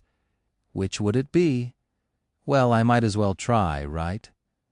Flowing through the shadow cast by the treasure chest, he dismissed the broken oath. A tiny amount of shadow essence from which the memories were created returned to his soul. Hiding on the surface of the dead mimic, Sonny dismissed the blood blossom and the puppeteer's shroud, too. Finally, he dismissed Weaver's mask, which brought him much more essence than the previous 3 memories combined, even if, in the grand scheme of things, that amount was still rather insignificant. Still, if it could gift him even 1 second more, it was worth it. Circulating his essence through the coils of the soul serpent to slow down its expenditure and enhance the speed of its regeneration, Sonny hid on the treasure chest and waited for his fate to be decided. After something that felt like an eternity, when the twisted rock had soared so high above the chained aisles that the crushing started turning smaller pieces of stone into fine dust, the island finally shuddered and cracked open. One of the rifts that opened in the blackened stone was directly beneath Sonny and the dead mimic. The whole section of the aisle suddenly broke off, separating from it in a rain of rock shards. Sonny caught a glimpse of petrified bones encased in the solidified stone, and then the chest he was hiding on floated up. For a few seconds, all of it, the remaining core of the island, the sea of stone debris, and the dead mimic continued to rise higher and higher. Larger pieces of rock were crushed into smaller ones and then turned into dust. A deafening thunder filled the air. But then, as if an invisible switch had been turned, the mysterious force that had kept the twisted rock floating between 2 skies for thousands of years was no more. Suddenly, everything that was too heavy to be carried away by wind slowed in its ascent, froze in the air for a few moments, and fell down. The cracked treasure chest tumbled down, too, falling toward the sky below. Sonny, who was still just a shadow adhered on its side, saw the world spin around. The last drops of his shadow essence were about to disappear, but that was fine. They would last him long enough to reach the altitude where the crushing wasn't immediately lethal anymore. When it finally happened, Sonny suddenly appeared on the surface of the chest and held onto it for dear life. The pressure of the crushing first threw him against the wood hard enough to break a few ribs, then tried to rip him away. But Sonny would not let go. His damned coins were in that damned chest. Together, he and the dead mimic fell lower and lower, until finally the crushing weakened enough to allow Sonny to move. Summoning the dark wing, he commanded it to turn into a blur and change the direction of their fall out of desperation. Instead, he was guiding the chest in the opposite direction, aiming it into the vast, empty expanse of the tier. Chapter 431. Fall from Grace. Chapter 431, Fall from Grace. As Sonny and the treasure chest plunged through the skies into the boundless black abyss, pieces of the shattered island pursued them. The crushing was slowly growing weaker, but it was still strong enough to kill most awakened. If not for the power of his shadows, Sonny would have been long dead. And even with it, he was much closer to becoming a corpse than he would have wished to be. His whole body was bruised, bloodied, and in pain, which he could see very clearly, because in addition to being terribly banged up, Sonny was also currently completely naked. What a glorious sight! Damn it! He had dismissed the puppeteer's shroud to absorb the shadow essence spent on its summoning, and had none of it left to manifest the armor again. The last drops had been spent to summon the Dark Wing. As the result, Sonny found himself falling into the sky below atop a lopsided treasure chest while wearing nothing but his pack and the strip of leather holding his broken arm in place. His only hope right now was that neither Master Roan nor St. Tyrus would suddenly appear to save the day and see him in this state. He would rather plunge into the tear than live through that embarrassment. Well, not really. I take it back. Both of them can descend from the clouds and carry me away in their arms. I won't mind. No, really. But no one came to his rescue. Dodging the heavy slabs of shattered stone and desperately trying to glide through the field of debris, Sonny slowly pushed the chest toward the empty expanse of the tier and prayed that nothing would damage his fragile cloak. It was having enough trouble obeying his commands already. The Dark Wing wasn't really designed to carry heavy weights. It could barely support just Sonny himself, and that was in normal conditions. Now that Sonny was refusing to let go of the dead mimic, and with both of them being affected by the crushing, the enchanted cloak was on the verge of breaking apart. Instead of gliding smoothly away from the falling rocks, Sonny and the treasure chest were more or less just falling between them at a slight angle. Needless to say, dodging the debris of the destroyed island in these circumstances was not easy. But somehow, Sonny managed to protect both himself and the Dark Wing for long enough to escape the danger zone in one piece. By then, the crushing had become almost bearable. Sitting on the lid of the treasure chest and feeling the terrible pressure grow weaker and weaker with each second, Sonny grimaced from pain, then let out a relieved sigh. The cool breeze was softly touching his burning face, as well as his, well, everything. All things considered, the fall was not unpleasant.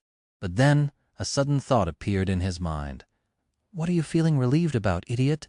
Oh, right. Looking down, Sonny saw nothing but the swiftly approaching, boundless, dark expanse of the sky below. The endless abyss that stretched downward forever, and from which there was no escape. Not unless one knew how to fly.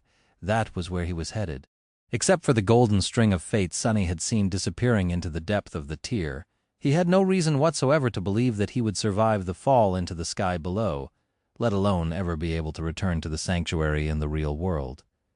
Most likely, he was going to go mad and either be devoured by some terrifying abyssal titan or die of hunger.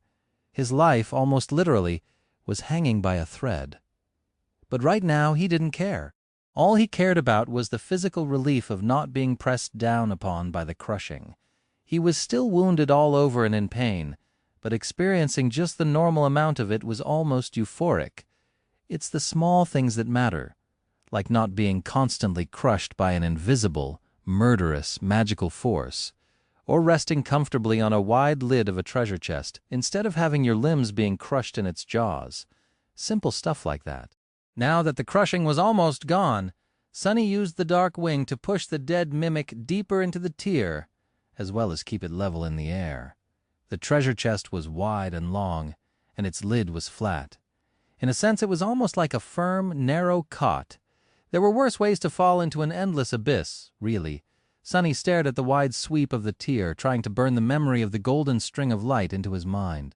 The tier was situated in the center of the chained aisles, and was both vast and absolutely empty. Some people believed that the ivory tower had once stood in its middle and was the first island to break free of its chains. Over thousands of years, islands that had bordered it were slowly destroyed one after another, causing the tier to grow. By now it was a couple of 100 kilometers across, and from what Sonny could tell, the string of fate led to somewhere in its very center. The question was, how deep in there was the thing on the other end of the string? The longest someone had flown down into the sky below before turning back was a week. Was the mysterious object hidden in an even deeper part of the abyss, and what was that object? Sonny could not even guess. The only thing he knew was that his intuition had pushed him toward the twisted rock because of it. If so, it should have been something that would allow him to survive, right? Of course, his fate might have been to just die there. Fate didn't really discriminate against any type of occurrence, including fatal ones. Regardless, Sonny was going to find out. It's not like he had a choice now. Feeling the air get colder, he shivered and watched the sky around him grow darker and darker. Soon there was no light left in it at all. Sunny had fallen into the sky below. Chapter 432, First Day of Nothing. Tis is sort of grim. Sunny was falling through a boundless empty void of cold darkness. Far below, false stars were shimmering with pale white light. Their radiance, however, did very little to illuminate the sky below. Everywhere around him there was just nothing. Sunny was still resting atop the treasure chest, holding onto it with his one healthy hand. He had no reference point to measure how far he had traveled, but suspected that the distance was swiftly leaving the realm of mundane sense and logic. He was not very educated, however. Even he knew that a falling object would forever accelerate at a steady pace, theoretically. That meant that every second Sunny was falling. His speed was increasing exponentially. By now, it had to be simply insane. But he did not really feel that speed. All he felt were wisps of cold wind caressing his skin from time to time. If there was one good thing about the situation, it was that he had accumulated a bit of shadow essence and was able to summon the puppeteer's shroud again. So he wasn't naked anymore, at least. If there was one thing he did know, though, it was the approximate speed with which he could glide forward with the help of the dark wing. Adding the weight of the dead treasure to the equation, he could more or less calculate the distance he was covering horizontally. With that in mind, he guessed that he would reach the middle of the tier in around a day. Problem was, he had no reliable way to measure time as well. There were some clues he could try to use, like the rate of shadow essence regeneration or the state of his wounds, but they were not exactly reliable. In heroic stories, characters often found themselves in similar situations. Every time that happened, the hero somehow managed to measure the passage of time by the state of their facial hair. Sadly, despite being 18, Sunny could not grow even the most pitiful of beards. That was a real shame. I guess I'm not hero material.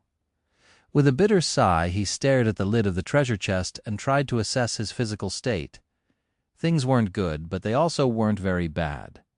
He had sustained minor internal damage due to the crushing, as well as several rather ugly wounds in the battle against Mimic. The half-healed cuts left on his body by the mirror beast had also opened at some point, and were now hurting once again. The worst injury was, of course, his broken arm. His mental state was also somewhat in shambles after being ravaged by the visage of the Strings of Fate. Luckily, there seemed to be no long-lasting effects. Even the splitting headache was already growing fainter. Sunny also could not remember the exact details of what he had seen, as if his mind completely erased them from his memory to protect itself. The only thing that remained was the fragment of the memory that he had preserved on purpose, the image of the thread of golden light leading deep into the tier. Sunny stared at the black nothingness, waited for a while, then slowly exhaled. Great. Now what? There was no answer. After a while, Sunny had no idea how long. He got tired of waiting for something to happen and decided to act. Might as well. The first thing he did was summon the covetous Coffer. Sunny expected that an identical chest would appear near the dead one, but instead what he saw was a miniature version of it. A box made of dark wood with strips of iron reinforcing it appeared on the lid of the treasure chest. It was about the size of a jewelry box, but not at all elegant. In fact, the covetous Coffer looked more mean than graceful somehow. As Sunny stared at it, the lid of the box raised slightly, revealing rows of sharp iron teeth. He blinked. I guess that's all I can manage with my current soul core capacity? Shaking his head, Sunny looked at the Coffer and said in an uncertain tone, "Come here." Immediately, 8 short iron legs appeared from under the box, and it scurried over before plopping down near him. Sunny hesitated for a few moments, glanced at his fingers, then cautiously opened the lid of the box. Luckily, it didn't try to bite them off. Taking off his pack, Sunny transferred its contents into the box. Although it seemed rather small, the Coffer swallowed all his supplies without any problem. Perfect. Sunny closed the box, patted it on the lid, and dismissed it. Then he summoned the Moonlight Shard and methodically cut his now empty pack into strips of leather. Using his one healthy hand and his teeth, Sunny tied them into a semblance of a rope, then tied himself to the treasure chest, and finally calmed down. Now his coins weren't going anywhere. Satisfied with his handiwork, Sunny rested for a bit. He was starting to feel tired and sleepy. Falling through the endless abyss turned out to be way less exciting than he had thought. In fact, it was extremely boring. There were still a lot of things he had to do, though, with a grimace. Sonny cautiously shifted his weight and crawled to the end of the chest. There he used the moonlight shard to widen a crack on the side of the dead mimic and separate 2 long planks of wood from it. Then he made a roll out of the last strip of leather he had and bit down on it. This is going to suck. Without giving himself too much time to think about it, he removed his broken arm from its sling and then proceeded to swiftly set the bones just like he had been taught. A sharp, blinding pain pierced his mind. When Sonny regained his vision and the ability to think straight, he saw that his arm did not look like jelly anymore. It seemed more or less straight. That will have to do. Hissing and cursing, he used the 2 planks of wood and the strip of leather to create a sturdy splint, then carefully placed it back inside the sling. Now his broken bones had a good chance of growing back together correctly, hopefully. After that, Sonny summoned the endless spring, and the Covetous Coffer took some of his remaining food out of it, and had a strangely relaxed meal on top of the dead mimic's lid. By the time he was done, the sky below did not change at all. He was still falling into its depths, slowly moving the treasure chest toward the center of the tier with the help of the dark wing. He was also absolutely exhausted. Sonny somberly stared at the distant false stars. He stared at them until his eyes started to water and his thoughts became slow and muddy. Then he stared at them some more. After a while he thought, I can't take it any more. By then his reserves of shadow essence were full by 1/3. Judging that around 24 hours had passed after the destruction of the Twisted Rock, Sonny sighed, then dismissed the dark wing and allowed the chest to start falling straight down. He was going to have to keep falling into the sky below for 6 more days, at least. Probably longer. Sonny shook his head, knowing full well that these estimations had almost nothing to do with reality. Then he did something that he had never thought he would ever do. He cautiously lay down on the long lid of the dead mimic, tightened the rope connecting them together, and closed his eyes. Soon, Sonny was dead asleep, plummeting into the darkness of the abyss without a care in the world. Chapter 433. More of the Same Nothing. Chapter 433, More of the Same Nothing. Sonny's bed trembled slightly, and he felt the wind blowing across the room. Still mostly asleep, he sighed and tried to pull the blanket higher. However, that damned thing was nowhere to be found. Where the hell is it? Reluctant to let go of sleep, he blindly searched for the blanket. Instead of finding it, though, Sonny suddenly felt his whole bed careen to the side. Startled, he opened his eyes and saw nothing but darkness surrounding him. What the? Oh, right. He wasn't in his small room in the sanctuary. He was plummeting into a lightless abyss atop the corpse of a fallen devil. Instead, Sonny stared into the darkness for a bit. Then he yawned. Well, at least I slept well, indeed. He was feeling rather refreshed. Most of his aches had either disappeared or grown milder, and even his wounded mind felt soothed. He felt rested, energized, and much better overall. The only problem was he was still falling into the endless void of the sky below. Sonny scratched the back of his head, though about this predicament, then summoned the endless spring and drank some water. Then he concentrated and tried to assess the situation. The situation was absolutely the same. He was surrounded by nothing. Nothing had changed while he slept, and there was nothing he could do about it. Sonny sighed and stared at the treasure chest beneath him. After a while he thought, if you think about it, this is just next-level pettiness. Not only did I kill this poor bastard, I even went so far as to take a nap on top of its dead body. Talk about insulting. Somewhere down below, false stars shimmered with white light. Judging by how much of his shadow essence had regenerated, Sonny judged that he slept for about 12 hours. A bit longer than usual, but he was really exhausted after everything that had transpired. These calculations of his, of course, were very rough. But if he assumed them to be correct, that would mean that he had left the sanctuary 6 days ago. He had no idea how long it was going to take to reach the thing on the end of the golden string of fate, but had to assume that it would take at least a week, Much longer than that, most likely. Back in the real world, his body was safely hidden in the luxurious sleeping pod in the basement of his house. The pod would keep it alive for months, so Sonny was not too worried about his physical well-being yet. Would anyone miss him? Probably not. Kai and Effie were used to his long ventures into the dream realm, and even if none of them had been as long as this one was going to be, they would just assume that he was too lazy to answer their messages and go about their business. They were famous heroes now, after all, with packed schedules and plenty of problems of their own. Teacher Julius didn't expect any reports from him, too. The lookouts in the sanctuary were not in the habit of keeping a detailed record of who went in and out of the citadel. The most anyone was going to think about him would be when Cassie arrived from the Night Temple, and he wasn't there to help St. Tyrus receive her. But she would just think that he was avoiding her, as he had done before. Sitting on the lid of the dead treasure chest in boundless darkness, Sonny realized that no one was really going to care that he was gone. So many things had changed, but even more remained just the same. Throwing a long look at the beautiful glass bottle in his hand, Sonny remained motionless for a while, then dismissed it and knocked on the lid of the dead mimic.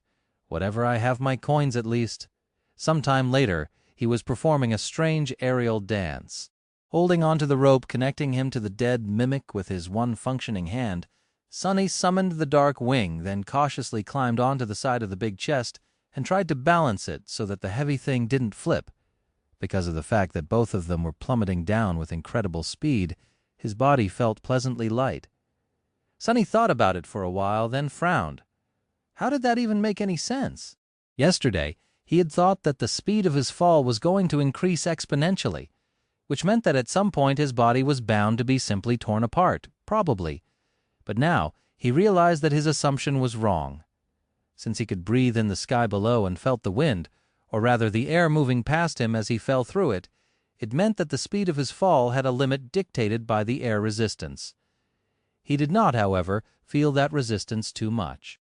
By all accounts, he should have been hearing the roaring of the wind and feeling it assault his body, instead of falling through the emptiness in something that resembled comfort. Common sense didn't seem to be working the sky below. Better not think about it too much. What was the point of trying to understand the laws of a place that simply denied all logic? He had far more practical things to do. Trusting the leather rope to hold his weight, Sonny let go of it and summoned the moonlight shard. Then, perched precariously on the side of the treasure chest, he inserted the narrow blade of the ghostly stiletto between its lip and the lid and tried to pry it open. The task turned out to be far more difficult than Sonny had anticipated. Not only did he have to do everything with only one hand, he also had to balance the chest to prevent it from spinning in the empty void, as well as keep an eye on the rope, hoping nervously that it would not break. After some time and plenty of exasperated curses, however, he finally managed to pry the jaws of the dead devil open. Inside its maw, a pile of golden coins was waiting for him to claim them. A dark smile appeared on Sonny's face. Then he let out a shaky, slightly unhinged laugh. Ah, it feels nice to be rich. Chapter 434, A Lot of Nothing. Chapter 434, A Lot of Nothing. Summoning the covetous Coffer, he... 3, 4, ah, what a day to be alive! 5, 6, one after another, the miraculous golden discs disappeared into the coffer. After a while, Sonny shifted his weight slightly, got more comfortable, and continued gathering his spoils. In the end, he had recovered almost 1,400 coins from inside the dead devil. Just as Sonny had expected, the entire top layer of the treasure pile had turned out to be real. That was an incredible, astonishing boon. Suddenly, everything that had happened seemed worth it almost. Glancing at the lightless void around him, Sonny sighed. Who knows if I will even be able to return to the sanctuary? Without the altar, these coins are just dead weight. Somewhat disheartened, he lingered for a few moments, then turned his gaze back to the open treasure chest. The top layer of the treasure pile that he had successfully plundered was indeed real, but beneath it, Sonny struggled to keep the contents of his stomach inside. Beneath the treasure, the limbs and organs of the mimic were tightly packed together, taking up most of the chest's volume. The whole thing was soaked in black blood and producing a sickening stench, not to mention looking like a butcher's nightmare. Disgusting, so disgusting. Thinking about how repulsive the sight in front of him was, Sonny used the moonlight shard to cut through the terrible sludge and fished out 4 large soul shards with a wide smile on his face. After cleaning them up a little, he placed the alluring crystals inside the Covetous coffer and dismissed the memory with a feeling of great satisfaction. After that, Sonny stared inside the treasure chest with a dubious expression on his face. The thing was, he only had around 3 days' worth of provisions left, stored neatly inside the Covetous coffer. If he rationed his food, it would probably last him for about a week. After that, Sonny scratched the back of his head, then shuddered and closed the lid of the chest with a loud thud. I'll think about it when the time comes, but hopefully it never does. With that, he climbed back onto the dead devil and rested for a while, looking into the darkness. As time slowly passed, Sonny grew more and more solemn. Finally, he came to a frightening realization. He had nothing else left to do. This is going to be a problem. An eternity later, or just a few hours, who knew Sonny was sitting on top of the treasure chest and dying from boredom. He was still falling through the boundless dark abyss. Of course, what else would he be doing? There was nothing else to do. The cruel sight was in his hand, the silver blade shining with a bright radiance. He was using its light-eater enchantment to summon the sunlight the somber spear had absorbed and projected into the darkness of the sky below. Thanks to that light, the shapes of his 2 shadows could be clearly seen, one resting on the surface of the chest to his left, the other to his right. Sonny shook his head, then said, "I am dying of boredom here. I have never been this bored. How are we going to survive weeks of this crap? What do you guys think?" The happy shadow to his right hesitated, then raised a fist encouragingly. Its sentiment was quite clear. "You got this." The gloomy shadow to his left stared at him grimly, then simply shook its head. Its meaning was clear, too. Just give up already. Sonny blinked a couple of times, then smiled. "Well, I think it's going to be fine. I'll just think about it as a vacation." "Yeah. When was the last time I could just relax and do nothing?" "That's right, never. If you think about it, guys, this is a godsend opportunity, an opportunity to rest and laze about as much as I want." He remained silent for a while, then added, "I literally have no choice but to do nothing. Lucky me, right?" The gloomy shadow glanced at him, then covered its face with a palm. Even the happy shadow hesitated for a bit before giving him a timid shrug. Sonny frowned. "What do you mean, go crazy?" "I'm not going to go crazy. I'm so done with being crazy. Been there, done that, as they say. There is zero possibility that I will go crazy." The shadows didn't answer, making him huff angrily. "Whatever! Why am I even speaking to you two? It's not like you even have enough decency to pull your weight in the conversation." He scowled and dismissed the cruel sight, letting the darkness shroud everything once again. The shadows became invisible. After a while, Sonny said scornfully, "And it's not like I don't have better alternatives to talk to anyway." Where had he put the ordinary rock? By the time 3 days had passed, at least Sonny suspected that it had been 3 days, since that was how long his shadow essence usually took to fully recover without the aid of the soul serpent. He was, indeed, on the verge of losing his mind. It wasn't even the boredom that was the worst. It was the absolute lack of any external stimuli. Nothing ever changed in the sky below. Nothing ever happened. Nothing ever appeared or disappeared, or was there at all. There was nothing but empty darkness, the distant shimmering stars and him, and falling. At the start of it all, Sonny had been worried that he would encounter evil, colossal, inconceivably horrifying creatures in the abyss. That was what one would expect from an abyss, right? But there was none by now. He almost hoped to encounter a stray titan or two. He had heard that people were prone to going insane in isolation, but never expected to be in such a situation himself. Sonny had spent the first day thinking about this and that, remembering his experiences and trying to learn something from them. He wondered about the mirror beast and the cruel sight. Why was the silver spear even called that then? He understood. It was called the cruel sight because its polished blade showed a person their own reflection. He wondered about the shipwreck, the coins, the mimic, and the person called Noctis. How were all of these things connected?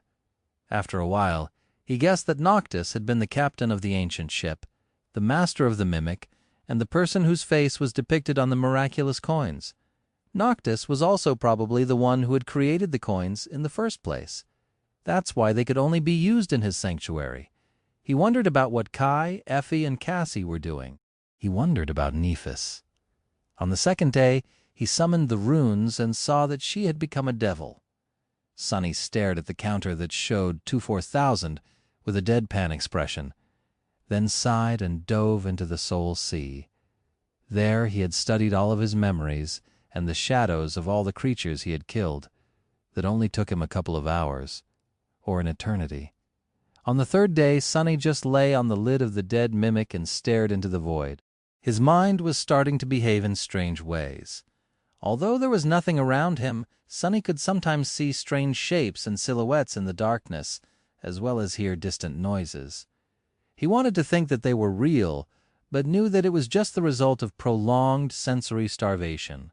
Human minds were weird that way. They couldn't really withstand a lot of nothing. Suddenly, the story of a man who had to turn back after 7 days of descending into the sky below, out of fear of going insane, made much more sense to him. To make himself perceive at least something, Sonny summoned the silver bell and rang it in the darkness, listening to the melodious ringing as it disappeared into the abyss. And now he was sitting on the treasure chest, looking at the distant stars and speaking with the ordinary rock. "So, how has your day been, Rock?" The memory answered in his own voice. "Same old nothing yours?" Sonny remained silent for a while, then said, "I'm enjoying my vacation." The ordinary rock laughed. "Sounds wonderful. How is your vacation going?" he sighed. "Splendidly. I've yet to hit the rock bottom." For a while there was nothing but silence. Then a new question came. "Why is it so dark?" Sonny smiled weakly. "Why wouldn't it be dark? This is the sky below, after all." But then he froze. "What?" The voice that asked the question had not come from the ordinary rock. That voice was not his own. Chapter 435, Listening to Nothing. Chapter 435, Listening to Nothing. Sonny shuddered. The voice he heard was not his own. It sounded pleasant and calm and seemed to have come from the darkness of the sky below itself. Have I finally lost it? His first thought was that he had gone crazy again and was now hearing things. His second thought was much less comforting. Damnation. Had he summoned some unholy titan from the depths of the sky below, after all? Sonny outstretched one hand, ready to manifest the cruel sight, but then hesitated. If the owner of the voice was not a figment of his imagination, but some harrowing being of the void, was it really wise to agitate it? Would the silver blade even do anything against it? Calm down. Calm down. Maybe you just imagined the whole thing. As if to answer his thoughts, the void laughed softly. "Ah, my apologies. I seem to have startled you." Sonny gulped. The pleasant voice seemed to belong to a young man, but no matter how hard he looked into the darkness, he couldn't see anyone or anything nearby. He was reminded of his first meeting with Kai. Only this time, things were much more frightening. No worries. I just didn't expect to hear another human's voice here. You are a human, right?" The void was silent for a while, then answered in a neutral tone, "A human? I used to be a human once, I guess." Sonny realized that he couldn't even pinpoint the direction from which the voice was coming. It was just there, somehow. Everywhere. Around him. He tensed, then asked cautiously, "Used to? Then what are you now?" The voice disappeared for a few moments, then sighed. Finally it answered, "Lost?" Sonny blinked. What the hell does he mean? Lost, as in lost in the sky below? The darkness let out a sad laugh. No, not in the sky below. As Sonny felt cold shivers run down his spine, it hesitantly added, "I am sorry. I haven't spoken to anyone in a long, long time. Instead of lost, it would be more proper to say that I am one of the lost. My body in the waking world was destroyed, but my soul continues to exist here in the dream realm. I hope that explanation is more clear. One of the lost, Sonny knew of these people, although he had never met one in person. Just like there were hollow people whose souls were destroyed, leaving an empty body behind, There were also the lost, people whose bodies had somehow died in the real world, leaving their souls stranded in the dream realm. There wasn't a lot of them, since most of the time the soul perished shortly after the body had, but there were some. Knowing that the owner of the voice was one of these lost souls made Sonny relax a little. Not that he had any reason to believe that the stranger was telling him the truth. He could have been a nightmare creature, still, or something worse. But even if he was lost, that didn't explain how they were able to converse. The lost, from what Sonny knew, were just like any other awakened in the dream realm. It was just that they couldn't return to the real world. What they certainly were not were disembodied voices coming from the void. He shifted his weight slightly, ready to do something to protect himself if need be, and asked, "Sorry to hear that, but how is it that I am able to hear your voice, but can't see you?" The voice lingered for some time, then answered with a bit of amusement, "That is a good question." Sonny waited patiently for him to expand on that answer, but that seemed to be it. A bit irritated, he said, "Well, aren't you going to explain?" Instead, the voice suddenly asked, "Why are you descending into the sky below? This is a very dangerous place." Sonny blinked a couple of times, then coughed, Well, you see, I'm not so much descending into the sky below as I'm falling into it. I got stuck on an island because of the crushing, and sadly that island broke off its chain. So I had to jump off. And here I am, then," he frowned. "Wait, dangerous place? Why is it dangerous? I haven't seen anything dangerous anywhere in this dreadful pit." The voice lingered for a while, then sighed with regret. "You'll see. When you reach the stars, then you will see." Then it disappeared. Sonny stared into the darkness, a bit disturbed. A deep frown appeared on his face. "What do you mean? What will happen when I reach the stars?" But there was no answer. No matter how long Sonny waited, the voice did not speak to him again. The void was silent and empty, just as it had been before. In the end, he just massaged his temples and cursed. What the hell was that? Did he imagine the whole thing? Had his mind finally cracked? Sonny stared at the ordinary rock, as though expecting it to actually talk and collaborate his story. Sadly, the memory could only repeat the sounds it had recently heard. Wait the sounds it had heard. Sonny hurriedly commanded the rock to repeat everything it had recorded in the past few minutes. Then, feeling cold sweat appear on his forehead, he listened to his own voice speaking to nothing. His words were repeated, but where the words of the strange voice should have been, there was nothing but silence. Dismissing the ordinary rock, Sonny clutched his hair and groaned. "Crazy? I've gone completely crazy. Curse it all. It has been just 4 days, and I'm already turning back into a lunatic." Not even a full week passed by, and he was already going insane. This is the worst vacation ever. After a while he frowned, despite being mostly sure that the whole thing was just a symptom of his sanity slowly breaking apart. Sonny cautiously crawled to the edge of the chest and looked down at the distant shimmering stars. Was he imagining things? Or did they seem to be a little closer? Chapter 436. Nothing to Worry About. Chapter 436. Nothing to Worry About.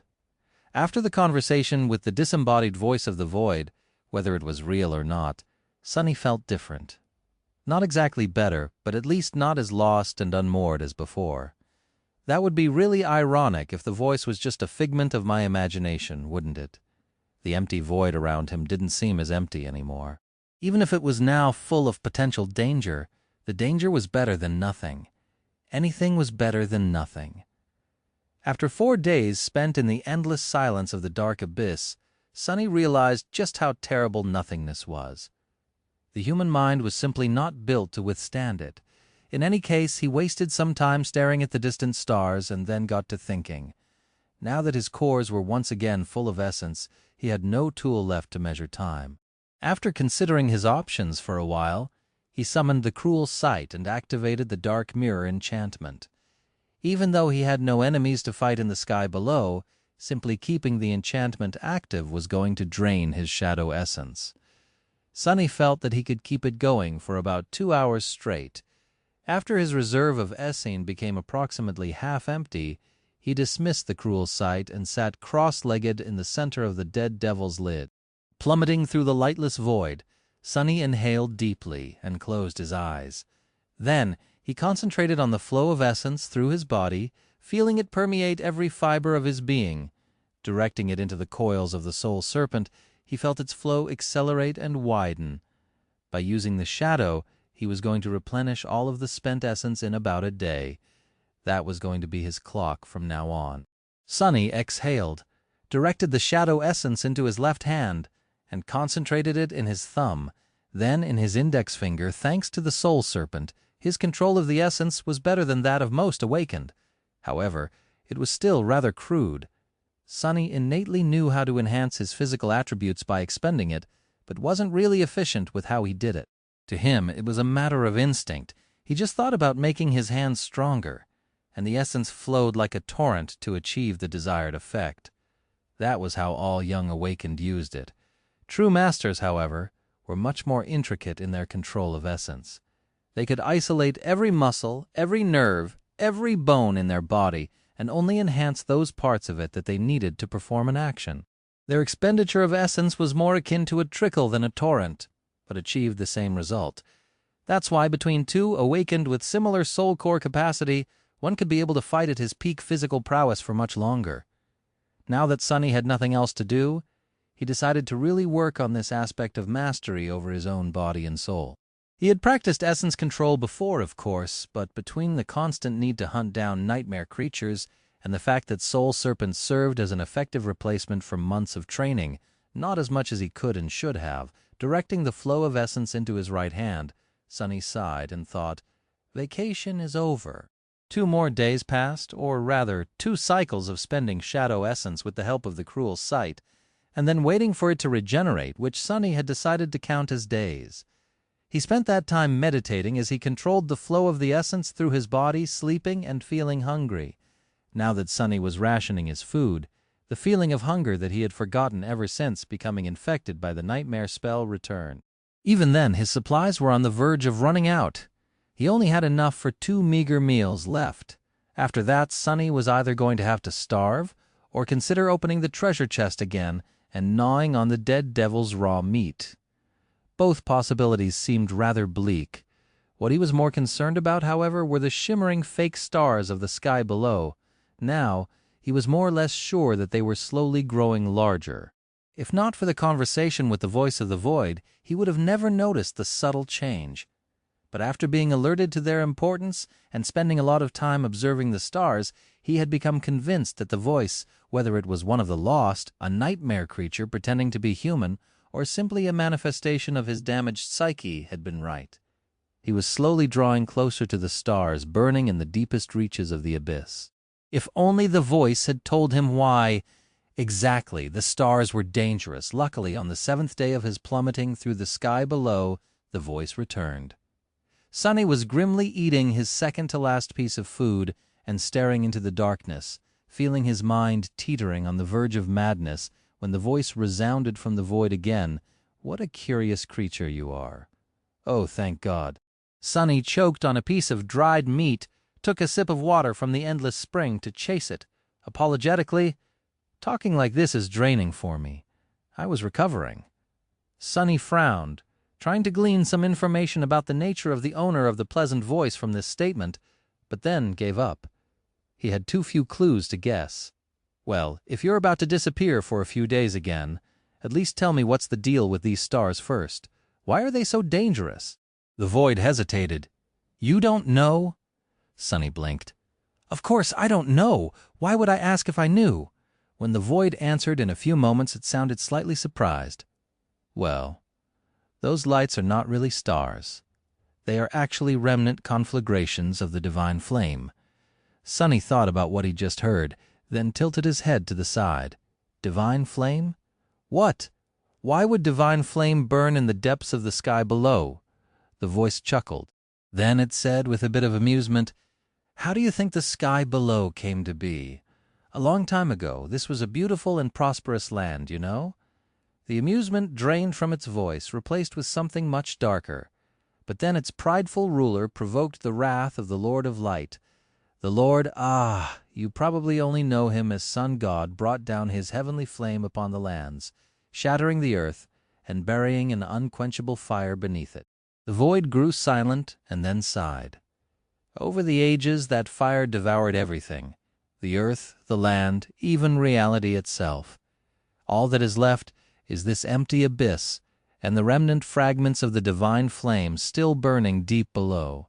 So, I am sorry to say this, but unless you know a way to survive the searing heat of the all-destroying heavenly fire, you will probably burn to death in a few weeks.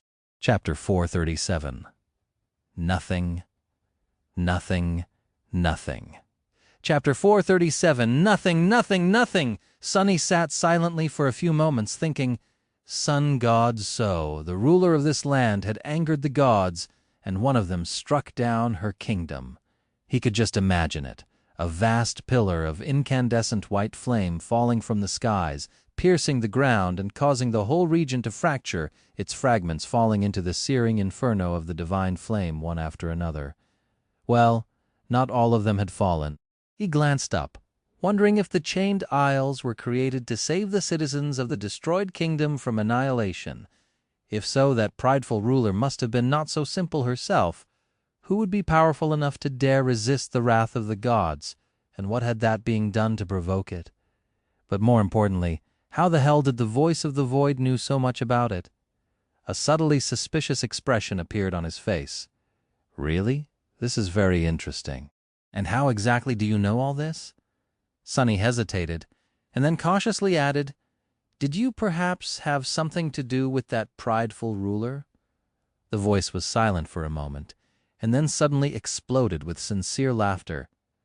Oh my, I wish, wouldn't that be grand? But no, I'm just an awakened who had studied the chained isles, probably the same way that you have studied them in your travels. The ruins here are all but destroyed by the endless cycle of the crushing, but if one knows where to look, there are still some answers left to find. Sunny smiled. True, but I am actually a research assistant for the Wilderness Survival faculty of the Academy, and yet I have never seen any of the information you possess in the database. With the level of access that I have, that is very strange, isn't it? The voice chuckled.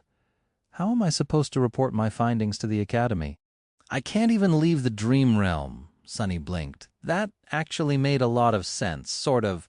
Lost or not, an awakened still had to survive somehow in the dream realm, so they were bound to live in one of the citadels. Probably. So it wasn't like they had no contact at all with the real world, even if it was only through the other inhabitants of their citadel, unless the owner of the voice was not a usual lost, or was lying to Sunny, or was just a figment of his imagination. He frowned. By the way, where are you exactly? I haven't heard a voice like yours anywhere in the sanctuary, and I have spoken to most of the awakened there at least once. The voice lingered for a while, then answered, I am not in the sanctuary. What was that supposed to mean? There was another citadel on the Chained Isles, the Night Temple, but only those serving valor were allowed to anchor there.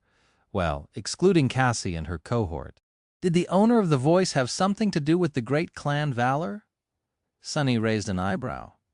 Are you from the Night Temple, then? But there was no response. It seemed that the mysterious young man Sunny had been speaking with, if he was even real, had once again reached his limit, thus ending their conversation.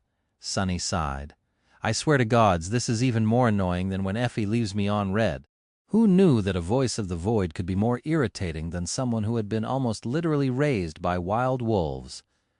No manners, no decorum.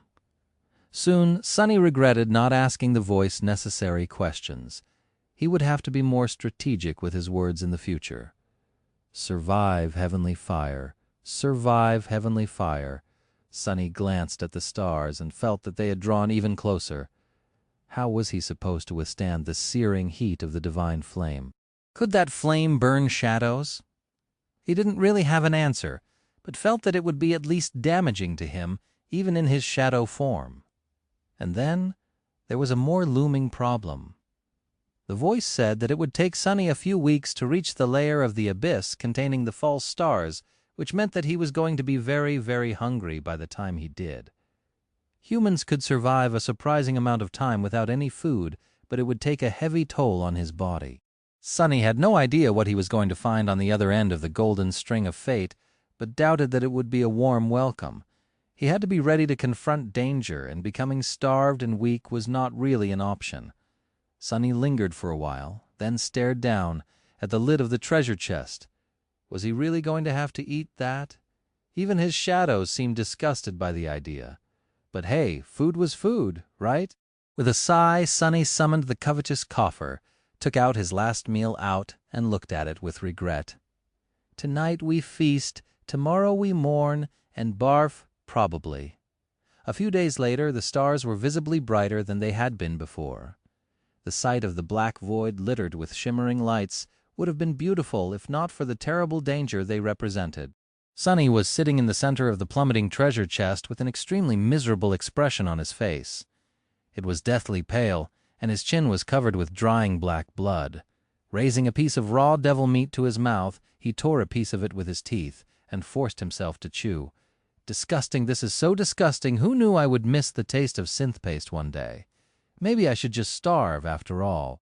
As soon as he thought that, the void suddenly spoke again. Oh gods! You're actually eating that! Sonny stared into the darkness with hatred, swallowed the piece of mimic meat, and said evenly, Sure, want a bite? The voice hesitated for several seconds, then asked, You're eating it raw? Sonny gritted his teeth. Of course I'm eating it raw, you fool! How else am I supposed to eat it? I don't exactly have a kitchen here. Then, with a furious determination, he tore another piece of meat and chewed on it. As it turned out, his face had not reached its maximum paleness before. Now it seemed not only white, but also a little green. The void sighed. Then it asked curiously, Are you not afraid of poisoning yourself? Sonny snarled. I have a strong stomach. He had indeed considered the possibility of catching a severe case of food poisoning from eating the corrupted meat of the vile devil. As an awakened, however, his digestive system was much stronger than that of mundane humans, and on top of that there was blood weave. So he judged that his chances of dying from eating the mimic were rather low. No matter how poetic it would have been, choking to death on the flesh of a devil you killed would be too. How funny! Sonny swallowed the disgusting meat and took a sip from the endless spring. A few moments later the voice asked, Have you thought of a way to survive the divine flames? He stared at his broken arm, then shrugged. I considered a few. The voice seemed to be pleased to hear that. Good, I have thought about it as well. Chapter 438, Prince of Nothing. Chapter 438, Prince of Nothing. Sonny stared into the void suspiciously. Yeah, and how come you are so concerned about my well-being? The voice remained silent for a bit, then answered wistfully. I haven't really spoken to anyone in a long, long time.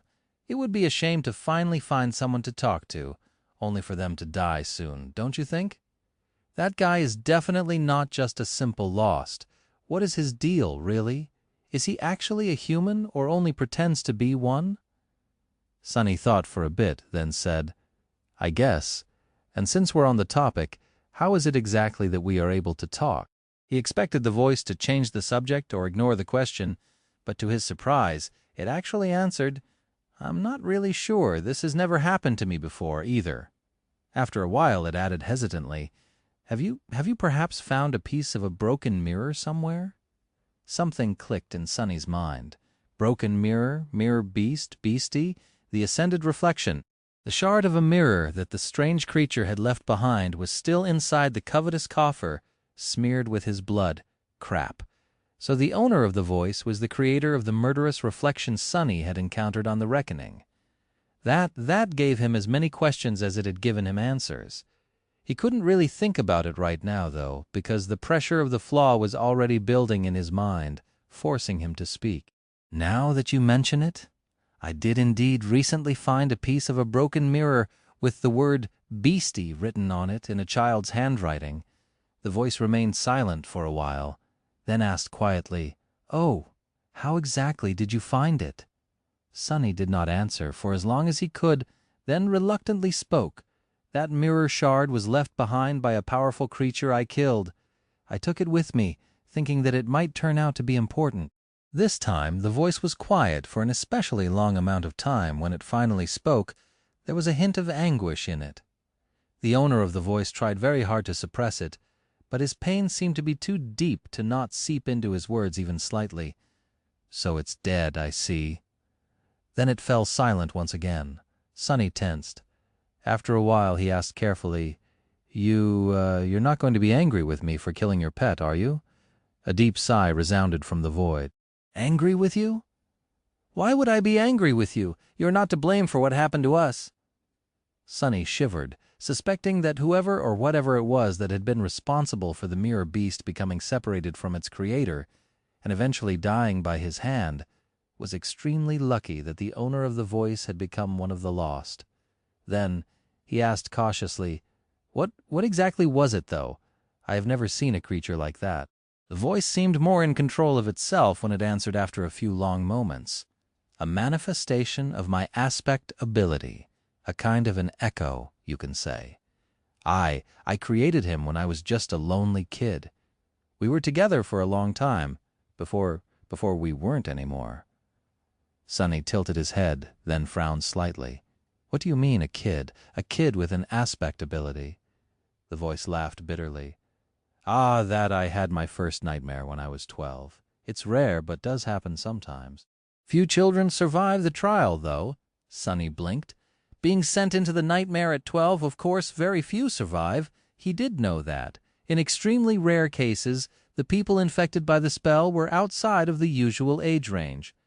The entire first generation of the awakened had been, for example, and there were cases of this anomaly to this day, even though it usually happened to someone older than the norm, not someone younger. And I thought that I was unlucky." He cleared his throat, then said awkwardly, "Well, I'm sorry for your loss. If it makes you feel any better, the creature tried to say something before it died. We never stopped searching." Something like that. The voice, however, didn't respond. It seemed that its owner had once again spent all of his soul essence, or whatever it was that allowed him to communicate with Sonny, and was now gone for another few days. Sonny sighed. "Curse it! I didn't even have time to ask him how to survive the damned stars." More strategic with how he chose his words, damn it. Sonny spent a few more days plummeting into the void. By now he was having trouble remembering what it even felt like to not be falling. The darkness seemed to be eternal and ever-present, as though he had always been here in its empty embrace, and all of his actual life was just a strange dream. Maybe it was. No, it wasn't. He was almost sure. By the time the voice returned, the void had changed slightly. Not only were the distant shimmering lights now closer and brighter, but it also felt as if the air was getting warmer. Sonny was in his usual spot, sitting cross-legged in the center of the treasure chest and training to better control the flow of shadow essence. On the surface of the lid near him was a dark longbow and a quiver of black arrows. "You practice archery?" Sonny opened his eyes and glanced into the darkness, then shrugged. "Not really, but I hope to learn a bit of it soon." He made a grimace and nodded toward his broken arm. "I do need 2 functioning hands before I'll be able to, though." The bow and the quiver of arrows were the same he had entrusted to Saint before. Both of the memories were ascended, but only of the first tier. The bow's enchantments made it incredibly strong and sturdy, while the only enchantment that the arrows possessed was that they came as a whole quiver instead of a single one. His broken arm, meanwhile, was healing.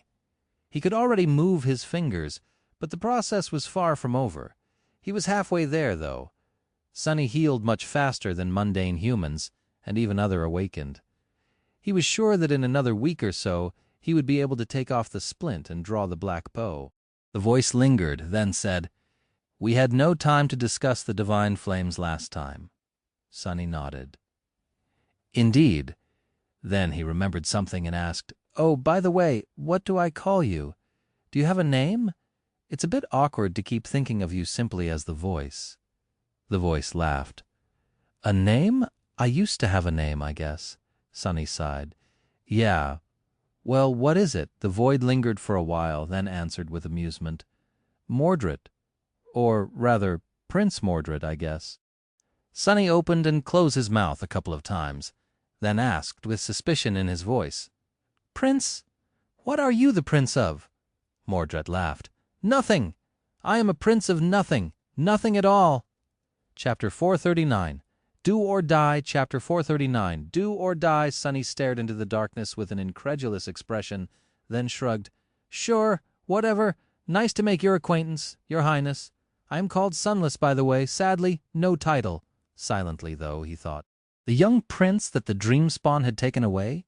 Oblivious to his suspicions, Mordred hesitated, then asked politely, Sunless, what an unusual name. Sunny grimaced. Yes. My mother had on second thought, forget that. Are you going to tell me about the divine flame or not? The Prince of Nothing was silent for a bit, then said, There is not much to tell. The heat of those flames is absolutely deadly. Unless you have some way to fly, you're in big trouble. Which I assume you don't, otherwise you wouldn't be in this predicament to begin with, right? Well, you can't argue with sound logic, I guess. Sunny sighed. I can control the direction of the fall, but yes, no true flight. He hesitated, then added reluctantly, For what it is worth, my aspect ability allows me to turn incorporeal as well as teleport for short distances. He didn't really want to share the details of his powers with the mysterious prince, but currently there was no other choice. Mordred obviously knew more about the sky below than Sunny, so his advice was vital. The lost prince thought for a few moments, then said, Turning incorporeal will help against being cooked by the heat, but it won't save you from the divine flame itself. However, not everything is lost. Even though you can't fly, you do have some mobility. With some luck, you might be able to dodge the conflagrations. Sunny glanced into the darkness with a resentful expression. That I already figured out myself. Tell me something that I don't know. Genius, the void chuckled. Fine. But only because you asked nicely. Then it disappeared. Sunny's face twitched. God damn it! He's gone again! But a second later, Mordred's voice suddenly resounded from the darkness. No, there is still time. I was just thinking. He was quiet for a few moments, then said hesitantly, There is actually a path through the divine flame, an empty rift in the tapestry of stars where none of it remains. If you find it, you might survive, although it was hard to control his emotions these days. Sunny tried his hardest to suppress the misplaced anger and calm himself down. When he spoke, his voice sounded almost even. Why didn't you tell me sooner? How far am I from this rift, then? Mordred sighed. How would I know? It's not like I know where you are, exactly. More than that, I had never managed to find the rift myself. The sky below is vast and deadly, after all. So he was exploring this abyss, too. Why, what's out there beyond the fake stars? Sunny tilted his head, then asked cautiously, If you never found it, how do you know that it's there? The void remained silent for some time.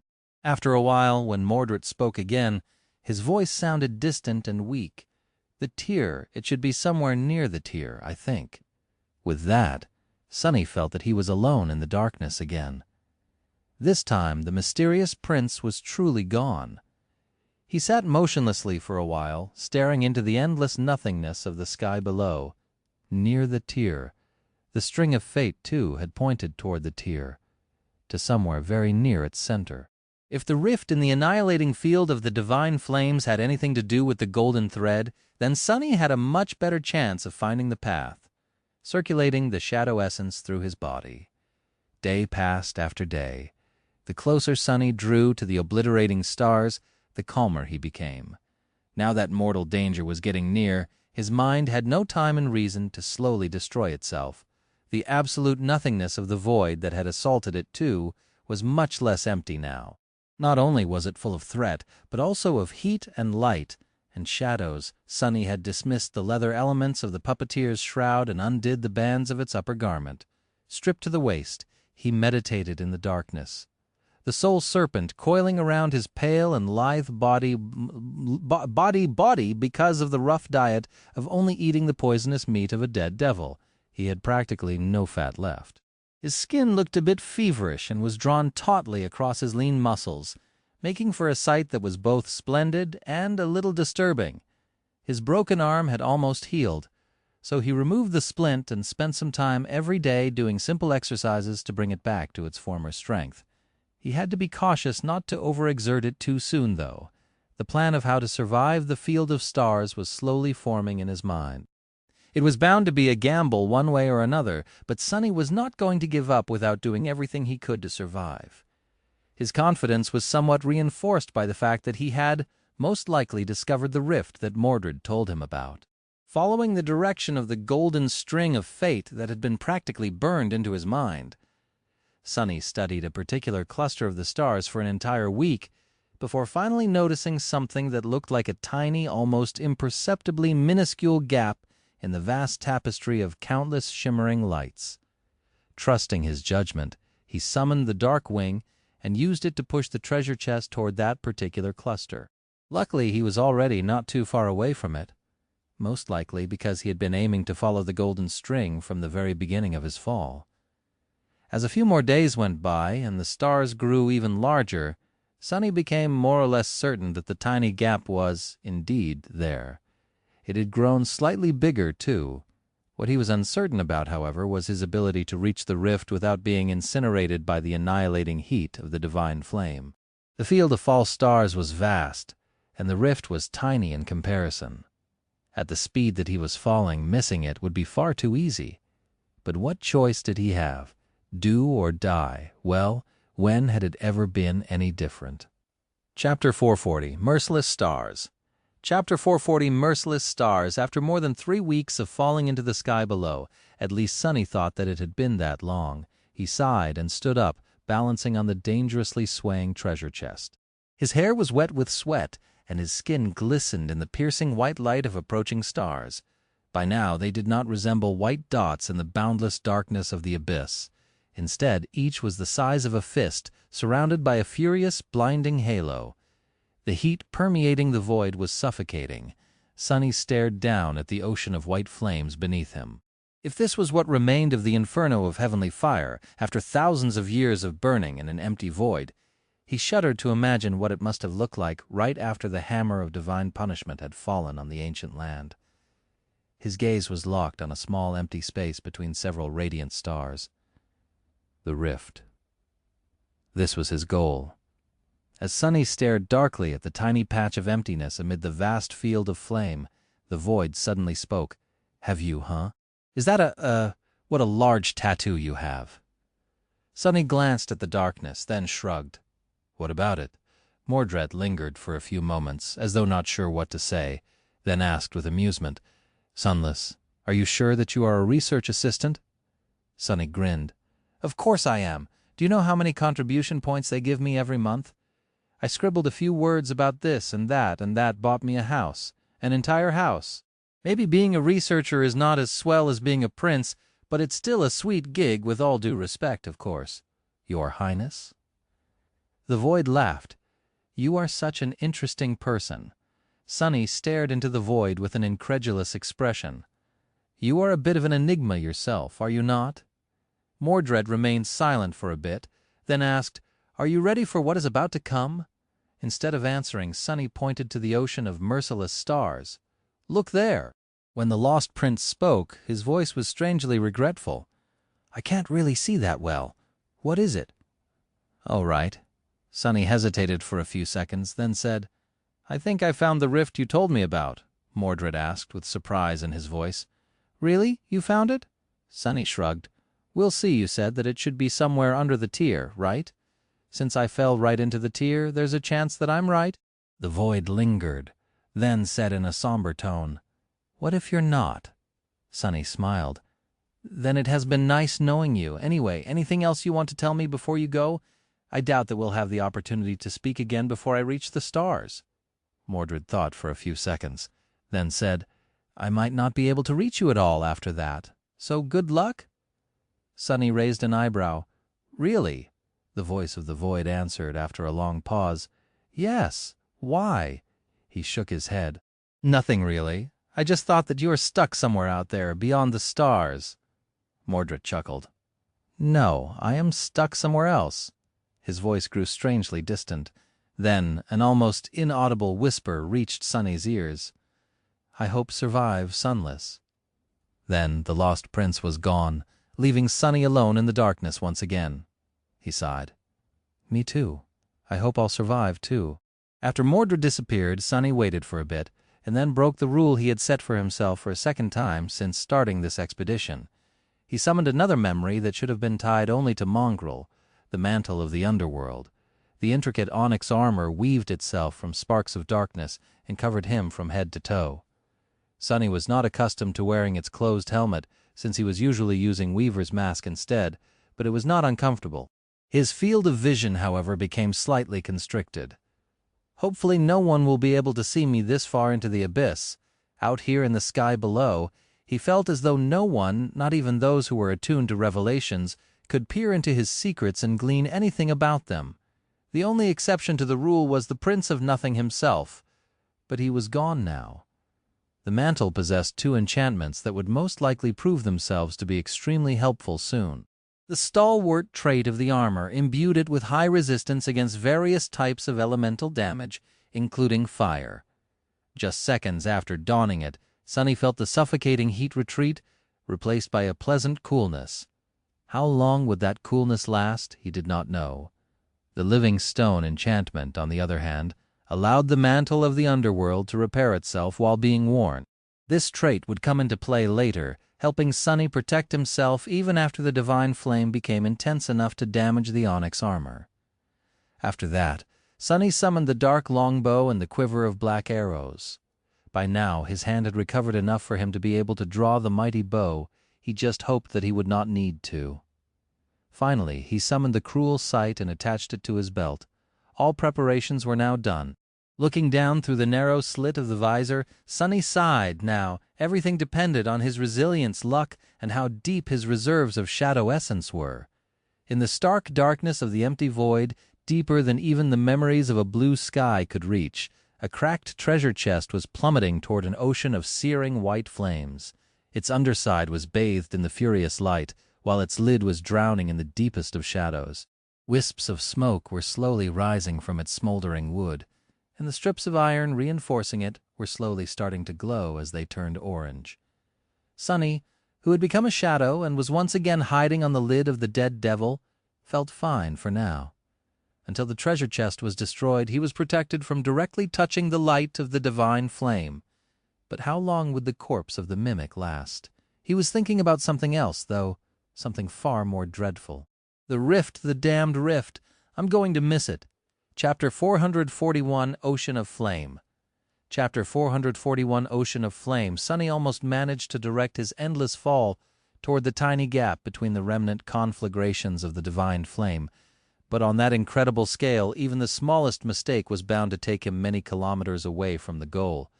A mistake that he had inevitably made since there were no lessons on navigating eternal voids, especially without any tools except for his own 2 eyes. Damn it! Right below him, swiftly approaching, was an ocean of obliterating light, heat, and fire. The conflagrations themselves were rather small, no larger than a dozen meters in diameter, and chaotically scattered in the void at a considerable distance from one another. Each looked like a furious, undulant orb of dancing white flames. The space between them, though, was not safe. It was permeated by immolating heat that nothing could withstand, at least nothing Sonny had at his disposal. As the adamantine wood of the treasure chest started to slowly catch fire, he hesitated, then glanced at the empty darkness of the distant rift in the ocean of light. Whether by accident or by design, there was a point in the field of false stars where no conflagrations remained. A roughly circular breach was torn through them, promising him safe passage, but how was he supposed to reach it? If Sonny jumped off the plummeting chest right now, he would probably be able to glide all the way to the rift. The distance was just right. However, he was pretty sure that the dark wing would be instantly turned to ash by the terrible heat of the remnant vestiges of the divine flame. Not to mention that he himself would probably get thoroughly cooked inside the mantle of the underworld if he remained corporeal for that long. With a mental sigh, Sonny left the comforting embrace of the shadows. A kneeling figure in an intricate onyx armor appeared on the lid of the smoldering treasure chest. Arg! Despite the protection of the stalwart enchantment, the air he breathed in was thin and scoldingly hot. It almost felt as if he was inhaling fire. Other than that, however, the mantle of the underworld did a good job of keeping the heat at bay, and yet Sonny could feel it starting to slowly get warmer. He didn't have a lot of time. Standing up, He raised the dark longbow, knocked an arrow on its string and gritted his teeth. Then, sending a thin trickle of essence into the muscles of his shoulder and back, he strained his body and drew the mighty bow. It felt as though he was lifting a mountain. How the hell does Saint make it look easy? Feeling his muscles tremble, Sonny aimed toward the rift and hesitated for a second. After he did this, there would be no going back. What is there to go back to, fool? Aren't you sick of that damned chest? Relaxing his hand, he let go of the string. The black arrow shot into the darkness with incredible speed, instantly becoming illuminated by a blinding radiance. It was strange. The void was full of light now, but with nothing to reflect it, the sky below still appeared black and empty. Only when something entered the emptiness did the light become visible. Sonny felt the chest sway and struggled to keep his balance. A couple of moments later, the fletching of the arrow suddenly caught fire and burned away. However, that didn't affect its flight too much. The arrow pierced the darkness and turned into a distant spark, covering almost an entire kilometer in just a few seconds. Then, however, it slowed down considerably, and its wooden shaft began to smolder. It was time to move. As Sonny felt flame licking his greaves, he held his breath and used shadow step. The arrow he had sent, flying in the direction of the rift, was wrapped into one of his shadows. As the shadow unfurled itself from the igniting shaft, Sonny shot out of it as if launched from a giant slingshot. As soon as he left the shadow, it instantly wrapped itself around his body and then slid toward the quiver. Crap. Sonny found himself flying through the darkness with nothing to support or shield him from being directly exposed to the immolating radiance. The mantle of the underworld suddenly shone in the torrent of light, instantly growing considerably warmer. It wasn't burning his skin yet, but he suspected that there was not much time left before that happened, especially because his momentum was not only horizontal, but also vertical, and was becoming more so with each moment. He was still plummeting toward the ocean of flames, approaching it with terrifying speed. The closer he got, the more obliterating the heat would become. Twisting as he fell to orient himself in the void, Sonny knocked another arrow and drew the bow again. This time it was considerably harder, since he had nothing to stand on and had to rely solely on the strength of his arms and shoulders. Just in the few seconds it had taken him to draw the bow, the heat became much more destructive. Another arrow flew into the darkness, and several seconds later he used shadow step again, appearing almost 2 kilometers closer to the rift. It was still decently far away, though. Curses! Sonny flew through the obliterating darkness and struggled to knock another arrow. The glossy black surface of the mantle of the underworld was starting to glow, slowly turning incandescent. He was still fine inside, though, for now, if a little hot, another arrow disappeared into the darkness, and Sonny jumped through the shadows again. This time the jump devoured pretty much all of his remaining shadow essence. Whatever little there was left would not have been enough to repeat the process the 4th time. However, maybe, just maybe, he wasn't going to have to. After using shadow step 3 times in a row, and turning some of his vertical momentum into horizontal one with each jump, Sonny was now plummeting diagonally through the void, seemingly toward the very edge of the rift. I'm going to make it. Am I going to make it? Even if he would. It was going to be very, very close. The string of the bow suddenly caught fire and broke with a loud ring, dismissing the bow and the quiver. Sonny sent both of his shadows to reinforce the mantle of the underworld and threw his hands and legs to the sides. He was trying to create as much surface area as possible to utilize the resistance of the air in his favor. He was well versed in all kinds of falling and gliding thanks to using the Darkwing so often, so this was not something new to him. Granted, he had never done it in a heavy armor. Speaking of which, Sonny hesitated, then directed some of his remaining essence into the mantle of the underworld to activate the Feather of Truth enchantment and make the armor as light as possible. Then all he could do was endure the growing heat and wait and watch as both the obliterating ocean of flames and the circle of saving darkness approached him at tremendous speed. His life now depended solely on which of the two was going to swallow him first. Chapter 442, Burning Heaven. Chapter 442, Burning Heaven surrounded by a radiant halo. Sonny plummeted into the darkness. His breath was ragged and hoarse, and his eyes were blinded by the piercing shine of the immolating ocean of white flames beneath him. Fearing that his eyes would be permanently blinded by it, he closed them, which helped a little. Hot, it's so hot! He was drawing closer and closer to the remains of the divine inferno, and as he did, the stone-like metal of the mantle of the underworld was growing hotter and hotter. Soon its outer layer turned bright red, then it started to melt. Damn! Sonny directed more of his remaining essence through the coils of the soul serpent, activating the living stone enchantment of the underworld armor. As the onyx melted and cracked, causing him excruciating pain, the mantle began to repair itself. Before anything could fully breach the surface of the incandescent onyx, the damage was undone. For now the enchanted armor could heal itself faster than it was being destroyed. In large part due to being augmented by both of his shadows, perhaps. Sonny encountered another problem, though. It was getting harder and harder to breathe, not even because the air was scalding and hot, but because there was not enough of it, fire fed on oxygen after all. Luckily, Sonny was no stranger to being deprived of it. What's more, thanks to the blood weave, he could get by without breathing for much longer than most awakened, and he suspected that he would have to do just that very soon. Hopefully, he would be able to reach the rift shortly after that. And speaking of the rift, he carefully opened his eyes a little and glanced into the blinding inferno beneath, trying to judge whether or not he was going to make it. For now it seemed that he would easily pass the field of fire and enter the dark emptiness, but that was just an illusion. Sonny had to factor in that his forward momentum was constantly growing weaker, which meant that his trajectory would become more and more vertical the longer he fell through the searing abyss. It was too hard to tell whether or not he was going to make it.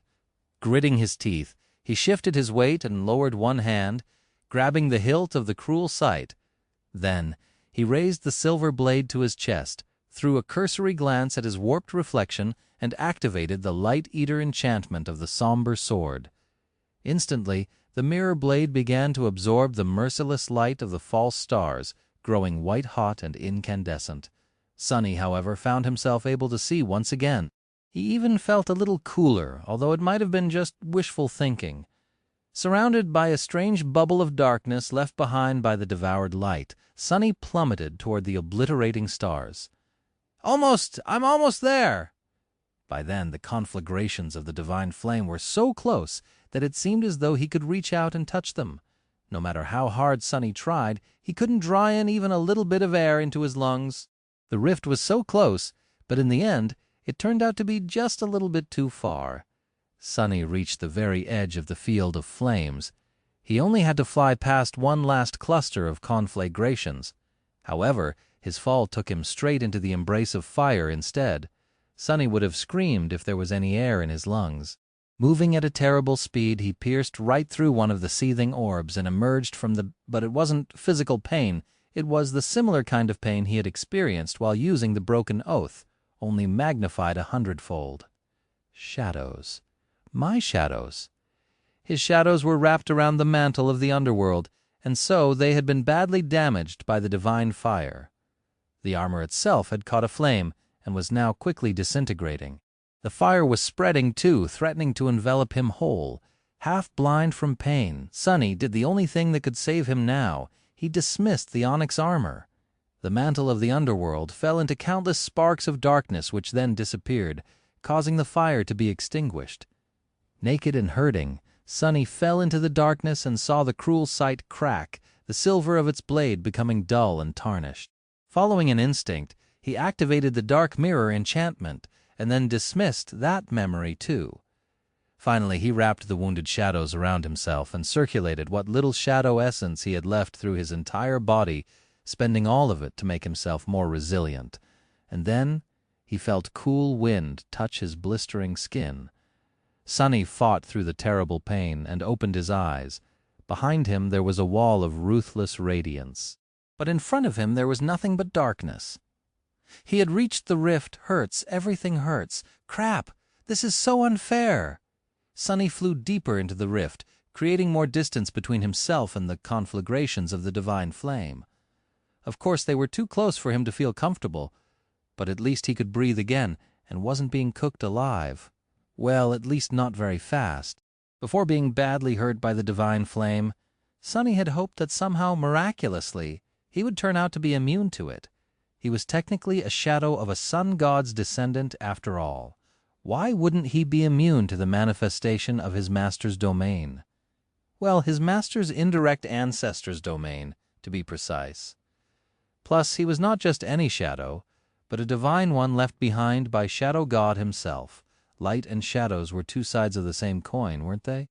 As it turned out, the divine flame didn't care. Arg. Currently, Sunny was falling through the rift. He had reached its center and dove straight down, hoping to stay as far away from the surrounding stars as possible. It was as though there was a tunnel of empty darkness torn through the very heart of the field of flames, and he was following it down, down, down, down. It was hard to even conceive of a world where he wasn't constantly falling down. Now that he had no mantle of the underworld to protect him from the blaze, Sunny was suffering a lot. Rift or not, the air was still permeated by the unbearable heat. His skin was red, with patches of it blistering. Some of it was badly burned by his unfortunate clash with the divine flame, and because he had not dismissed the burning mantle of the underworld fast enough. It was not life-threatening, though. Yet, come on, end. God damn it. But the field of flames showed no signs of ever ending, until it did. After a while, when Sunny was on the verge of losing conscience from the constant heat, he noticed that the scattering of the immolating stars around him became a bit thinner, and then even more so. And then suddenly and without any warning, he fell out of the field of divine flame and found himself surrounded by nothing but blessed nothing once again. The radiant inferno was now above him, growing further away with each second. It looked as if heaven was on fire. And beneath him, Sunny looked down and shivered. What? How? His eyes widened in shock. Chapter 443, Secrets of the Void. Chapter 443, Secrets of the Void. Out there in the empty darkness of the void, something even darker loomed, hidden from the radiant light of the ocean of flame above. Sunny peered at the distant black silhouette and shivered. What the hell? What is it doing here? Far below him, a small island cut from dark stone floated in the endless emptiness, surrounded by drifting slabs of shattered obsidian. A tall and magnificent pagoda stood in its center, built of a flawlessly black material that was neither wood nor stone. Its lusterless walls seemed to devour any light that touched them. It was the perfect replica of the ivory tower, but at the same time its opposite. The two pagodas were so alike that for a moment Sunny even thought that he had somehow found himself high up in the sky above. But no. The island that the obsidian tower stood upon was different. It was larger than the one every awakened on the chained isles was used to observing in the skies, and had no broken chains hanging from its stone slopes. On its desolate surface, remains of mysterious structures could be seen turned to ruin by the passage of time. Several obsidian pillars protruded horizontally from its edges, stretching into the empty void like strange wharves. From high above, Sunny couldn't see much of the island in detail, but he was approaching it fast. Crap. Too fast. Sunny hesitated for a moment, then suppressed the desire to immediately summon the Dark Wing. The divine flames were still too close, and their heat could damage the fragile memory. He had to wait for a bit. There was still time, even if it was going to run out pretty soon. Sunny continued to fall, waiting. With every minute, the heat of the immolating stars dissipated a little, and with each minute, the dark island grew closer and closer. Finally, knowing that there was no more time to waste, Sunny summoned the Dark Wing and commanded it to turn his fall into a glide. The dragonfly cloak turned into a blur behind his back, but it also began to produce thin wisps of smoke, threatening to catch aflame at any moment. Curses! Supported by the enchantment of the Dark Wing, Sunny's descent started to slow down little by little. His speed, however, was too great to be nullified in a single instant. It was dropping swiftly, but was it swift enough to prevent him from splattering all over the surface of the mysterious island? And was the transparent cloak even going to endure for long enough? Sunny cursed and trembled as he watched the obsidian tower approach. Here goes nothing. Damn. In the end, he still landed with enough speed to shatter all bones in his legs from the impact against the ground. At the last moment, however, Sunny turned into a shadow and dove into the deep darkness enveloping the island instead. Safely embraced by the shadows, he submerged himself into them and finally allowed his mind to relax. Safe, I'm safe. He was finally safe. For a few seconds at least, Sonny was in a world of pain. His shadow essence was running out, too. Also, he had no idea what terrifying danger was waiting for him on the mysterious island that remained hidden in the deepest reaches of the sky below for thousands of years, nor what deadly secrets waited for him inside the obsidian tower. But for now, he did not care. All he cared about was that he was not falling anymore. Bliss, this is pure bliss. Floating in the dark embrace of shadows, Sonny couldn't get enough of the fact that, for the first time in almost a month, he was stationary. He finally had solid ground under his feet again. Metaphorically speaking, of course. In any case, it was such a beautiful feeling. Sonny allowed himself to relax and rested for a bit, safely hidden in the deep, dark shadows. After a while, he sighed and forced himself to turn his attention to the outside world. Moving closer to the surface of the deep darkness that embraced him, Sonny cautiously took a look outside. Huh? Strangely, what met him was complete and utter silence. There were no nightmare creatures on the island, no abyssal horrors, no terrifying beings to devour him whole. Not even a single unholy titan slumbered nearby, ready to wake up at the slightest disturbance. The island seemed empty, which was very fortunate, considering that Sonny was running very low on shadow essence and was going to have to assume his physical form soon. He hesitated for a few moments, then took stock of his equipment and himself. His soul was seriously wounded, but not beyond its ability to heal itself in time. His body was not exactly whole, but in somewhat of a splendid shape, considering all that had happened. He even had all his limbs intact. Both the mantle of the underworld and the cruel sight, as well as the dark wing and Saint's bow, were heavily damaged. Luckily, none of these memories were completely destroyed. It was going to take a long time before he could use them again, though. Days, maybe even weeks.